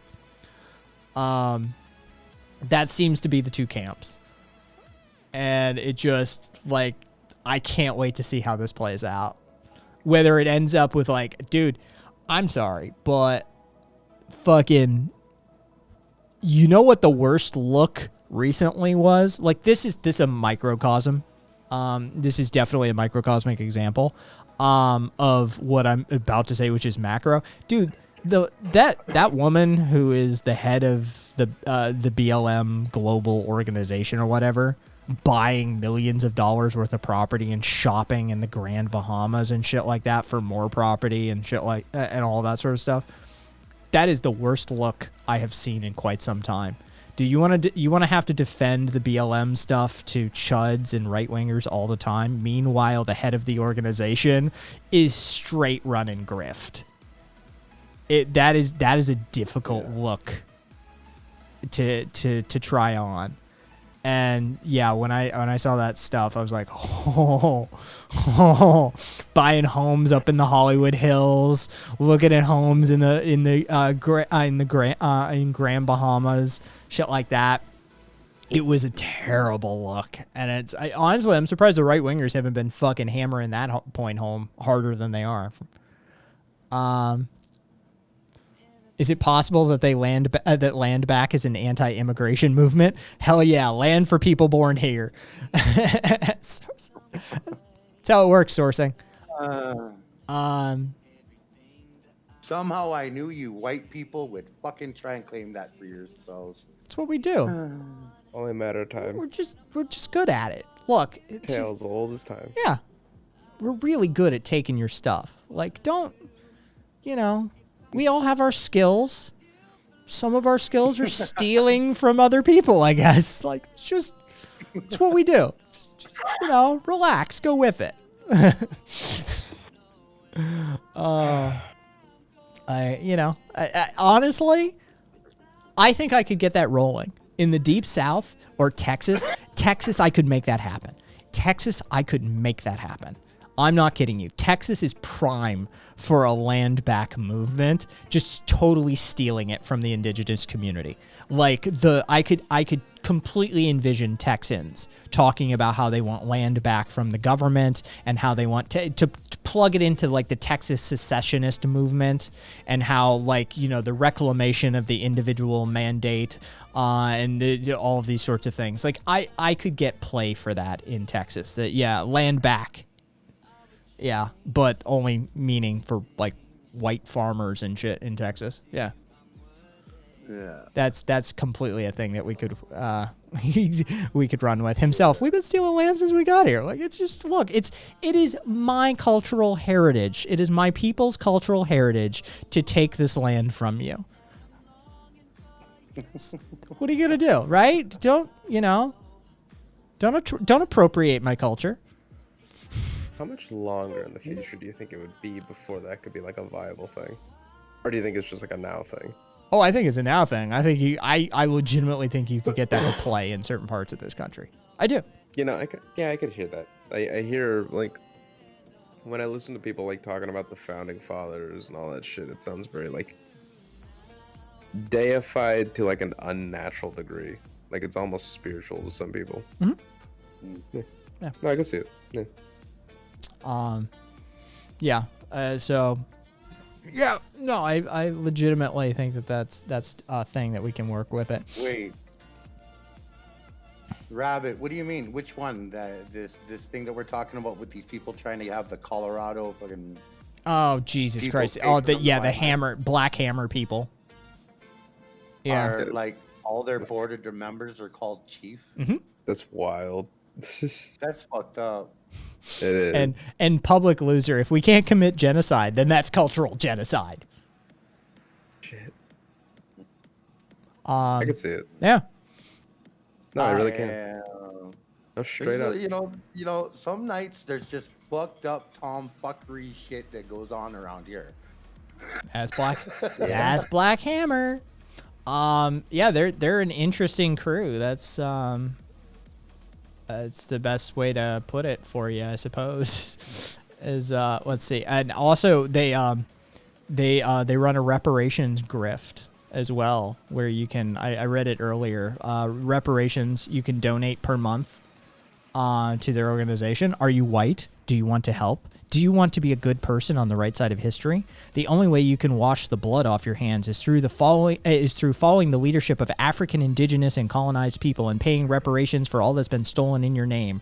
Right now, Black Hammer Organization is offering several ways to pay reparations. Become a recruit of the Reparations Corps, make monthly reparations payments, and contact us to give us your skills, possessions, land, etc. as reparations. And so they've got they've got a $40 a month Che level, than Che Guevara.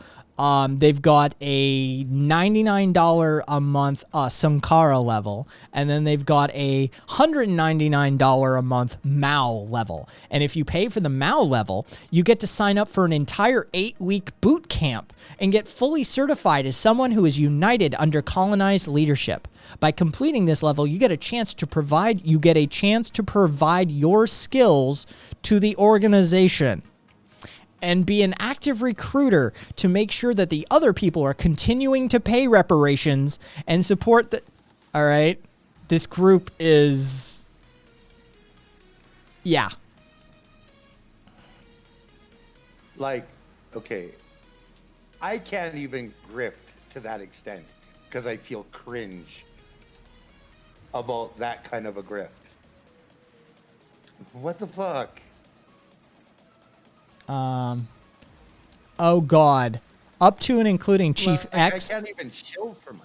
Chief X, Chief T, Chief Sue, Chief Sante, Chief Mixtel, and Chief I. I mean, Wilhelm will take the Mao level, please. This should not be confused with their leadership team, who include Burrito. I don't even know. Is that Malcolm? Yeah, that's Malcolm without A's or O's. All right. So who include Burrito, Malcolm, and Chief. Oh Lord. I have to state I am a constitutionalist. That's fair. I came to see here why getting called names. I don't know why you keep getting called names. What are you doing? My motto is live and let live. Well, I mean, as long as it doesn't involve defenseless children or animals that can't consent. All right. I've found you entertaining. We laugh at the same shit and stupidity of some folks. Your trolling ideas are funny, and I am in Texas. Well, Curly Nan, or Curly Nan, whichever pronunciation you prefer, Public Chief, the supreme of all chiefs. Yes, vowels are imperialistic. I feel that way too, Rev. Curly, thank you for the compliment. I mean, you're welcome. Let's see. I'm just popping you out so I can see when you were last here. Oh, you were here like a week and a half ago or something like that. What did they say then? I just fucking, this guy sounds like a constitutionalist. Did the media's version of Antifa hijack the anarchy movement? Oh, I remember this. I remember this line of questioning. So what have you been up to this session?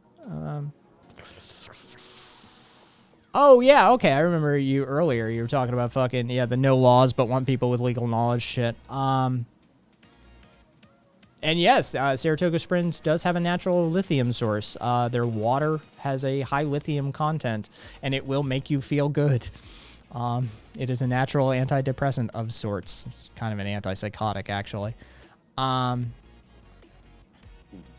Chief is not a chief. He's just chief. Oh, Jesus Christ, Rabbit. Oh.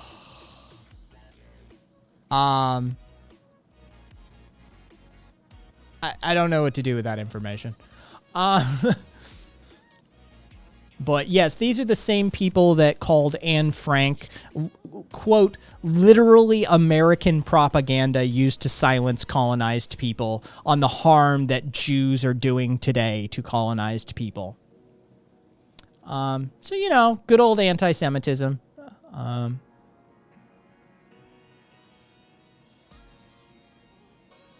Good night, Karina. Take care of yourself. Good night, Karina. Yeah, they call coronavirus KKK coronavirus. Like somehow the Klan or white people are like also responsible for this one. Can we run with that? Can we like start doing the pushing them down in public and giving them shots to the head and everything else? Can we start doing that to KKK people? No. Is that possible? No. Like, I mean, they're doing it to Asian people, so the least we can do is return the favor, right? This is like severely TOS. Just saying, in Minecraft. They're on to that, Sue. It never worked. Oh, are they now? It never. Yeah, it wasn't. It was never a thing. Yeah, like the FBI was like onto that from like day one. It's not. You can't couch a threat with a clause such as in Minecraft and think any law enforcement official would take that seriously. Oh, they said in Minecraft, folks. Call it off. It's all a technicality now. Okay. Like Robolox. That's it. In Robolox. There we go. Roblox. Yeah, Robolox.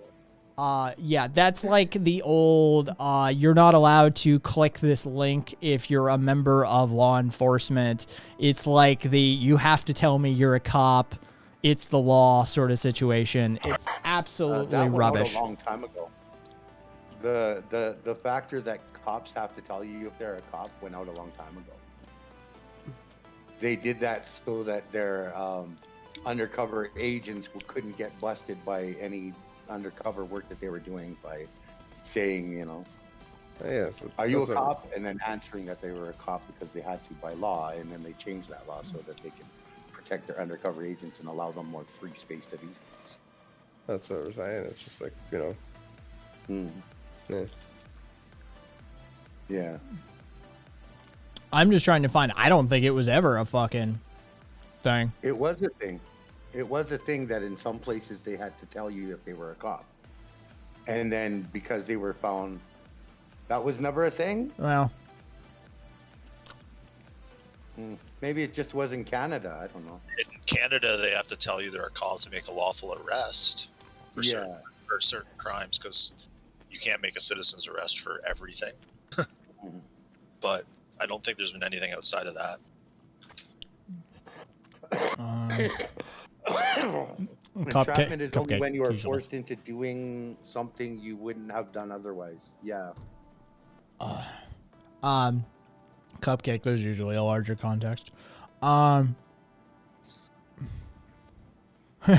taking this money, you are signing a non-written contract to do what I say. Exactly, Rev. By being here in present in chat, you hereby agree to. It just doesn't work that way, folks. Well, what about all the stuff that people post on Facebook that this content doesn't belong to anyone but them? Oh, that for sure will be upheld to a legal standard. Yeah. Right. Wait, what?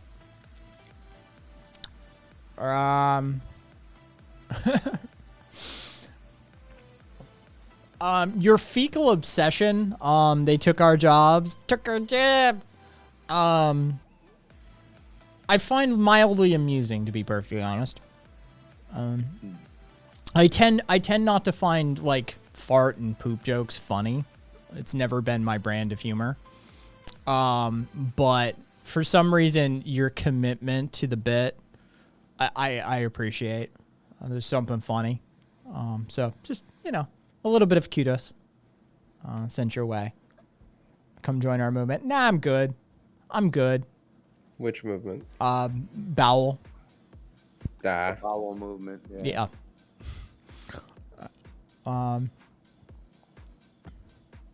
Let's see. Yeah, I mean, I didn't want to get into it very much, but the fact of the matter is, Curly, that, I mean, Nefarious pretty much broke it down for you. It's fine. Dicker dib! I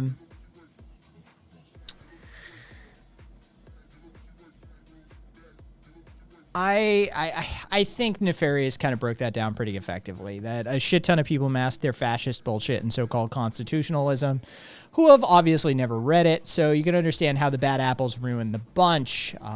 Plus 10 points for actually fucking using the correct phrase, too, by the way. Or at least how dumb people allow as such to happen. So you may get lumped in whether you explicitly should be or not, due to symbolism and dog whistling that a particular group of people may have adopted. Yeah, it's just the way it works. I love it when originalists cleave to the Bill of Rights. Like, what the fuck? Originalists are fucking doofuses to start with. The originalists read the Constitution like it's magic, right? Like this isn't a document written by fallible human beings a couple of hundred fucking years ago, right? Like this is somehow like a magic text that is supposed to be relevant to contemporary, context and issues, no matter what. It's like, it's just nothing in this world works that way. And so originalists are just weird to start with. They're theologists. Honestly, I think that most constitutional originalists read the Constitution the same way that biblical scholars read the Bible. That theologians read their theological texts. I think it's very much in the similar vein, that they apply a level of mysticism and religiosity to it that should not be there to start with. Christian nationalists just like Ben Shapiro. Hey, Riv Roth, did you know Ben Shapiro's wife is a doctor? It's the third testament of God. Oh, Rabbit, Jesus, you really are in for a masochistic fucking... You credit where credit's due. I want a fucking breakdown of that. So watching their 2-hour Zoom meeting, they were sketchy on exact locations, but all the photos they took were above the tree line, which would put them on the Continental Divide. Oh, they are not going to do well up there.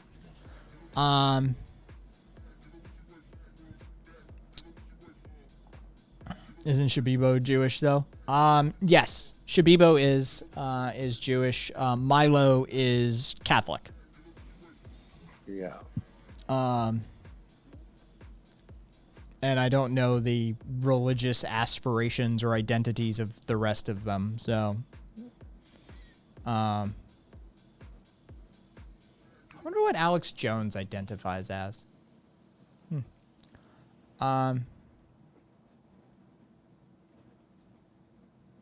He wrote a paper called "Why I, a Jew, Am a Christian." Oh, for fuck's sake, Benjamin.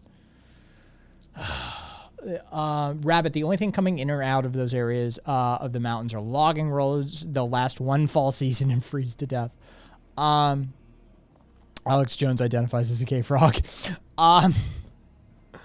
That's true. He made a huge song about it, remember? It is one of the areas I feel the worst for fucking Alex Jones. Of all the things that you could be like, but it's kind of the closest he ever got.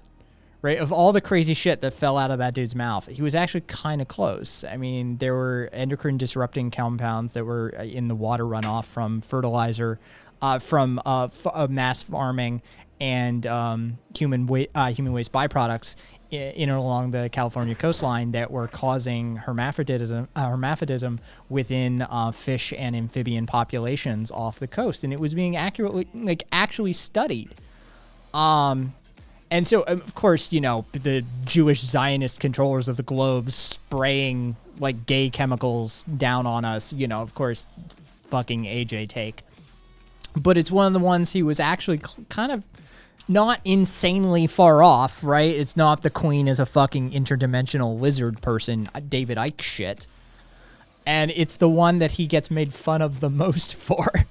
It's the thing everybody remembers.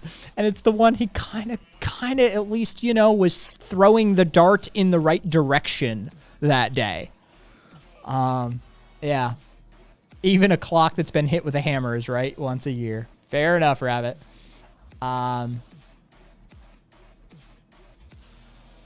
You can't even get helicopter rescue because there isn't enough flat spots. Oh, that'll be amazing then. I can't wait to see that fucking Twitter post. We're doing another fundraiser because we have to cover a $350,000 emergency rescue cost where the fucking national, Bureau of Land Management and aerial support had to come in and airlift our dumbasses out. Oh, that'll be fucking brilliant. Why doesn't that surprise me? Being right by accident doesn't count. You have to show your work. Fair enough, sourcing. Yeah, there are times he's right, but he takes it the wrong way. Exactly, public. He got to the right destination. He just took the wrong road. But yeah, I legitimately, if I were on a line, if I were talking to these people, which again, they wouldn't talk to me. I'm a white guy. They will not talk to me. I'm not even fucking around here. They won't talk to me. I'm a white guy. The only thing they want from me is money or resource or land or something. They don't want anything from me other than stuff, right? If I were to talk to them, the first question I would ask is, are any of you from rural areas or are all of you from the city? Because that doesn't bode well. Continental Divide, Chaparral, High Desert, Colorado, Winter, and City Slickers. That's a recipe for fucking death. That would be the first thing out of my mouth is, are any of you not from the city? Or suburbs, right? Do any of you have survival experience? No, probably not. Great. Good luck. God bless. Alex always throws bullseyes, though sometimes there is no dartboard. Yeah, isn't that just natural selection? I mean, in a way, yeah. In a way it is. I'm reminded, who's the guy that's the fucking hero of all of the survival wilderness people who went up to Alaska? He wrote a book. maybe Rabbit will know this, maybe Duffy. There was a dude who's like just renowned within like survivalist circles who went up to Alaska, no training whatsoever, and decided he was going to live off grid. And that motherfucker just like up and disappeared. Like he's dead somewhere. I always forget his name. Half of these kids won't even survive 2 months without regular access to hair dye. I don't know who that is, but I know one of the renowned survival guys, he died in his tent of hypothermia a few years back. That's what these people will be doing.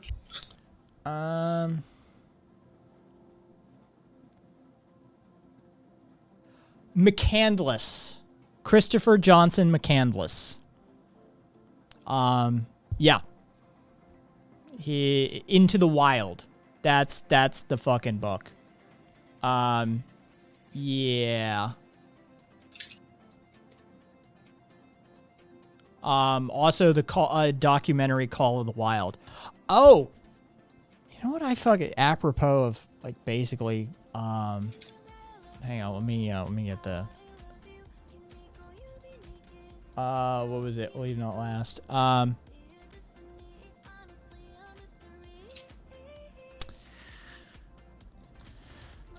Do you think all these people read Hatchet and just figured they could make it? I mean, that's what would fucking terrify me is, quite frankly, that I do. Like, I think a lot of these people have no concept of what it means to survive in these sort of situations, let alone like, thrive. So, like, they're just buying this land now. They're not planning on going up there for this winter, right? Like, they're just going to go prep it and then leave. Nobody knows. Nobody knows for sure what the fuck their plans are at this point. I'm really buying into the whole like just kind of like a racial fascist cult like theory. We'll raid. What will happen is in like 6 or 7 years, we'll raid the compound and we'll find that they kept like a bunch of like white women as slaves or something. I can see that. Yeah. Like they've got hateful rhetoric already lined up. Like they've got this weird ethno-state mentality already lined up. Shit could get really weird in those sort of isolated spaces where you're distanced from society. Shit can get weird if you don't have your stuff on check to start with.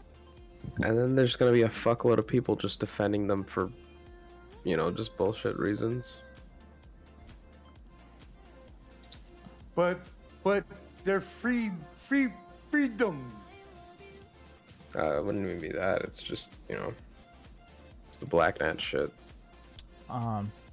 So little shift gears. For those of you okay, so some of you are gonna know who this person is. Some of you aren't gonna know who this person is, and it's probably gonna be a demarcation of age, as usual. But I found out that the director of the Joker movie, so straight up Joaquin Phoenix, We Live in a Society, ha ha ha, Joker shit, right, is the same guy whose very first film he ever directed was the G.G. Allen Hated documentary, which is like the definitive G.G. Allen documentary. All of the footage that we have of G.G. shows comes from this dude's documentary. And so the same guy who did the We Live in a Society movie started his career by documenting G.G. Allen. Came across that one the other day. I was like, what the fuck? What? What are we... How are we... I fucking... Did you guys look at the merchandise they're trying to sell? No. I posted a couple pictures of what they have in their shop. Share content. I actually gotta like the one advertising the shorts. All right, well, fucking... And it's $25 for shorts, which means they're profiting off of $25 apparel, which means it's probably like $10, $12 to them printed apparel, which means that it is not fair trade. It is not, fair practice. It is not sustainably sourced. This is like probably the product of slave labor at some way, shape, or form.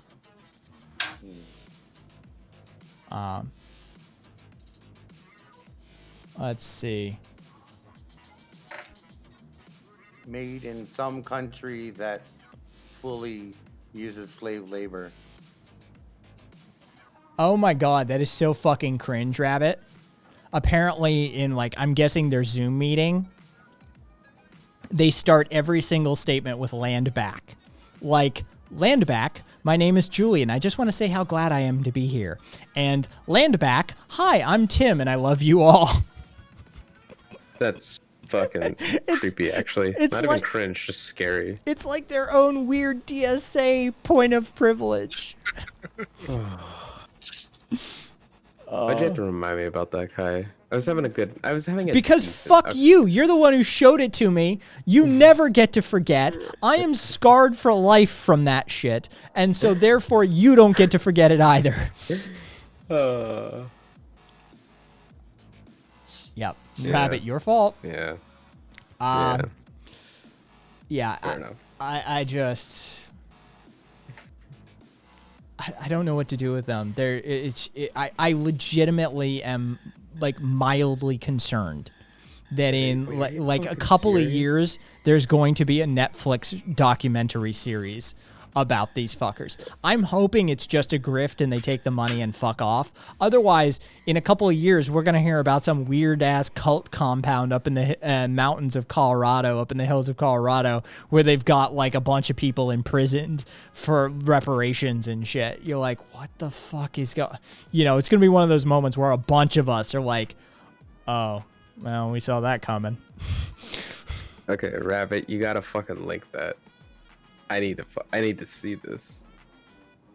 Oh my god. Biden said point of privilege during the State of Union. Oh, God.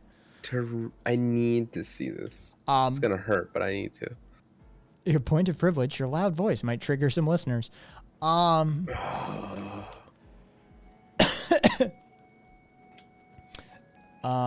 Party Part 2. Yeah, I think that we definitely could get some Donner Pass shit going up in there.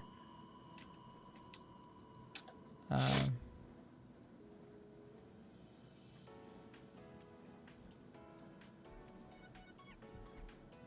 was when he was talking about the First Lady being a teacher and everybody clapped for her.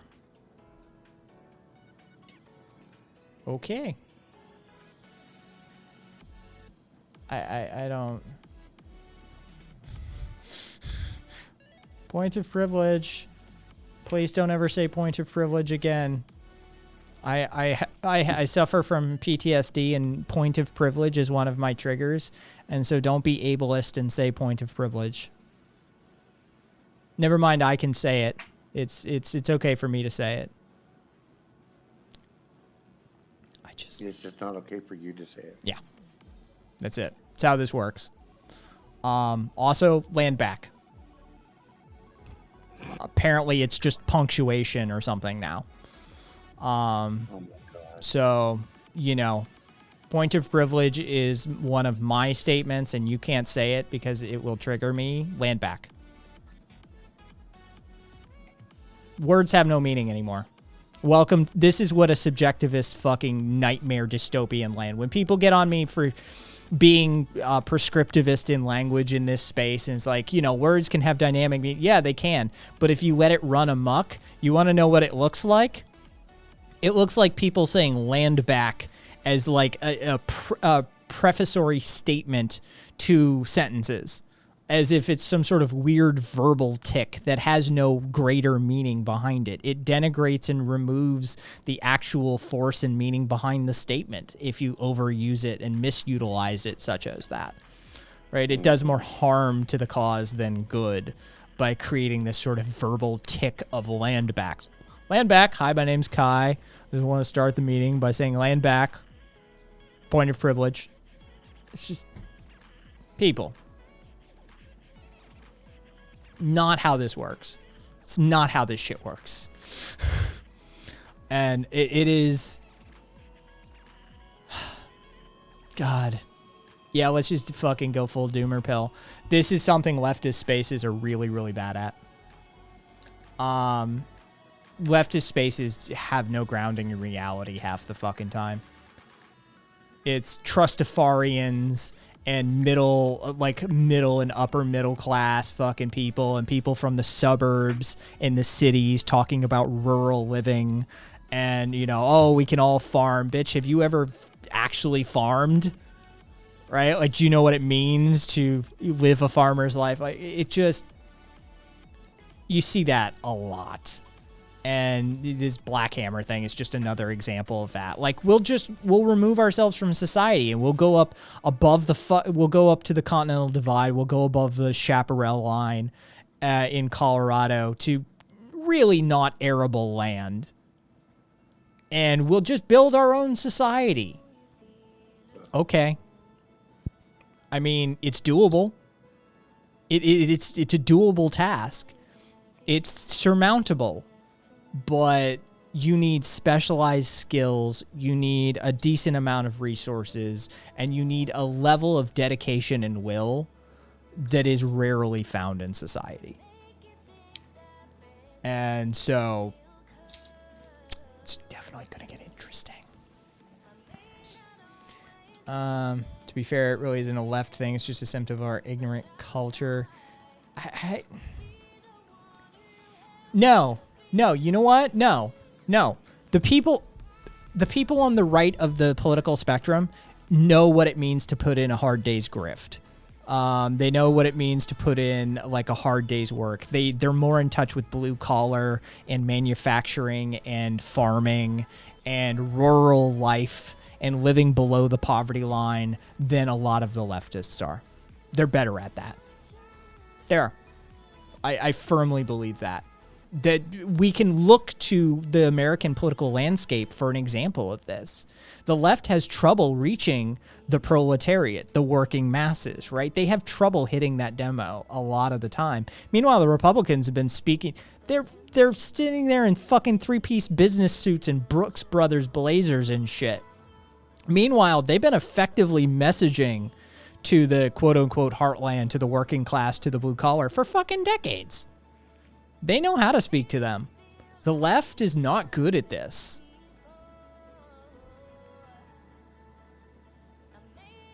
Oh, yeah. I mean, yeah. Overlord Punk, yeah. There's, here. There's a few places to start, but Overlord, you just start here and then work your way out.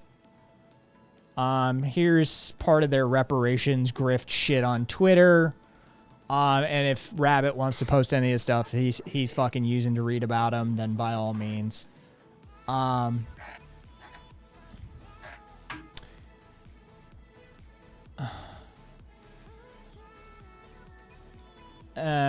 Ew. Rabbit. It's not culture, it's a choice. There are two people in the Zoom meeting who had funny backgrounds, like the Simpsons living room. I mean, they're talking about founding their own nation state, and you can't get past witty Instagram filters. They think this is TikTok. I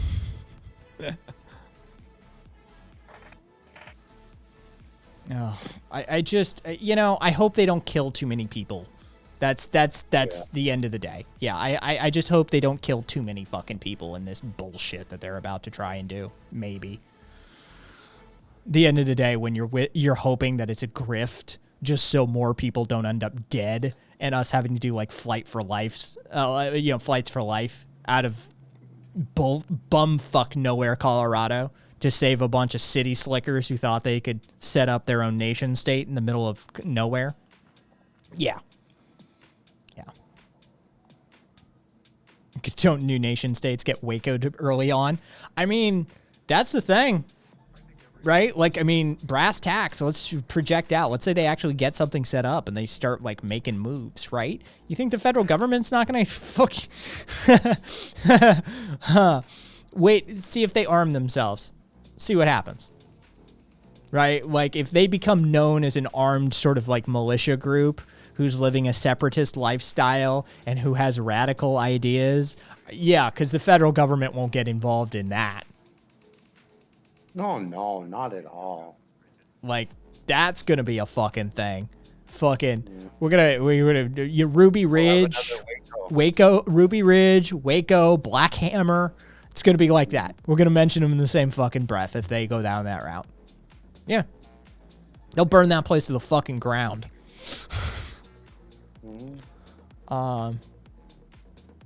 Fuel rats to the rescue. Yeah, for two. So someone who's looked into what it takes to create a settlement, it takes a lot, my dudes. Yeah, no, it really does. It takes a lot of knowledge, a lot of resources, and a lot of willpower. And I think 10 people from the city, this isn't a recipe for success. It's just not. Yeah. Right? Like, big deal. Like, how many of you have built an Adobe home before? Right? How many of you built an Earthship? How many of you are familiar with plumbing concepts?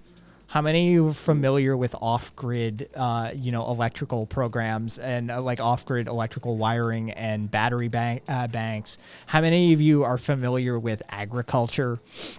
How many of you know how to enrich basically useless dirt into soil?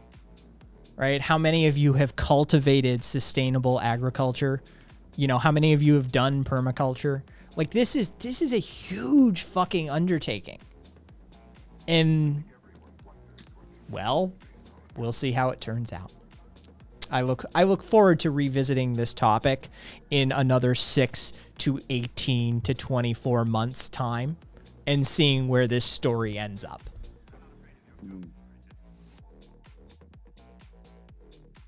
I mean, I haven't done all of those things, but there is some of those things that I have done, yes. For two, show of hands, who actually knows what an Earthship is? I do. I've been to the home of Earthships. New Mexico, for sure. Rabbit, I mean, I have, but I wouldn't dare to try to get together enough arable soil for a community of 50 people. I know a lot of this stuff, but I was raised by right-wing doomsday people. Solid upbringing, sourcing. Solid upbringing. I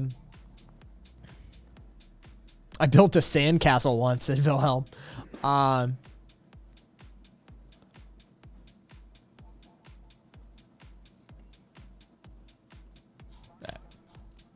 Yeah, it is. It's just a huge amount of fucking work to do. I could create a settlement in Minecraft. Punching trees. Yeah, no, New Mexico is the home of the Earthship. Like, that's sort of where it really kicked off. Them being above the tree line, what are they going to cultivate? Like lichen and moss? I think that they will cultivate pyrite and arsenic-laden water from mining runoff over the years in Colorado, right? Like, that's, yeah, mine tailings. Like, this is this kind of crew that I could see building on top of mine tailings. And for those that don't know what mine tailings are, basically it's the waste rock and waste slurry and byproducts from the mining processes. And the desert is covered in old dead mines. And if you build on top of mine tailings, one, there's shifting issues. Two, the ground is usually toxic due to the old mining methodologies. They would just use mercury and arsenic or whatever else they needed to process. And they would just dump that shit. Right? So, yeah. I know in Nevada, we, for our long haul hikers that come through the state, there is an active warning that is statewide, and it has been that way forever, basically. You do not drink surface water in the state of Nevada. Don't do it. It's toxic. It is contaminated by many, many, many, many years of mining and then nuclear testing. And so you don't drink the surface water in this part of the country. And so, yeah, I have concerns that these motherfuckers may drink surface water. It's like the way they said that, like, we've got a lake and 3 rivers. It's like, y'all are gonna drink surface water, aren't you? Because getting a well drilled at that altitude is, I mean, 10,000 feet in the air, right? In Colorado, on the Continental Divide. Getting a well drilled, that's super expensive.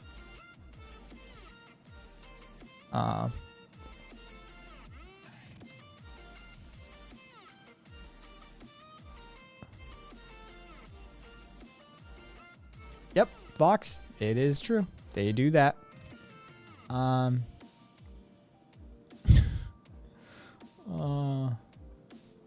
Seriously, part of their Zoom meeting was about how much free time they'll have once they cast off the shackles of capitalism. And Rev said, like, when? Oh, God, wait, hold on. Amorous, what did Amorous say? Plants grow themselves. We shouldn't enslave plants and only get into what nature offers them. Like the Garden of Eden. Oh, I just, these people are, I always adore city slickers who think that they can do the rural life. That's always been something that amuses me. Weekend warrior types and city slickers are like, you know, what? You throw on a pair of jeans and a cowboy hat, and it's as good as having ranching experience, right? They're gonna fucking die.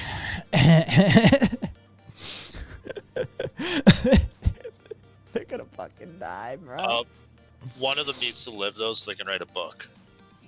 Oh, for sure. We need to, preserve that person. yeah, like that. I'm just thinking, like, can we give, I don't want to pass survival skills to the entire group, but can we isolate one of them?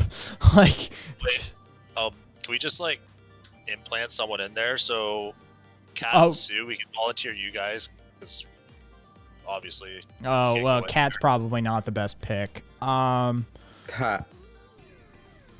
Well, no. So you don't need survival skills. We'll just, hide snacks around the place, right? They won't know. We'll do loot drops for you, Kat. Don't worry about it. Amazing. We'll take the trash with us too. So forage for snacks. Where do you hunt tacos? Can you? Shh, I'm hunting tacos. Yeah, the sourcing went for mining Doritos. I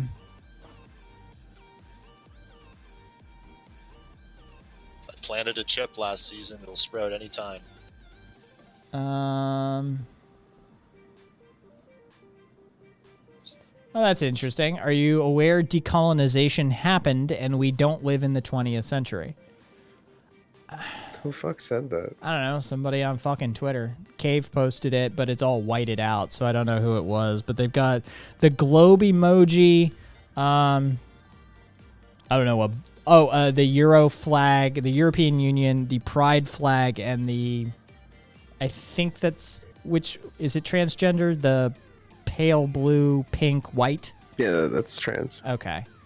The bi one, kind of the pink and blue. I'm like, that's the bi thing too, right? Like, it's too much crossover in some of the colors now. So yeah, like I don't know. So now you're at the part. Rabbit's cracking up. I'm now at the part where they're talking about increasing membership from Africa. Are a bunch of Africans gonna move to Colorado? I mean, it's not the worst, Griff. I mean,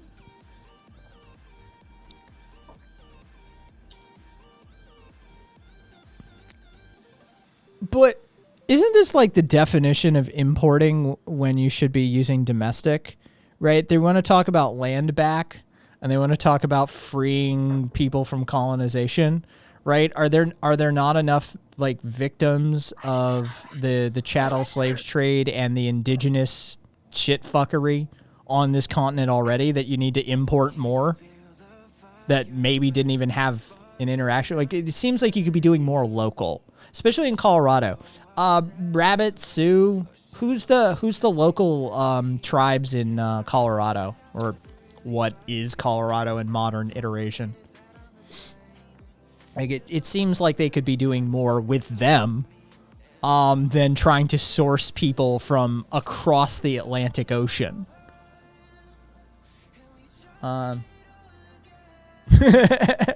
In other news, 500 people from South Africa moved to the mountains of Colorado last summer. 26 survived to climb back to Denver. It's got a penchant for coming up with them like instant news headlines, don't he? Yeah, well. Interesting. So we've got somebody who speed runs that sort of shit.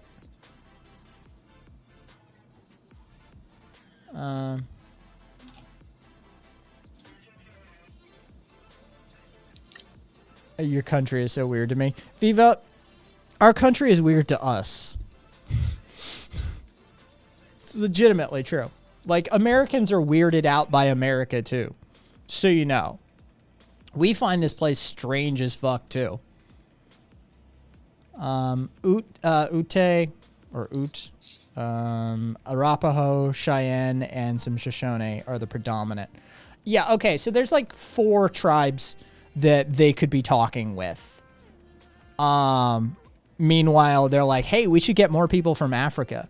It's like you've got like an indigenous community 3 miles away from you, and you're talking about land back, and you're like, hey, what about if we import people from across the Atlantic Ocean for this movement?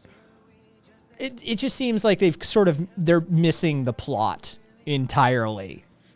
But again, I don't think they're too invested in the indigenous portion of this grift. I think this is a selling on the African portion, but marketing on the indigenous. It seems that they're paying a lot of lip service to, but not actively engaged with. So, just as a white man, I recognize this tactic. We're pretty good at that sort of thing. And with that being said, I'll be running a fundraiser for all indigenous people across the globe. No, we won't be providing financial transparency, and the PayPal account is my personal account. But you can be assured that we will use it to something land back Colorado, free the people. Money, please. Yeah. Grifting sons of bitches. But hey, it seems that, a society is set up right now for that sort of thing, and credit where credit's due. There's a lot of people running a grift right now. This is just a different take. It's a different spin. Plurinational state of Bolivia in Northern America. The local tribes wouldn't dare. The Shoshone would laugh in their face. The Utes hate land buyers from the coast who don't know what the fuck they're doing. God, I would pay to see that. I would pay to fucking see that. Right? Like, I want to see these crazy fuckers, like, try and arrange a meeting with, like, the locals. Like, the local indigenous tribes. Be like, hey, we're buying land, and we're, this sort of thing. And it would be super interesting to see them be rebuffed by the people that they are, in name only supporting. Just be like, yeah. Fuck off. Be funny. Like, whoa, we're all about the land back movement for the indigenous people. Oh, so you could be turning the land over to us? No. Yeah, they won't last long. Yeah, I'd love to see that meeting. It'd be great. I always like that sort of thing. The real grift is capitalism. Fair enough. I generally support people conning the state. Yeah, see that I'm okay with that. Let's see. What did Synergy say?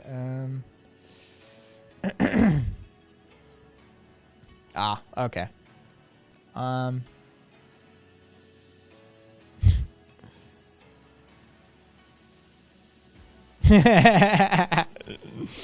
Rabbit said, I mean, Sue, some white guy walks up to you and says, hey, I just bought your house. Want to teach me how to run it? That's what they're doing. Yeah. It's just not white guys doing it, right? Like, so what? Your skin color changed. You're still pulling a douchebag move. Oh, I don't care if you're Chinese, if you're African, if you're American, if you're Guadalajaran. None of this shit matters. If you're being an asshole, you're being an asshole. And they're being assholes. Yeah. Yep. Without a fucking doubt. So, like I said, I look forward greatly to see where this story ends up in the future. I'm just hoping we can keep the casualties to a minimum. Yeah, I don't think it's gonna go over well in any fucking place, anywhere. Well, I mean, you know, they started in Florida. It was originally going to be in Florida. They were going to create an ethno-state excluding white people in Florida. Florida man would have fucking, like, invaded that shit, like, carrying an AR-15 in one arm and an alligator in the other. Like, it would have been a clusterfuck. Colorado ain't that much better. Like, Colorado's got some serious white supremacy shit going on in it. Can they get some game cameras in there to record some of the shenanigans going on? Okay, so if they want to raise money, somebody, if somebody needs to send this on up the fucking, I don't know, the council fucking ladder or whatever over at Black Hammer, if they want to make real money, they need to set up a reality TV show. All right, this is shit I would pay, like, what do you want? $5 a month, $4.99 a month. I'll pay to catch a stream of this shit. I absolutely will pay money to see a stream of a bunch of fucking city slickers who are completely unprepared for the realities of what they are undertaking. To just, yeah, 100%. Whose network? Let's do this. Somebody sign this shit up. At that point, you To be will honest, crazies in Colorado go and shoot them because they'll be able to figure out where they are. Mm-hmm. And to be honest, I really don't think for the life of them any of that money is going towards buying land. Well, you know. I think that's going to somebody's fucking pocketbook and bank accounts. If it's a grift, at least nobody's going to die directly from it, right? Like, best case scenario, right? This is a total grift, and somebody's just going to make a payday off of it. All right, fine. Yeah, a bunch of people got ripped off in the name of something, you know, blah, blah, blah. All right, cool. But at least, you know, at least it isn't a bunch of fucking, like, rookies having to be airlifted out of a Colorado winter because they didn't realize they needed water. Right, like, I guess so. As far as societal resource drains go, them running a grift is probably the least of them. Because otherwise, we're gonna have to roll out emergency services, and that's always expensive. What network was Naked and Afraid? We should call them. That was Discovery.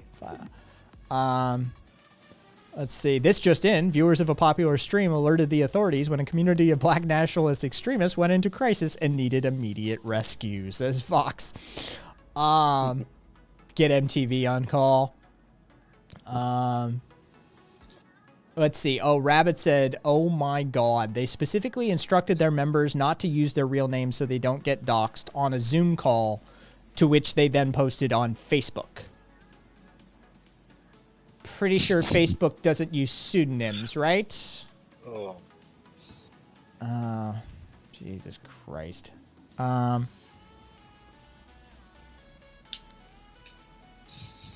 Exactly, Rabbit. I don't want anyone to die because their media douche is a fool, but yeah, I'm not going to donate to their rescue fund either.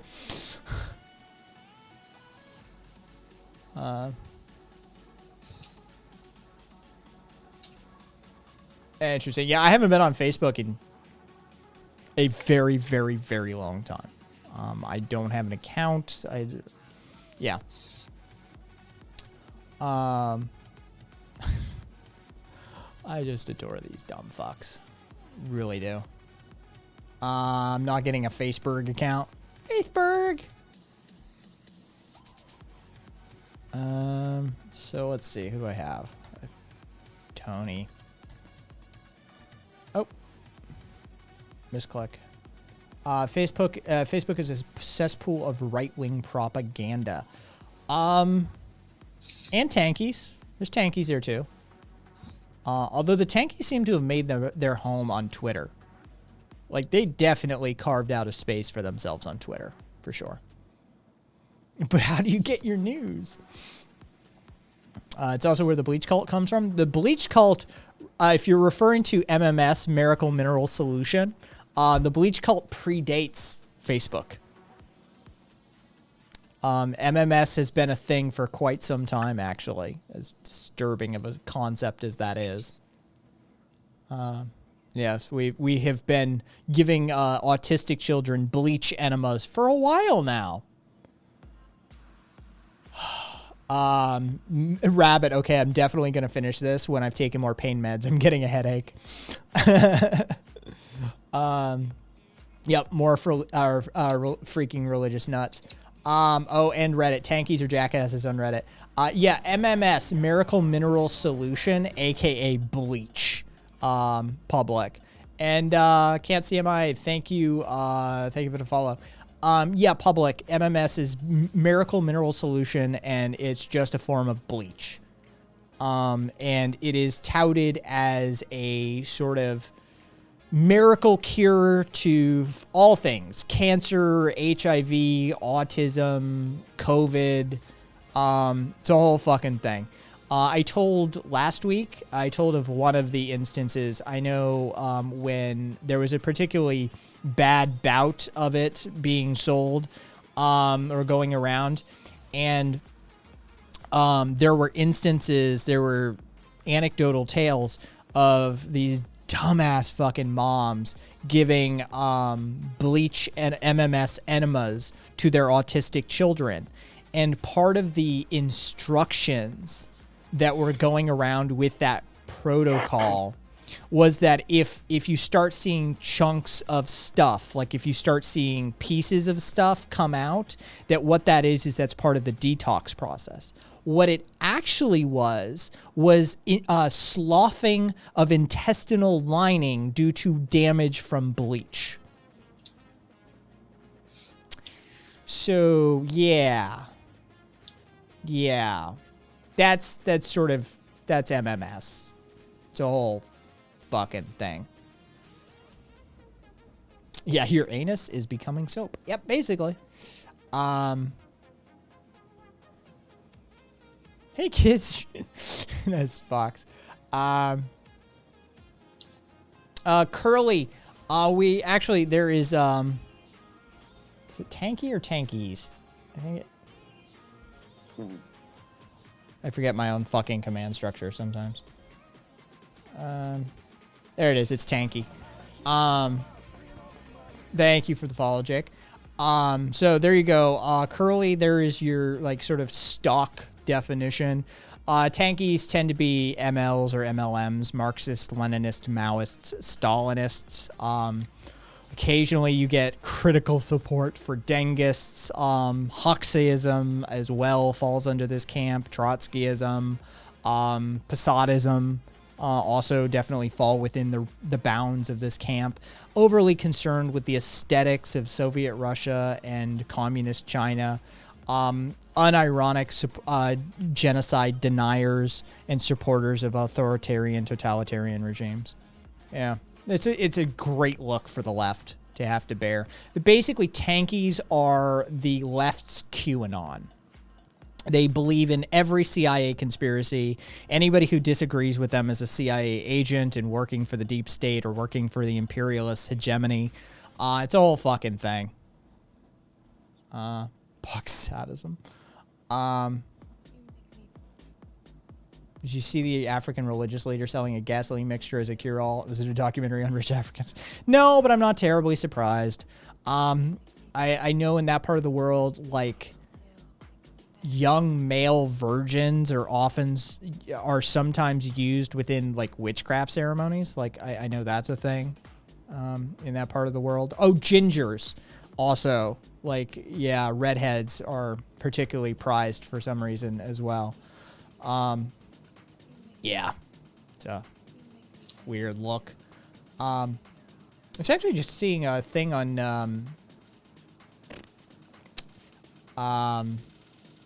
the butt naked the butt naked general, or General Butt Naked, Liberia.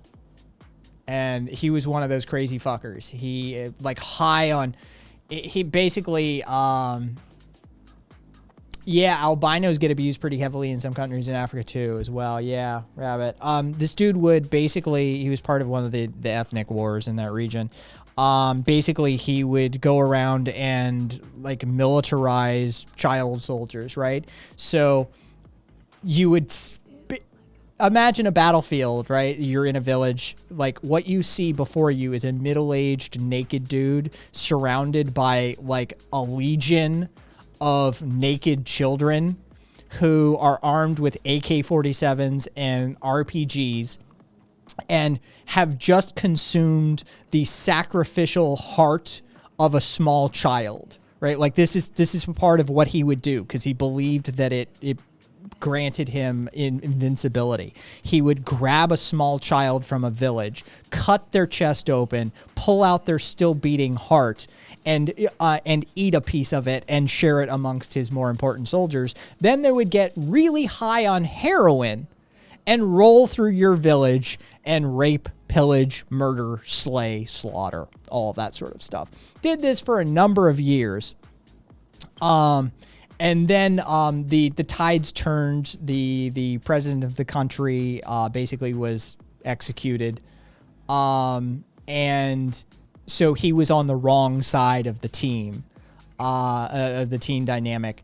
And so he did what any person who is facing down this sort of situation would do. Thank you for the follow, Rebecca. He found Jesus. See, Jesus came to him one day just after he had consumed the heart of a child, a sacrificial child, and came to him and told him he was doing wrong. Jesus' timing, of course, always great. Couldn't have been there a couple of minutes before he killed that small child. But Jesus showed up, and Jesus told him, "You're on the wrong path, my friend." And now he's an evangelist, and he still has not had to do anything for his war crimes he committed, including enslaving and raping and murdering and cannibalism and creating a army of child soldiers. Yeah, but it's okay. He's preaching the good book now, so all square. I don't know how he was never taken out because he's just walking around like a ordinary person in that country now. Yeah, honestly, yeah, I'm surprised nobody has like gone vindictive vengeance, fucking revenge killing shit on his ass. Right? There is some super uncomfortable videos of the guy. Like really uncomfortable videos of him like going to the villages that he massacred and like attempting to like apologize to some of the women. Like there's one video he apologizes to a mother whose child he sacrificed and ate his heart. And she's just sobbing and refuses to even look at him and is trying to get away from him. And he's like, it's just another like, it's just rape. I'm sorry, it's fucking rape. Like this is classic power dynamic. He keeps touching her and he keeps trying to turn her around and like talk to her and stuff, even though she wants nothing to do with him, and rightfully so. Right? Like it's still, yeah, it's bad.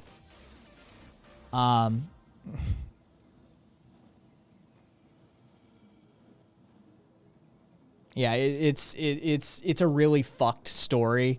And yeah, it's a really fascinating sort of tale from the aspect of you sort of look at it and he's going along and you see the political dynamics change. You see the president toppled. You see the regime that he's supporting come crumbling down. And you're like, what is he going to do, right?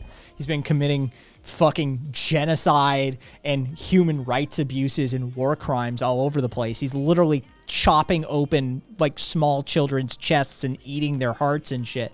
Like, how are you gonna Dukes of Hazzard your way out of this one, right? He found Jesus. And he wasn't the only one. They all had crazy names during that Civil War, and they all did the same thing. Mm-hmm. And then just walked away from it. Yep. I like, yeah. I'm in the same camp. Like, I don't know. Speaking of vampire facials, exactly. See, it all comes back together.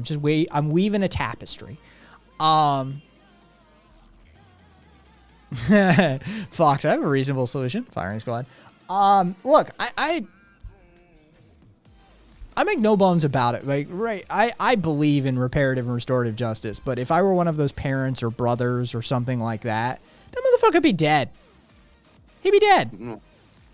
Right? There's no, like, if you came to my village and you chopped open my brother's chest and as a human sacrifice and ate his heart in the town square, and then you come back through a few years later because you found Jesus, and it's all square, it's all good now, I'm on the side of the Lord. Motherfucker, you ain't walking out of this village.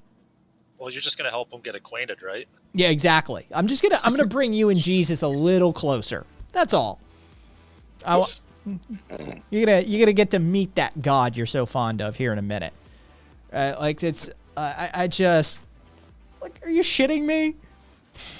There's limits to the human condition, right? There's limits to human compassion. There are areas that you don't come back from. Like, sorry, that motherfucker could be dead. That's just how that played out. I'm amazed he's still walking around. What was that guy's fucking name in Missouri? Ken something. I forget the guy's name. The guy was a bully and basically a menace to this entire small town for decades. Like, raping small, like, girls, and, like, taking them as child brides and shit like that. And there was no cops in the town. And he was an absolute menace to society. Nobody could get him convicted on anything. Nobody could get him, like, nobody could get any charges to stick. And eventually what happened was there was a meeting with one of the sheriffs from out of town at the community center. And they basically, I mean, this has gone on for years and years and years. This guy was the definition of a problem, right? Like, violent, liked him young. Like, he was all of the stuff that's a problem for society. And the sheriff was, they wanted to talk to him. 60 people at a community meeting wanted to talk to the sheriff about, like, what can we do? And the sheriff basically at the end of the meeting was like, there's not much we can do legally speaking. Like, there's, per his testimony later, he said nothing was discussed. He said, honestly, there was no conspiracy here. He said, it's just, they were curious about their legal ramifications. And this motherfucker went to the bar next door, and, like, the Ken, whatever his fucking name is, and he, was basically rubbing it in their faces that, like, I got off on that charge. Like, the last charge he did, he shot a dude in the fucking, like, with a shotgun, right? Like, he shot him in the gut in the face and he got off. And so, he was basically bragging about that and fucking in front of the community and like, oh, you can't fucking touch me. He goes out to his pickup truck, 60 people. 60 fucking people. Goes out to his pickup truck, two different gunshots ring out. This motherfucker is dead on the scene. The feds, the state officials and the feds all come in to investigate. 60 fucking people What do you think they said? We didn't see shit. Sorry, dove for cover. I had no idea. Didn't see anything. Sorry. The one person that his wife, who was a child bride, who Ken McElroy. Yes, Rabbit. It was Ken McElroy. His wife, who was one of his child brides, lost her fucking mind. Straight Stockholm syndrome. Like she's like, it was this guy. I saw him fire the round. So what do a bunch of the fucking town members say just to fuck with the feds' investigation? They said, I didn't see who shot it, but it definitely wasn't him, because when I dove for cover, I could see him. So a bunch of people got the back of one of the shooters because there was multiple there was multiple calibers shot at him simultaneously. They collectively decided to remove him from their community, because the normal methods had failed. They had failed. They had tried to throw him in jail. They had tried to take him to court. They had tried to protect themselves from this man, and the system failed them. And so they handled business themselves. And yeah, when the system came in to try and punish somebody for his vigilante execution, the town closed ranks. Nobody saw shit. They never could make a case. Any evidence that was given by the wife that said, it was this person, was immediately countered by multiple witnesses saying, nope, she's mistaken. It's the nature of humans. Based consensus making public execution. Yep, to date, no one has been charged in connection with McElroy's death. Rabbit is correct. Occasionally, it happens. It happens. Yeah, for sure. Both book and movie in broad daylight. There's a few books about it, actually, and there's a couple of documentaries as well. It's a fascinating case, though. It really is. In collective decision, I bet you as an anthropologist really enjoyed the fuck out of that one, Rabbit. Yeah, the collective decision making that occurred on the fly, because as near as anybody can tell, there really wasn't a conspiracy. It wasn't like the fucking town was having a meeting saying we're gonna fucking execute this guy, and okay, so nobody say anything. It wasn't like that. It was a collective decision, instantaneously. This guy dies now. And there was no prisoner's dilemma here.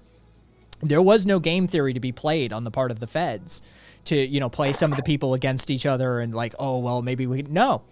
They closed ranks immediately. No. Nobody saw anything. Sorry. Can't help you. Some of the interviews, some of the documentarians that got a hold of the people of the town over the years, fucking, you could see all of the people knew, right? They all fucking knew. You could see the smirks on their faces.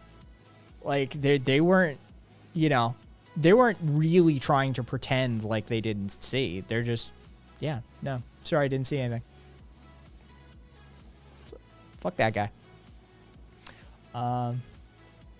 Shadow economics and gray trade, the idea of exchanging information which can't be officially recorded. Nice. Deviant sociology work had more fun with it. Rock on. Yeah, no, Fox, it is true. It's a significant appeal for why judicial systems have to be fair and just. If they fail, communities will take it into their own hands. Yeah. As they did with McElroy. A really famous fucking case of it here in the U.S. It's just it's what happens. His attorney, by the way, is still he maintained up until, I don't know if he's dead yet or not. Cancerous pricks like that usually live a very long time. He was quite proud of how many times he got McElroy off. Yeah.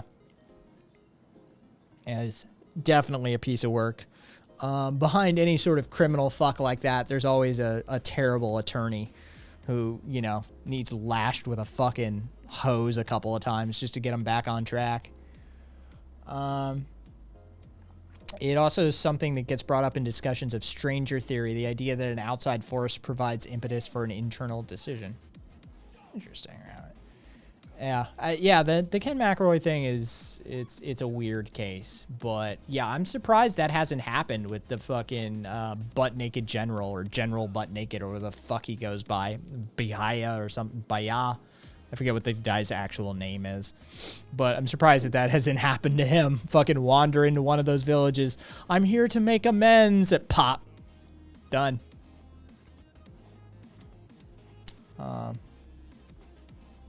Yeah, exactly. Sourcing. That is true. That's fucking true. So, sourcing, for better or for worse, fuck around and find out is a thing. Look, we can have higher aspirations. We're human beings. We're capable of higher aspirations, but we're also animals.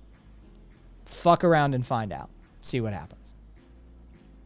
It's just a fact of life. Let's see. Let me refresh this really quickly. Works for me.